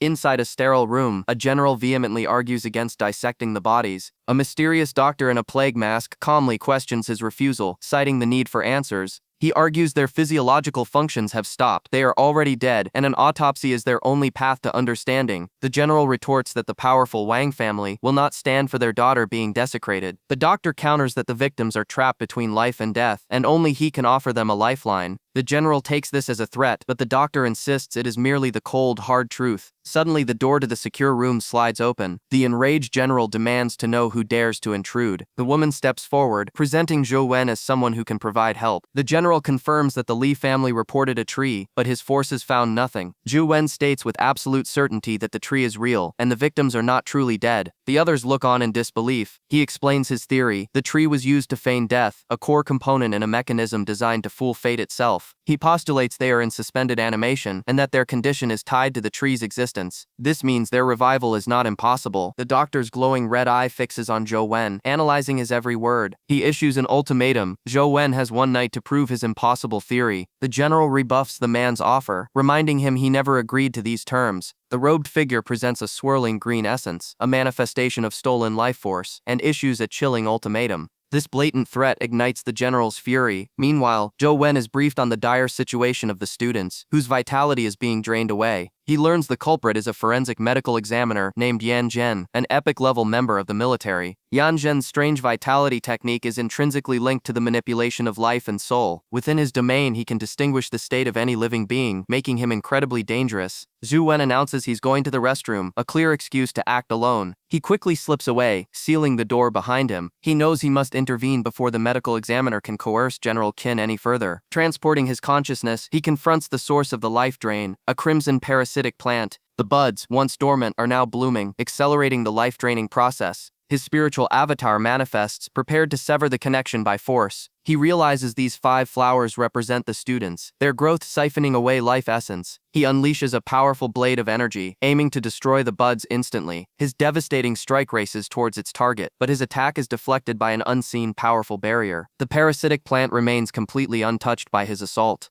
In the real world, one of the victims suddenly opens her eyes. The onlookers are stunned by her sudden recovery, and the general immediately understands its significance. Even Yan Zhen is bewildered, as the girl should still be near death, confirming Zhou Wen's theory was correct. Back in the spiritual realm, Zhou Wen sees the crystalline bud is completely unscathed. He is shocked that his star-slashing knife aura at full power was entirely ineffective. Suddenly, his companion spirits manifest to assist him in the fight. He commands them to focus their attacks and strike the bud simultaneously. However, the creature known as Dai Ting has already acted on its own initiative. With a sudden pop, the luminous bud vanishes from the stem. The creature didn't destroy it, it simply plucked the flower whole. As Dai Ting celebrates its prize, Zhou Wen bursts back into the medical room, demanding a status update. He slides to a halt, his urgency palpable. They all turn to the formerly comatose girl, who is now stirring from her deep slumber. She slowly regains consciousness, confused but clearly alive. The general reports that the girl seems to be fine, a testament to Zhou Wen's intervention. He confidently states the other students will soon recover, completely thwarting Yan Zhen's sinister plot. Zhou Wen downplays his role, dismissing it as a fluke before attempting to leave. He knows he must pluck the other buds, but his path is blocked by the ominous figure of Yan Zhen. The medical examiner's eye glows with a menacing red light, his hostile intentions now undeniable. A woman receives a call, learning that the other students have finally woken up.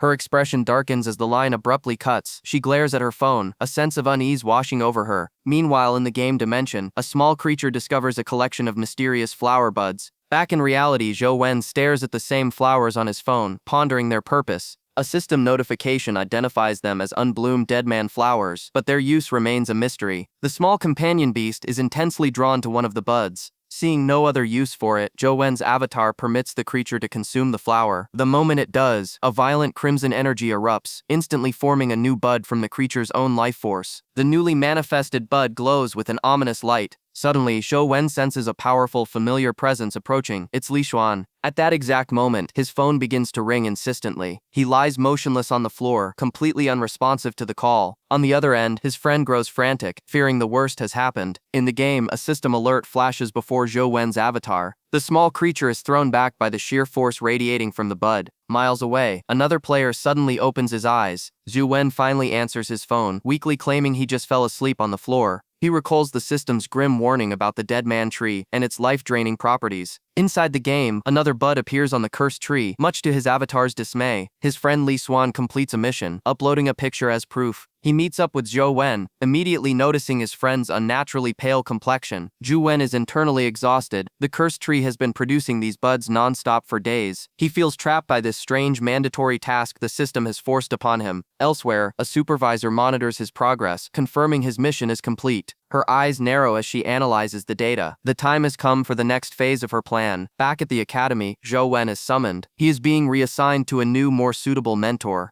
The instructor explains that his unique talents require a specialized teacher. His new mentor is Wang Mingyuan, a man whose academic prowess is legendary, despite his low combat ranking. Leaving the office, Zhou Wen realizes he isn't the only one under this new tutelage. He is greeted by two familiar faces, who seem to have been expecting him. To his surprise, they are not only his seniors but also fellow mentees of Wang Mingyuan. Their new assignment takes them to the frigid, desolate old dragon cave. They are told their mentor is already deep inside, conducting research. Another senior, a fiery red-haired youth named Zhang Zia, greets them with a smirk. He seems overjoyed by Zhou Wen's arrival, proclaiming his own freedom. His previous duty was to endlessly pull a colossal frozen chain from the depths of the icy chasm. He questions the purpose of the massive chain before him, a simple entry-level task from his mentor. His comrade explains it's for fishing a dragon from the well below. The well occasionally emits a strange light and a dragon's roar, necessitating this special chain. He is incredulous, questioning the existence of a legendary dragon. Another dismisses it as a guess, likely just another dimensional creature. The protagonist scoffs at the idea, brushing it off as a fantasy. He grabs the chain, only to be hit by an overwhelming, bone-chilling cold. He's warned that according to the mentor's rule, he cannot use any vitality skills to assist him. Undeterred, he grips the chain with his bare hands, ready for the trial. He begins to pull with all his might, the immense weight resisting him. His hands immediately begin to freeze over from the chain's intense frigid energy. His peers observe from a distance, noting how many times he has already tried. They remark that while the cold damage is limited for his class, the pain is still immense. Suddenly, a figure appears behind him just as he's about to give up. It is his mentor, Wang Mingyuan, along with the rest of the team. The legendary figure stands before him, a quiet intensity in his gaze. His mentor offers him a warm soup to ward off the debilitating cold. Gathered around the fire, the mentor asks how many times he has attempted the task. He then questions why the protagonist didn't consider a more strategic approach. One of his seniors, it's explained, used overwhelming speed to pull the chain before the cold could set in. Another waited for the cold's intensity to wane before making his move. The protagonist argues he was simply following the rule about not using skills. The mentor reveals that out of all his students, only 2 have ever persisted after failing dozens of times. The other was a senior who has since graduated, and he reminds him that rest comes only after success. With renewed determination, he finally succeeds, hauling the chain's end from the depths. At the end is not a hook, but a colossal ancient anchor. The anchor's shape is strangely familiar, though it appears heavily weathered. He asks his mentor what this massive object could possibly be. The mentor calls it a fishhook, revealing a net full of iridescent companion eggs as bait. He entrusts the mission to the protagonist, telling him to place the hook back into the well. As he walks towards the abyss, he wonders if a dragon truly waits below. A system window suddenly materializes, identifying the location as the Dragon's Gate Grotto's dungeon. He gazes into the abyss of the dragon, while questioning its depth. To withstand the immense pressure, he activates his Lotus Buddha body. This divine power should be enough to protect him on his descent. Without hesitation, he plunges headfirst into the darkness. He descends like a crimson meteor through the chasm. The air itself begins to freeze around him. He realizes the deeper he travels, the more unbearable the cold becomes. He lands on a ledge knowing even his enhanced physique will fail against this extreme temperature. But then he recalls a vitality technique of pure fire. He switches his power source to the ancient Imperial Sutra. Flames erupt around his body, creating a barrier against the suffocating cold. The fiery energy cuts a path downward through the icy depths. He pushes forward, struggling as the frost continues to assault his defenses. The sutra is at its limit, but he senses the bottom is finally near. He summons a demonic light needle, using his enhanced hearing to scout ahead. He focuses his senses, listening for any sign of life in the frozen silence. His probe strikes something solid, shattering ancient ice. From the depths, a colossal shadow begins to stir. A massive serpentine form is revealed, encased within the ice. At its core lies a mysterious, pulsating dark orb. He is utterly shocked by the discovery.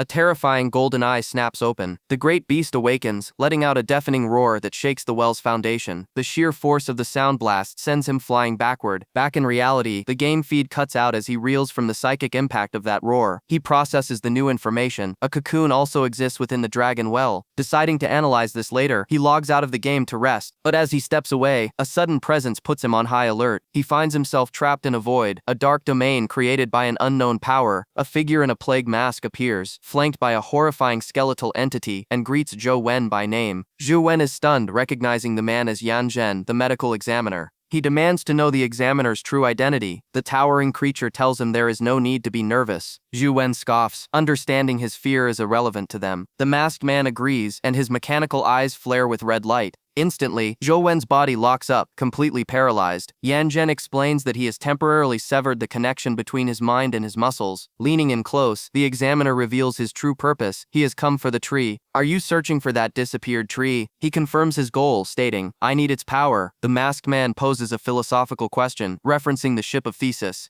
He explains the unsolvable paradox of identity and replacement. Over time, every single component of the ship would be new. Zhou Wen listens intently, processing the riddle. It was never the ship that decides, the figure states. It is its ruler. He equates the body to the ship and consciousness to the soul, the true self. The dimensional storm granted humanity evolution, but from the lowest possible starting point. His research aims to extract the human soul, granting eternal life and ascension. Zhou Wen is stunned by the sheer audacity of the plan, unsure if he's facing a genius or a madman. The man reveals he has dedicated his life to understanding the abstract concept of the soul, but every attempt to separate the soul from the body resulted in the immediate cessation of all life force. The connection was absolute and seemingly unbreakable. However, the students who were mysteriously revived had somehow defied this fundamental rule, and the key to this defiance lies within the vanished tree, which holds the power he covets. The researcher reveals his theory. The tree was in equilibrium, and Zhou Wen's arrival was the variable that caused its disappearance. He and Anjing are the two variables that upset the entire balance of Death City. Zhou Wen dismisses this as mere conjecture based on limited information. Unfazed, the man announces his true intention, to separate Zhou Wen's memories from his brain. An ethereal blade of energy manifests and lunges toward him. Zhou Wen is caught completely off guard by the sudden assault. His enemy explains that without his memories, his mind will collapse, rendering him an empty shell, declaring it a necessary sacrifice for human advancement. The blade descends to strike. The attack closes in, promising a swift end. But just before impact, a crimson energy erupts, consuming the blade. The mysterious red power overwhelms the assailant's attack completely. The attacker is thrown back, shocked by this unexpected turn of events. He realizes instantly that Zhou Wen has been concealing a formidable secret. A skeletal entity emerges from the man's form, its eyes glowing with malevolent power. But Zhou Wen's own eyes now burn with a terrifying red light as he unleashes his soul-controlling eyes. A beam of pure power lances out, striking the creature directly. The entity reels back, stunned by the force of the counterattack. It shrieks in disbelief, unable to comprehend how a legend-class being could wield such immense power. Surrounded by a swirling vortex of crimson energy, Zhou Wen declares the termination of the encroacher. The red tendrils of power envelop the creature, sealing its fate. It is instantly annihilated, leaving not even a trace behind. As the barrier shatters, the immense power backlash hits Zhou Wen, who collapses to his knees. He questions if he's about to become the first person to die from their own life providence. His body gives out and he falls unconscious to the cold stone floor. Sometime later, Zhou Wen awakens in a strange bed, his mind hazy. He finds himself bandaged and treated, realizing he somehow survived the ordeal. A sharp pain reminds him of the grievous injuries he sustained. His mentor appears, informing him that his life providence was used to save him, but his body still needs time to recover. The young man awakens in a makeshift infirmary, his body ravaged by a mysterious assault. His mentor, Zhang, explains he was found unconscious and brought back from the brink of death. The diagnosis is grim. His meridians were shattered and his organs severely damaged by an overwhelming power. Zhang demands to know the identity of his attack. The memories are a blur of searing pain, an internal power overwhelming his own body. He recalls a strange consciousness intruding on his own, as his limits were broken. Zhang then reveals a chilling fact. No trace of any assailant was found at the scene. He was discovered completely alone, lying in a pool of blood. This seems impossible. He clearly remembers his enemy self-destructing before him. The man known as Yan Zhen had seemingly exploded on the spot. His mentor reveals another anomaly discovered during the healing process. A separate, unknown power had shielded his heart from the fatal blow, saving his life. He is stunned to learn of this hidden energy protecting him. Seeing his mentee's vulnerability, Zhang offers him a gift. He is presented with an old, unmarked note. It is a manual for a legendary technique, the 7 scattered palms. Since his mentor cannot always be there, he must forge his own strength. This unique martial art is a synthesis of 7 powerful palm styles. Zhang believes it is perfectly suited to his physique and will accelerate his growth. Immobilized by his severe injuries, he has nothing but time to study the new technique. The grim reality of his condition sets in. After making a quick call for a favor, he realizes his situation is not entirely hopeless. Though his real body is broken, he can still act. His friend reluctantly agrees to help, urging a swift recovery. He clenches his fist, feeling a sliver of strength return. If he cannot train physically, he will cultivate the new technique within the game. His thoughts drift back to the battle and the strange tree Yanzhen gave his life for. He pulls up the game's interface on his device. A new icon has appeared in his system, the Dead Man tree. He is shocked to see the tree now exists within one of the game's dungeons. Inside the virtual world, his avatar approaches the ominous plant. It has not only reappeared but has grown a second, glowing bud. He believed the tree was gone forever, but now it seems connected to him. A dreadful realization dawns on him as he connects the pieces. If no body was found at the scene, then Yanzhen didn't just die, he vanished. Zhou Wen relentlessly practices his new technique, moving like a blur through the chamber. He channels immense power through his strikes, each one faster than the last. Stopping his hand abruptly, he analyzes the 7 scattered palms, realizing each of its 7 moves requires far more training to master. His attention then turns to the ethereal glow of the Dead Man flower. His mind flashes back to the depths of the ant cave. The memory of a violent clash of energy is still fresh. A monstrous golden insectoid blocked his path, its armor too strong for his techniques to penetrate. He and his fairy companion narrowly evaded its deadly attacks. Using the Dragon's Gate Apsara technique, he maneuvered towards his true objective, a mysterious cocoon. But the guardian beast was too fast, intercepting his advance. He was violently slammed to the ground, the mission a failure. The failure still stings. Back in reality, he ponders the connection between the dragon nest and the ant cocoon, certain a great secret lies within them. He lies in bed, recovering from his wounds and analyzing his defeat. His current skills are insufficient. He needs a superior vitality technique. The taste of the recovery medicine is bitter. His companion explains that their mentor is occupied studying the dragon well. Trusting his friend's vast knowledge, he asks for help. He questions if a flying skill exists that surpasses his current Apsara technique. After a moment of thought, his companion recalls an ancient legend. He speaks of the chasing sunbirds of Sunset City. Zhou Wen asks if this legendary place has any connection to their own Sunset College. His companion clarifies the name's simple origin. It was once a place renowned for its view of the sunset. Just then, Senior Zhang enters, bluntly telling him to abandon the foolish idea. He scoffs, questioning if Zhou Wen even knows the city's true location.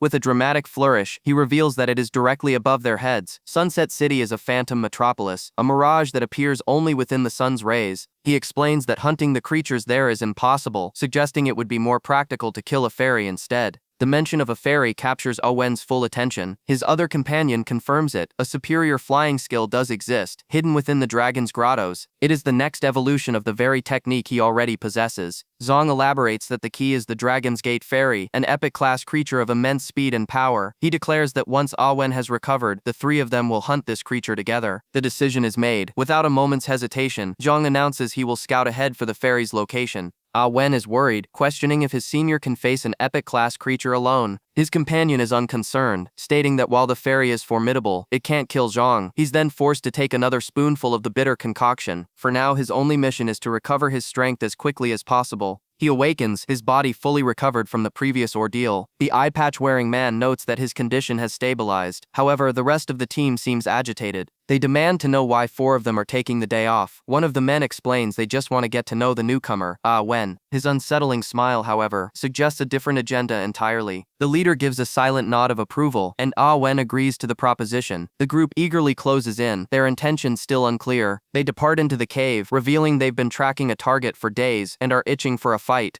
Wen consults his senior about their chances of survival against a fairy. He recalls never encountering one, even in the most dangerous dungeons from the game. One of the men simply finds the thrill of the unknown more interesting. Another teammate remarks on the unique, almost mismatched assembly of their group. Their destination is revealed, the foreboding Lotus Cave. Inside, a ferocious beast roars, guarding a massive stone lotus. Wen instantly identifies the monster as an Apsara beast. His companion points to the mark on its head, confirming it as a fairy's first follower. This is proof that a fairy has crossed the dimensional crack, a rare and dangerous event. The strategy becomes clear. If they kill the beast, they can lure out its master. It's time for Wen to prove his worth after his long period of rest. He walks forward, confronting the monstrous guardian alone. The beast lunges with savage speed, its claws aimed to kill. It strikes with blinding ferocity. But Wen slams his palm into the ground, a powerful shockwave deflecting the attack. He is completely familiar with its attack patterns from his time in the game. He prepares a powerful technique, the 7 scattered palms. A devastating fiery strike lands directly on the creature's torso. The force of the blow reverberates throughout the entire cavern. The others watch in awe, stunned that he mastered their mentor's technique so quickly. But the red-haired scout suddenly looks concerned. He realizes the mark on this beast is different from the one he was tracking. Suddenly, a terrifying presence descends upon them all. A mysterious entity appears, holding a dark eclipse in its hands. It's a fairy, but her aura is overwhelming and malevolent. Wen observes that her dark attire is nothing like the benevolent fairies from the old murals. One of his teammates is violently thrown aside as another screams a warning. It's a mutant fairy. The entity unleashes a blinding assault of energy ribbons. The scout realizes their weapons are useless inside the creature's domain. He is struck down before he can escape. Wen turns to flee, but smacks into an unseen wall. A powerful barrier has materialized, sealing off any chance of escape. They are trapped inside with an enemy of immense power. The team closes in on the ethereal winged creature hanging in the darkness. The red-haired brawler materializes his firearm, unleashing a crimson blast. He charges forward, challenging the powerful entity directly. Their leader issues a grim warning, fight with everything, or perish. The protagonist equips his lotus gauntlet, ready for the confrontation.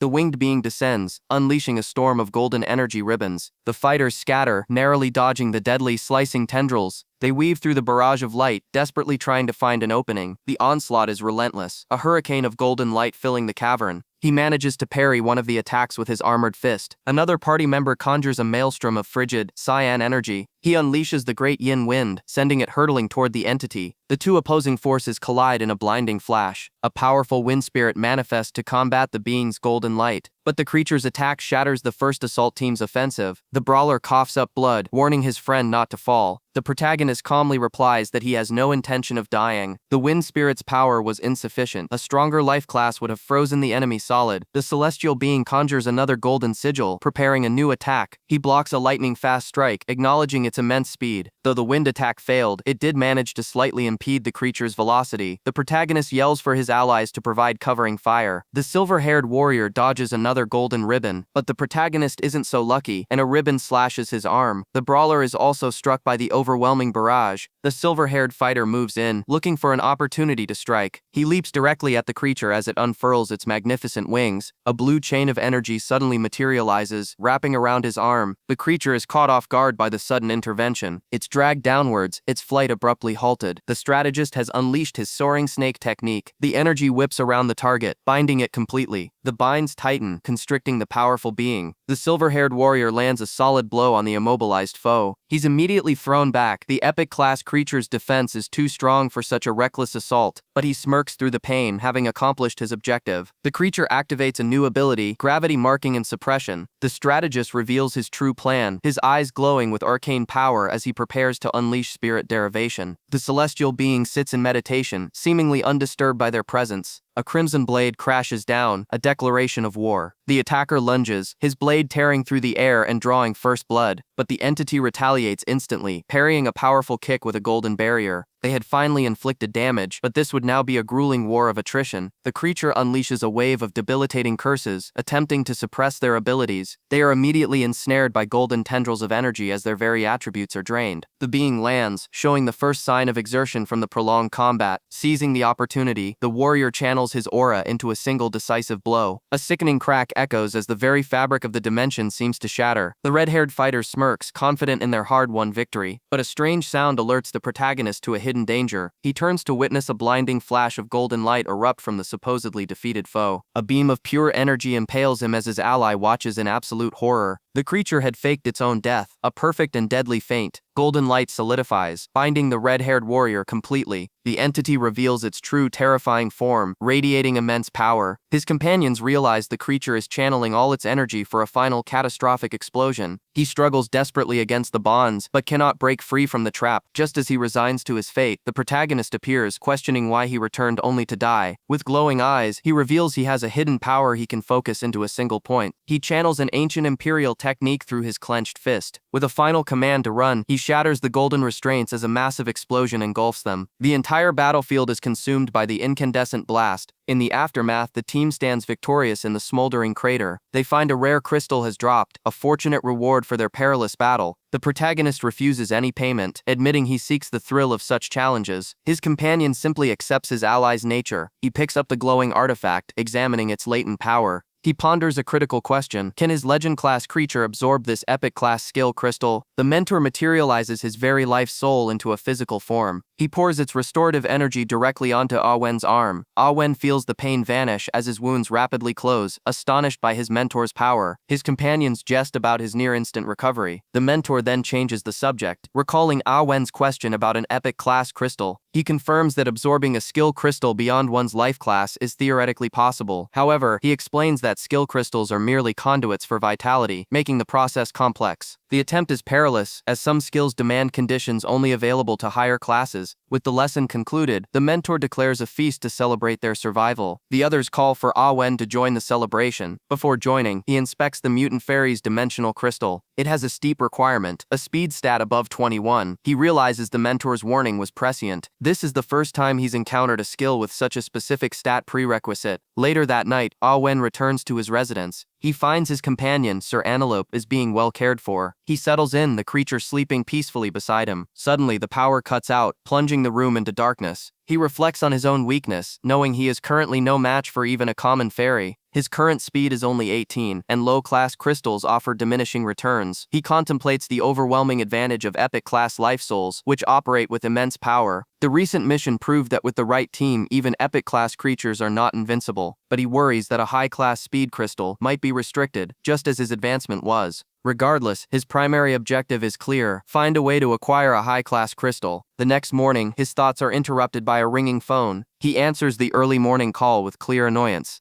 Soon after, he's being chauffeured through the city. He asks his companion to drop the formal title of young master. The man Ah Sheng reminds him that the madam is waiting. Ah Wen suddenly remembers he owes Sister Lan an answer regarding the rights to the Holy Land. They arrive at an opulent estate. Inside, the madam questions his decision to back out of a critical opportunity. He confirms his choice, stating he's willing to forfeit the coveted Holy Land trial reward. Compared to the secrets of his mysterious pocket watch, the Holy Land seems insignificant. He changes the subject, asking for his father's whereabouts. Ah Sheng asks to speak with him privately, but the madam states she respects Ah Wen's choice. As he turns to leave, Ah Sheng stops him, unable to accept his decision. Ah Wen gives a final unwavering confirmation. Ah Sheng accepts that his mind is made up. Still, he asks for a few moments of his time. He leads Ah Wen into a private room. Ah Wen is confused by the sudden secrecy. Without warning, Ah Sheng falls to his knees. Ah Wen is stunned as a memory flashes through his mind of a heavily scarred man. He realizes the man before him is that same person, his body a testament to countless battles. His subordinate reveals a chilling truth, his body a canvas of horrific scars from battles that never fully healed. He turns, showing his back covered in the same deep gashes, the price of confronting the dimensional threat. The man warns that even greater challenges await, leaving the young master stunned by the revelation. For nearly 50 years, the world has been unknowingly protected by a planetary restriction, but that fragile peace is shattering as dimensional creatures relentlessly breach the defenses. He finally understands. The recent monster attacks were symptoms of a collapsing border. The situation is far more dire than he imagined. If the restriction fails, humanity will face annihilation from otherworldly beasts. Incursions are already happening, with several recent invasions near populated areas. The cost of these breaches is already high. An elite, epic-class officer and his entire squad were lost in the fighting. The memory of their sacrifice is a stark reminder of the stakes. Without overwhelming power, protecting anyone is impossible, and this divine gift is a rare opportunity being offered.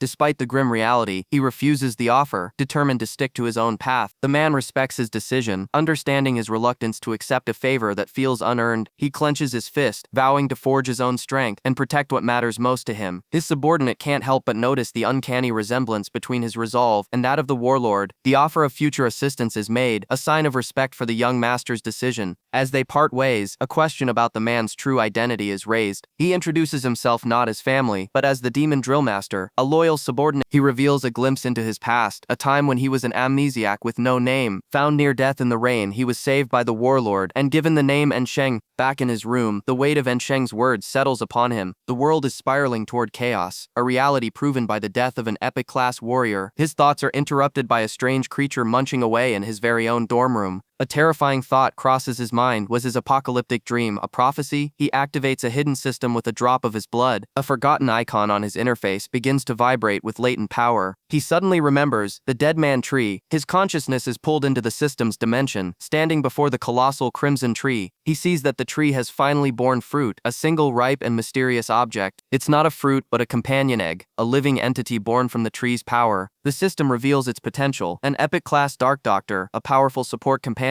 He's stunned by the tree's ability to create life, but an epic-class companion also represents a significant risk. This is the opportunity he needs, a chance to shatter his current limits. As he confirms the hatching process, a surge of crimson energy erupts as the new life form is born. He pants heavily, the strain of the process evident on his face. His physical form has been reinforced, allowing him to endure the excruciating pain of hatching an epic-level egg. And through the pain, he feels it, the connection to a new and powerful summon contract. The system displays the creature's class, Dark Doctor, an epic entity with unsettling medical skills. A cloaked figure materializes before him, its presence deeply unnerving. Now in a new dimension, he reviews the summon's abilities, starting with Scalpel, a skill for precise incisions. He realizes all three skills are highly specialized medical techniques, a field entirely alien to him. The Dark Doctor is only a hatchling, yet its terrifying aura is immense, a testament to its epic-class providence. The spectral form of the being looms over him, a chilling reminder of the power he now commands. He ponders his situation, caught in a loop where he must hunt epic creatures to acquire more epic companions. Relying on his seniors is no longer an option. He must forge his own path. Back in the real world, he receives a call from the training facility. A comrade invites him on a hunt to challenge an epic-class creature. He remains non-committal, weighing his options carefully before agreeing to connect later. Getting up, he prepares to leave, his destination unknown to the others. He has a different call to make, a different objective in mind. His mission takes him to the Holy Land of the Federation, a place where he must handle a delicate matter. Since his senior is unavailable, he decides to proceed with the others and selects a target. His strategy is clear: hunt elusive, difficult creatures to maximize their chances of success. He navigates a virtual interface, scrolling through numerous dimensional gates. The Halal Pass is too dangerous, and the Golden Flying Ant Cave is also not a viable option. The formidable ant creature is a foe he is not yet prepared to face. He dismisses it, seeking a weaker epic-class monster to begin his hunt. His finger lands on a new target, a different dungeon entirely. He arrives at the Dragon's Gate Grottos, a network of independent caves perfect for exploration. A small tiger-like creature with glowing eyes lets out a fierce roar. He observes the seemingly harmless animal, assessing it from a distance. He dismisses it as a mere mob, but its paw descends with blinding speed and lethal intent. He is forced to block the attack, which impacts with explosive force. To his utter shock, he realizes this small creature is no common beast. It's an epic-class monster. A maelstrom of ice erupts from the ground. The small creature unleashes a ferocious roar, leaping through the frozen shards. Its opponent counters, unleashing a crimson wave of pure energy. He channels his power into a devastating star-slashing aura. The two cataclysmic forces are about to collide. The tiger's ice shatters under the immense pressure. From the vortex of defeat, a new power begins to stir. A figure becomes trapped within a massive prison of ice. Cracks spiderweb across the surface as a colossal silhouette takes shape within. The true form of the beast emerges, a titan of ice and fury, overwhelming him with its raw power. His own vitality is fading fast, yet the creature shows no signs of fatigue. He stumbles, his energy completely depleted. A gigantic paw descends to deliver the final blow. The simulation ends, and he finds himself back in his room, reflecting on his failure against the epic-class creature. He sits up deep in thought. He concludes that taking it on with a team is the only viable option.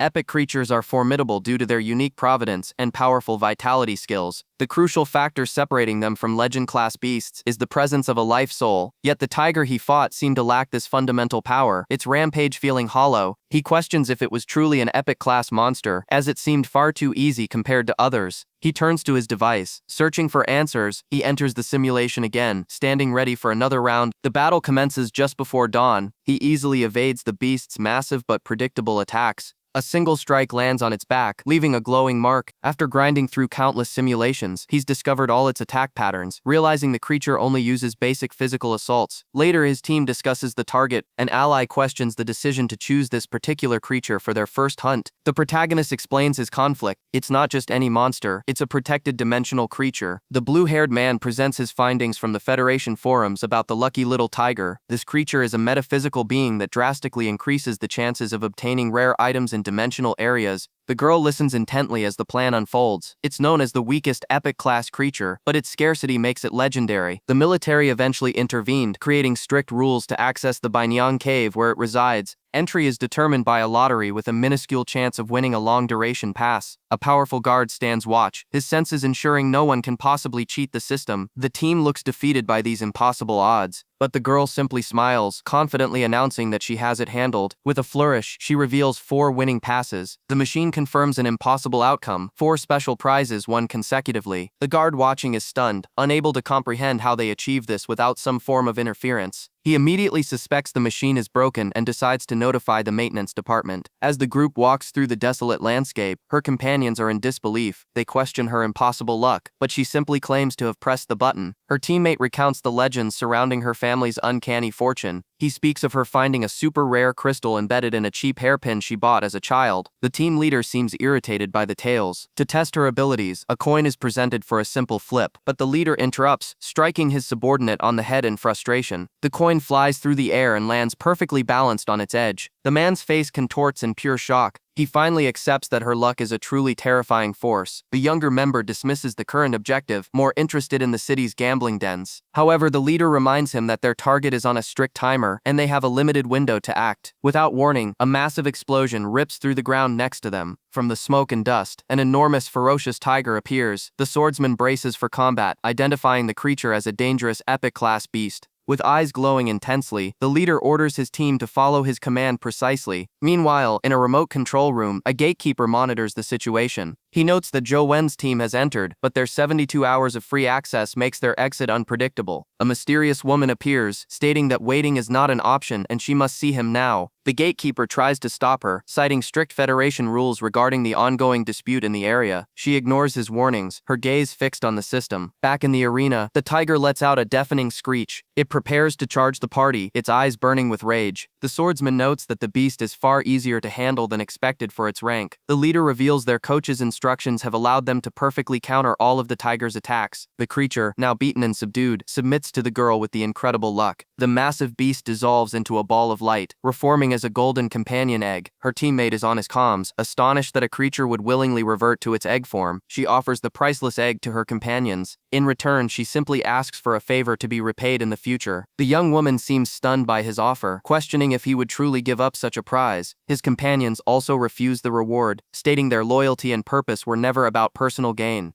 The protagonist wonders at their strange logic, considering the immense value of what they're casually dismissing. As his allies depart, they offer their future assistance whenever he might need it. Suddenly, a figure blocks his path. It is Jing, and the screen behind her flashes with a message of failure. She confronts him directly, demanding his attention. She questions his decision to refuse the divine gift. He calmly explains that the right was never his to begin with, and he was simply returning what he believed was hers. His logic only infuriates her. She accuses him of insulting her power and legacy. He denies it, instead issuing a challenge for her to reveal the true strength that others seek to protect. He resolves to face any challenge head-on, refusing to shrink away from the forces that obstruct his path. He then reminds her of a favor she owes him. She acknowledges the debt and demands he state his request immediately. Her command is absolute. He must conquer the territory of the divine gift for her. He sighs, accepting the monumental task she has laid before him. Later, Enjing prepares to give him a full briefing. She assumes his ignorance and declares her intention to tutor him on the nature of the divine gift. She explains that the territory is a massive, unique dimensional area. Within this dimension exist godlike creatures of immense power. These demigods test mortals, and those who pass are granted special bloodlines. The world's first 6 heroes were born from these trials, receiving their legendary abilities. The Holy Emperor's physique he fought was merely one of the 6 bloodlines, passed down through generations. However, she notes that the power of the descendants pales in comparison to the original heroes. He questions why such a world-altering power is restricted to the young, bypassing the planet's strongest experts.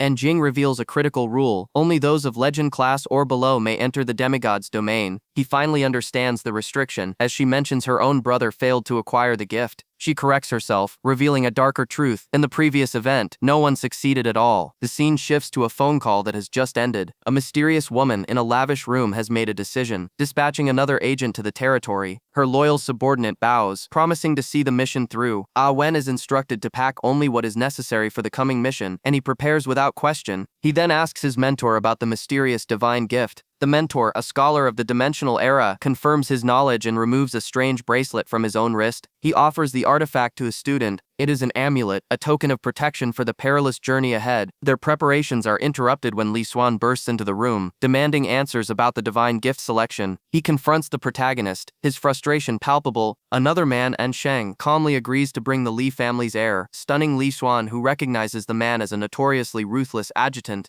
Sheng is amused by his reputation, but Li Xuan remains wary, still whispering his concerns. As they depart, the adjutant reminds him that his hearing is exceptionally sharp. A moment later, Sheng's phone begins to ring. He answers the call, addressing the person on the other end as Warlord. He receives a direct military order from a high-ranking officer. His new directive involves a detour through the treacherous Kinling Mountain. He is ordered to bring his companions along to expedite the mission. The call concludes, and the new plan is set in motion. His gaze falls upon Zhou Wen and the Li family heir. He proposes a sightseeing trip to the mountains, veiling the true nature of their detour. They depart from the city, heading towards the remote wilderness. Their vehicle speeds along the highway, leaving civilization behind. Li Xuan questions the change of plans, but is told the reasons will soon become clear. Sheng confirms they are heading to investigate a potential dimensional mutation in the mountain. The protagonist listens intently, understanding the gravity of the new mission. The adjutant reveals the dark history of the region. Many forces who tried to establish a presence there simply vanished overnight. The warlord suspects a new mutation as the cause of the area's instability, and they are the reconnaissance team. They drive deeper into the desolate territory. The road ends, forcing them to continue their investigation on foot. As night falls, an unnatural cold descends upon the forest, but neither of them is affected, their internal cultivation techniques providing all the warmth they need. The protagonist activates his ancient Imperial Sutra, a power perfectly suited to resist the extreme cold. A radiant energy emanates from his body, warding off the biting chill. He stands ready, completely unfazed by the hostile environment. The group settles around a roaring campfire for the night. Li Ha remarks that animals seem to favor Zhou, pointing to the small bird on his head. He notes that even Sheng's powerful senses can't identify the creature, though it seems harmless. He suggests that Zhou should keep the non-aggressive creature as a pet. Zhou declines, already burdened by expensive companions back home. Suddenly, the small bird slips from his grasp and scurries down his shirt. He realizes the creature is trembling, likely from the cold night air. Sheng identifies it as a dimensional fledgling, likely separated from its parents. He clarifies that not all such beings are born powerful. The military has encountered juveniles before. They recall seeing other weak creatures in the non-killing realm, but Zhou is perplexed as to why this one is so fixated on him. He then feels a familiar energy. The bird is reacting to the ancient Imperial Sutra within him. Changing the subject, Li Hao asks about the fate of his dimensional antelope. Zhou explains he left the creature in the care of a trusted ally. A brief flashback shows the young woman holding the small beast. Li Hao appears unconvinced by this decision. They decide to rest for the night and venture into the dimensional zone at first light. The next morning, they begin their expedition, analyzing the area's data. As they trek deeper into the forest, the small bird continues to follow them. Zhou specifies that its attention is fixed solely on him. Hours pass with no sign of danger, much to Li Hao's boredom. Zhou silences him, sensing something is amiss. He questions the very nature of the space, noting the complete absence of any dimensional creatures. Sheng reveals he has been projecting his aura, deterring any lesser beasts from approaching. Li Hao mentions he was able to perceive the legendary dragon vein, thanks to Sheng's protection. This piques Zhou's interest, connecting the dragon vein to the fabled Kunlun Mountain. They speculate that such a powerful location could harbor divine beasts. Li Hao's confidence quickly evaporates as an immense presence fills the air. A glimpse of magnificent golden wings cuts through the sky. A colossal fiery phoenix descends from the heavens. The team is stunned, with Sheng confirming the creature's identity as a legendary phoenix. He commands absolute silence, his senses overwhelmed by its immense power. A creature of this magnitude should not exist in an outer region like this.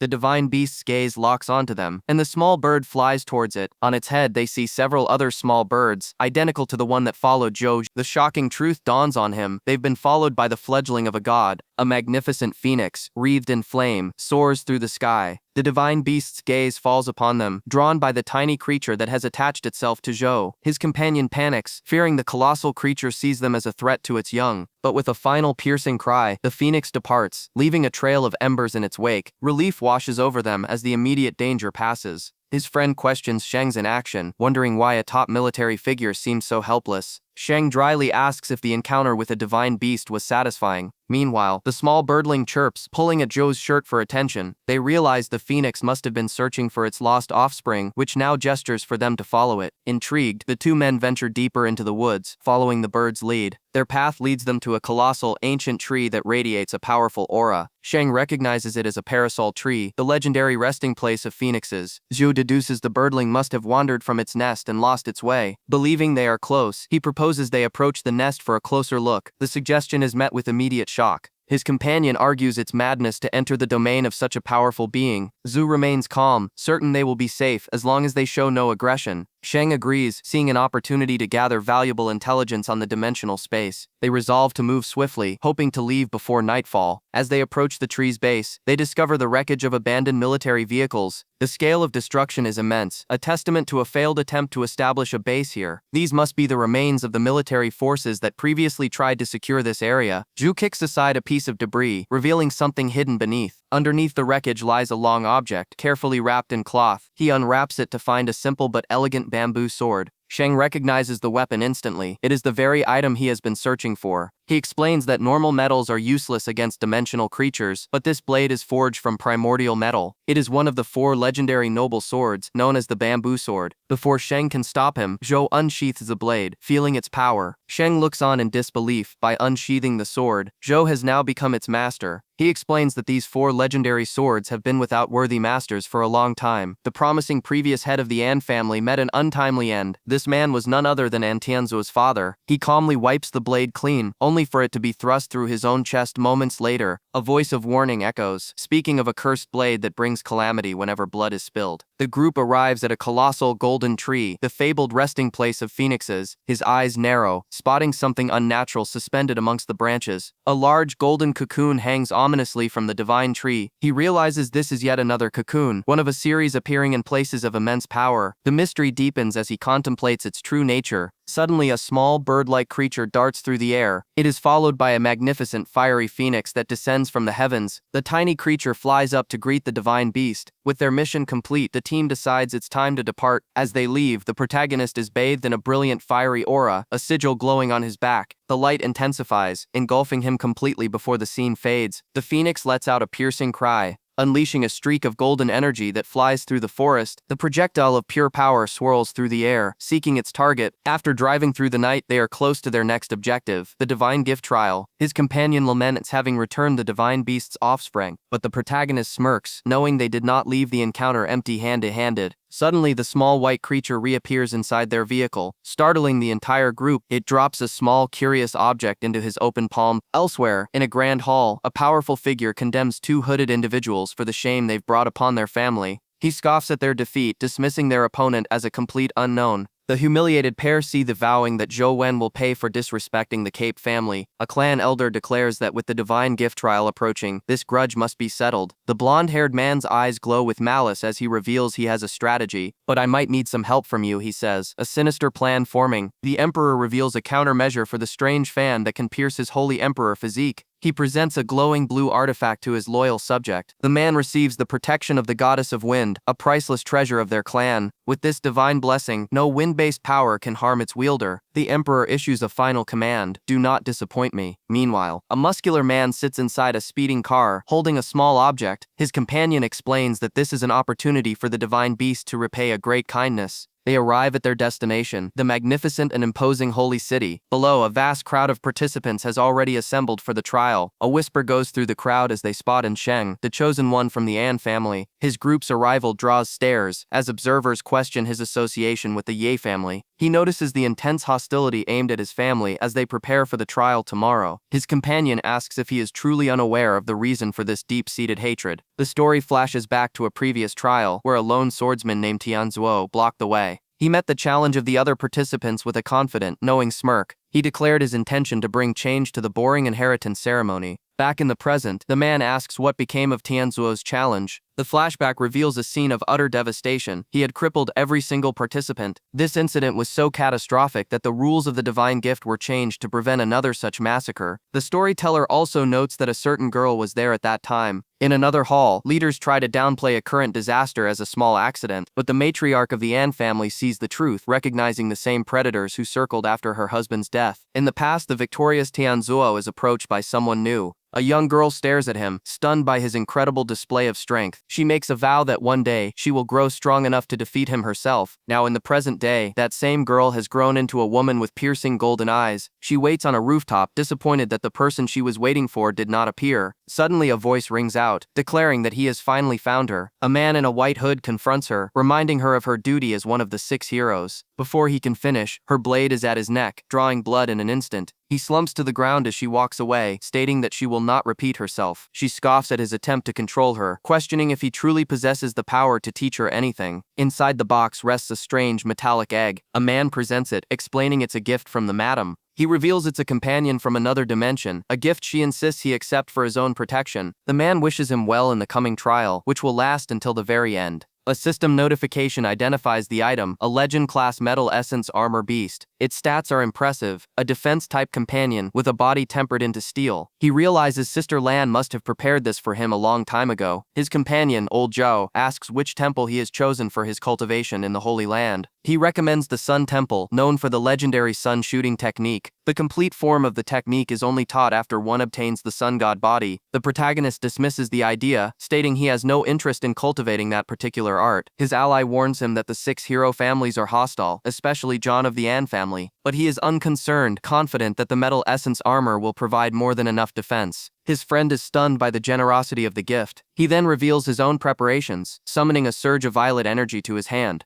A massive, crackling blade materializes from the lightning. He summons his own legend-class companion pet, the unparalleled Thunder God General. It's a 1-in-a-million mutant with a unique skill, the Thunder God Attractor. A sudden realization dawns on the protagonist. He correctly deduces that his friend received assistance from Xiaolu to acquire such a powerful beast. Their personal information is verified, and the passage to the trial is opened. A massive teleportation sigil activates beneath the crowd of participants. They agree to meet later at the innate temple before being separated. A brilliant pillar of light erupts from the city center, transporting them away. He materializes in a new realm, a desolate land filled with ancient ruins. Touching down, he kicks up a cloud of dust and debris. He surveys the vast, empty space of the trial grounds. An imposing figure appears, remarking on his courage for daring to enter despite being an enemy of the Cape family. The protagonist looks up, completely unfazed by the sudden confrontation. The man, flanked by angelic warriors, reveals he has manipulated the Holy Land itself to change their landing points, ensuring there is no escape. A cruel smile spreads across his face as a divine artifact on his chest begins to glow. Cutting the monologue short, the protagonist summons his own weapon, prepared for the inevitable clash. The two combatants faced each other in the sky, riding massive avian beasts. But in a flash, the enemy summons were dismissed, sending their riders plummeting to the ground. The men crashed hard onto the stone floor as Zhou Wen landed gracefully. His power was absolute. All avian creatures are forced to submit to the angered phoenix. The enemy leader could only watch in disbelief as his own companion pets abandoned him. His remaining ground forces were swarmed, ordered to eliminate the target at all costs. But Zhou Wen simply gestured for his own forces to stand down, deciding to handle this himself. He armed himself with a powerful fan, ready to face them alone. The leader recognized the weapon with a jolt of fear. A hurricane of immense power erupted from the fan. It formed a colossal tornado, threatening to tear the ruins apart, but the attack simply dissipated around the enemy leader. He revealed his immunity, a divine protection that nullifies all wind-based effects. He taunted Zhou Wen, challenging him to fight without the power of his artifact. In an instant, Zhou Wen cut through the man's summoned beasts with blinding speed. The enemy leader stared in utter shock at the display of raw power. He couldn't comprehend how Zhou Wen still possessed such vitality after unleashing a massive attack. The remaining subordinates launched a desperate, coordinated assault. Zhou Wen was engulfed in a barrage of explosive energy blasts.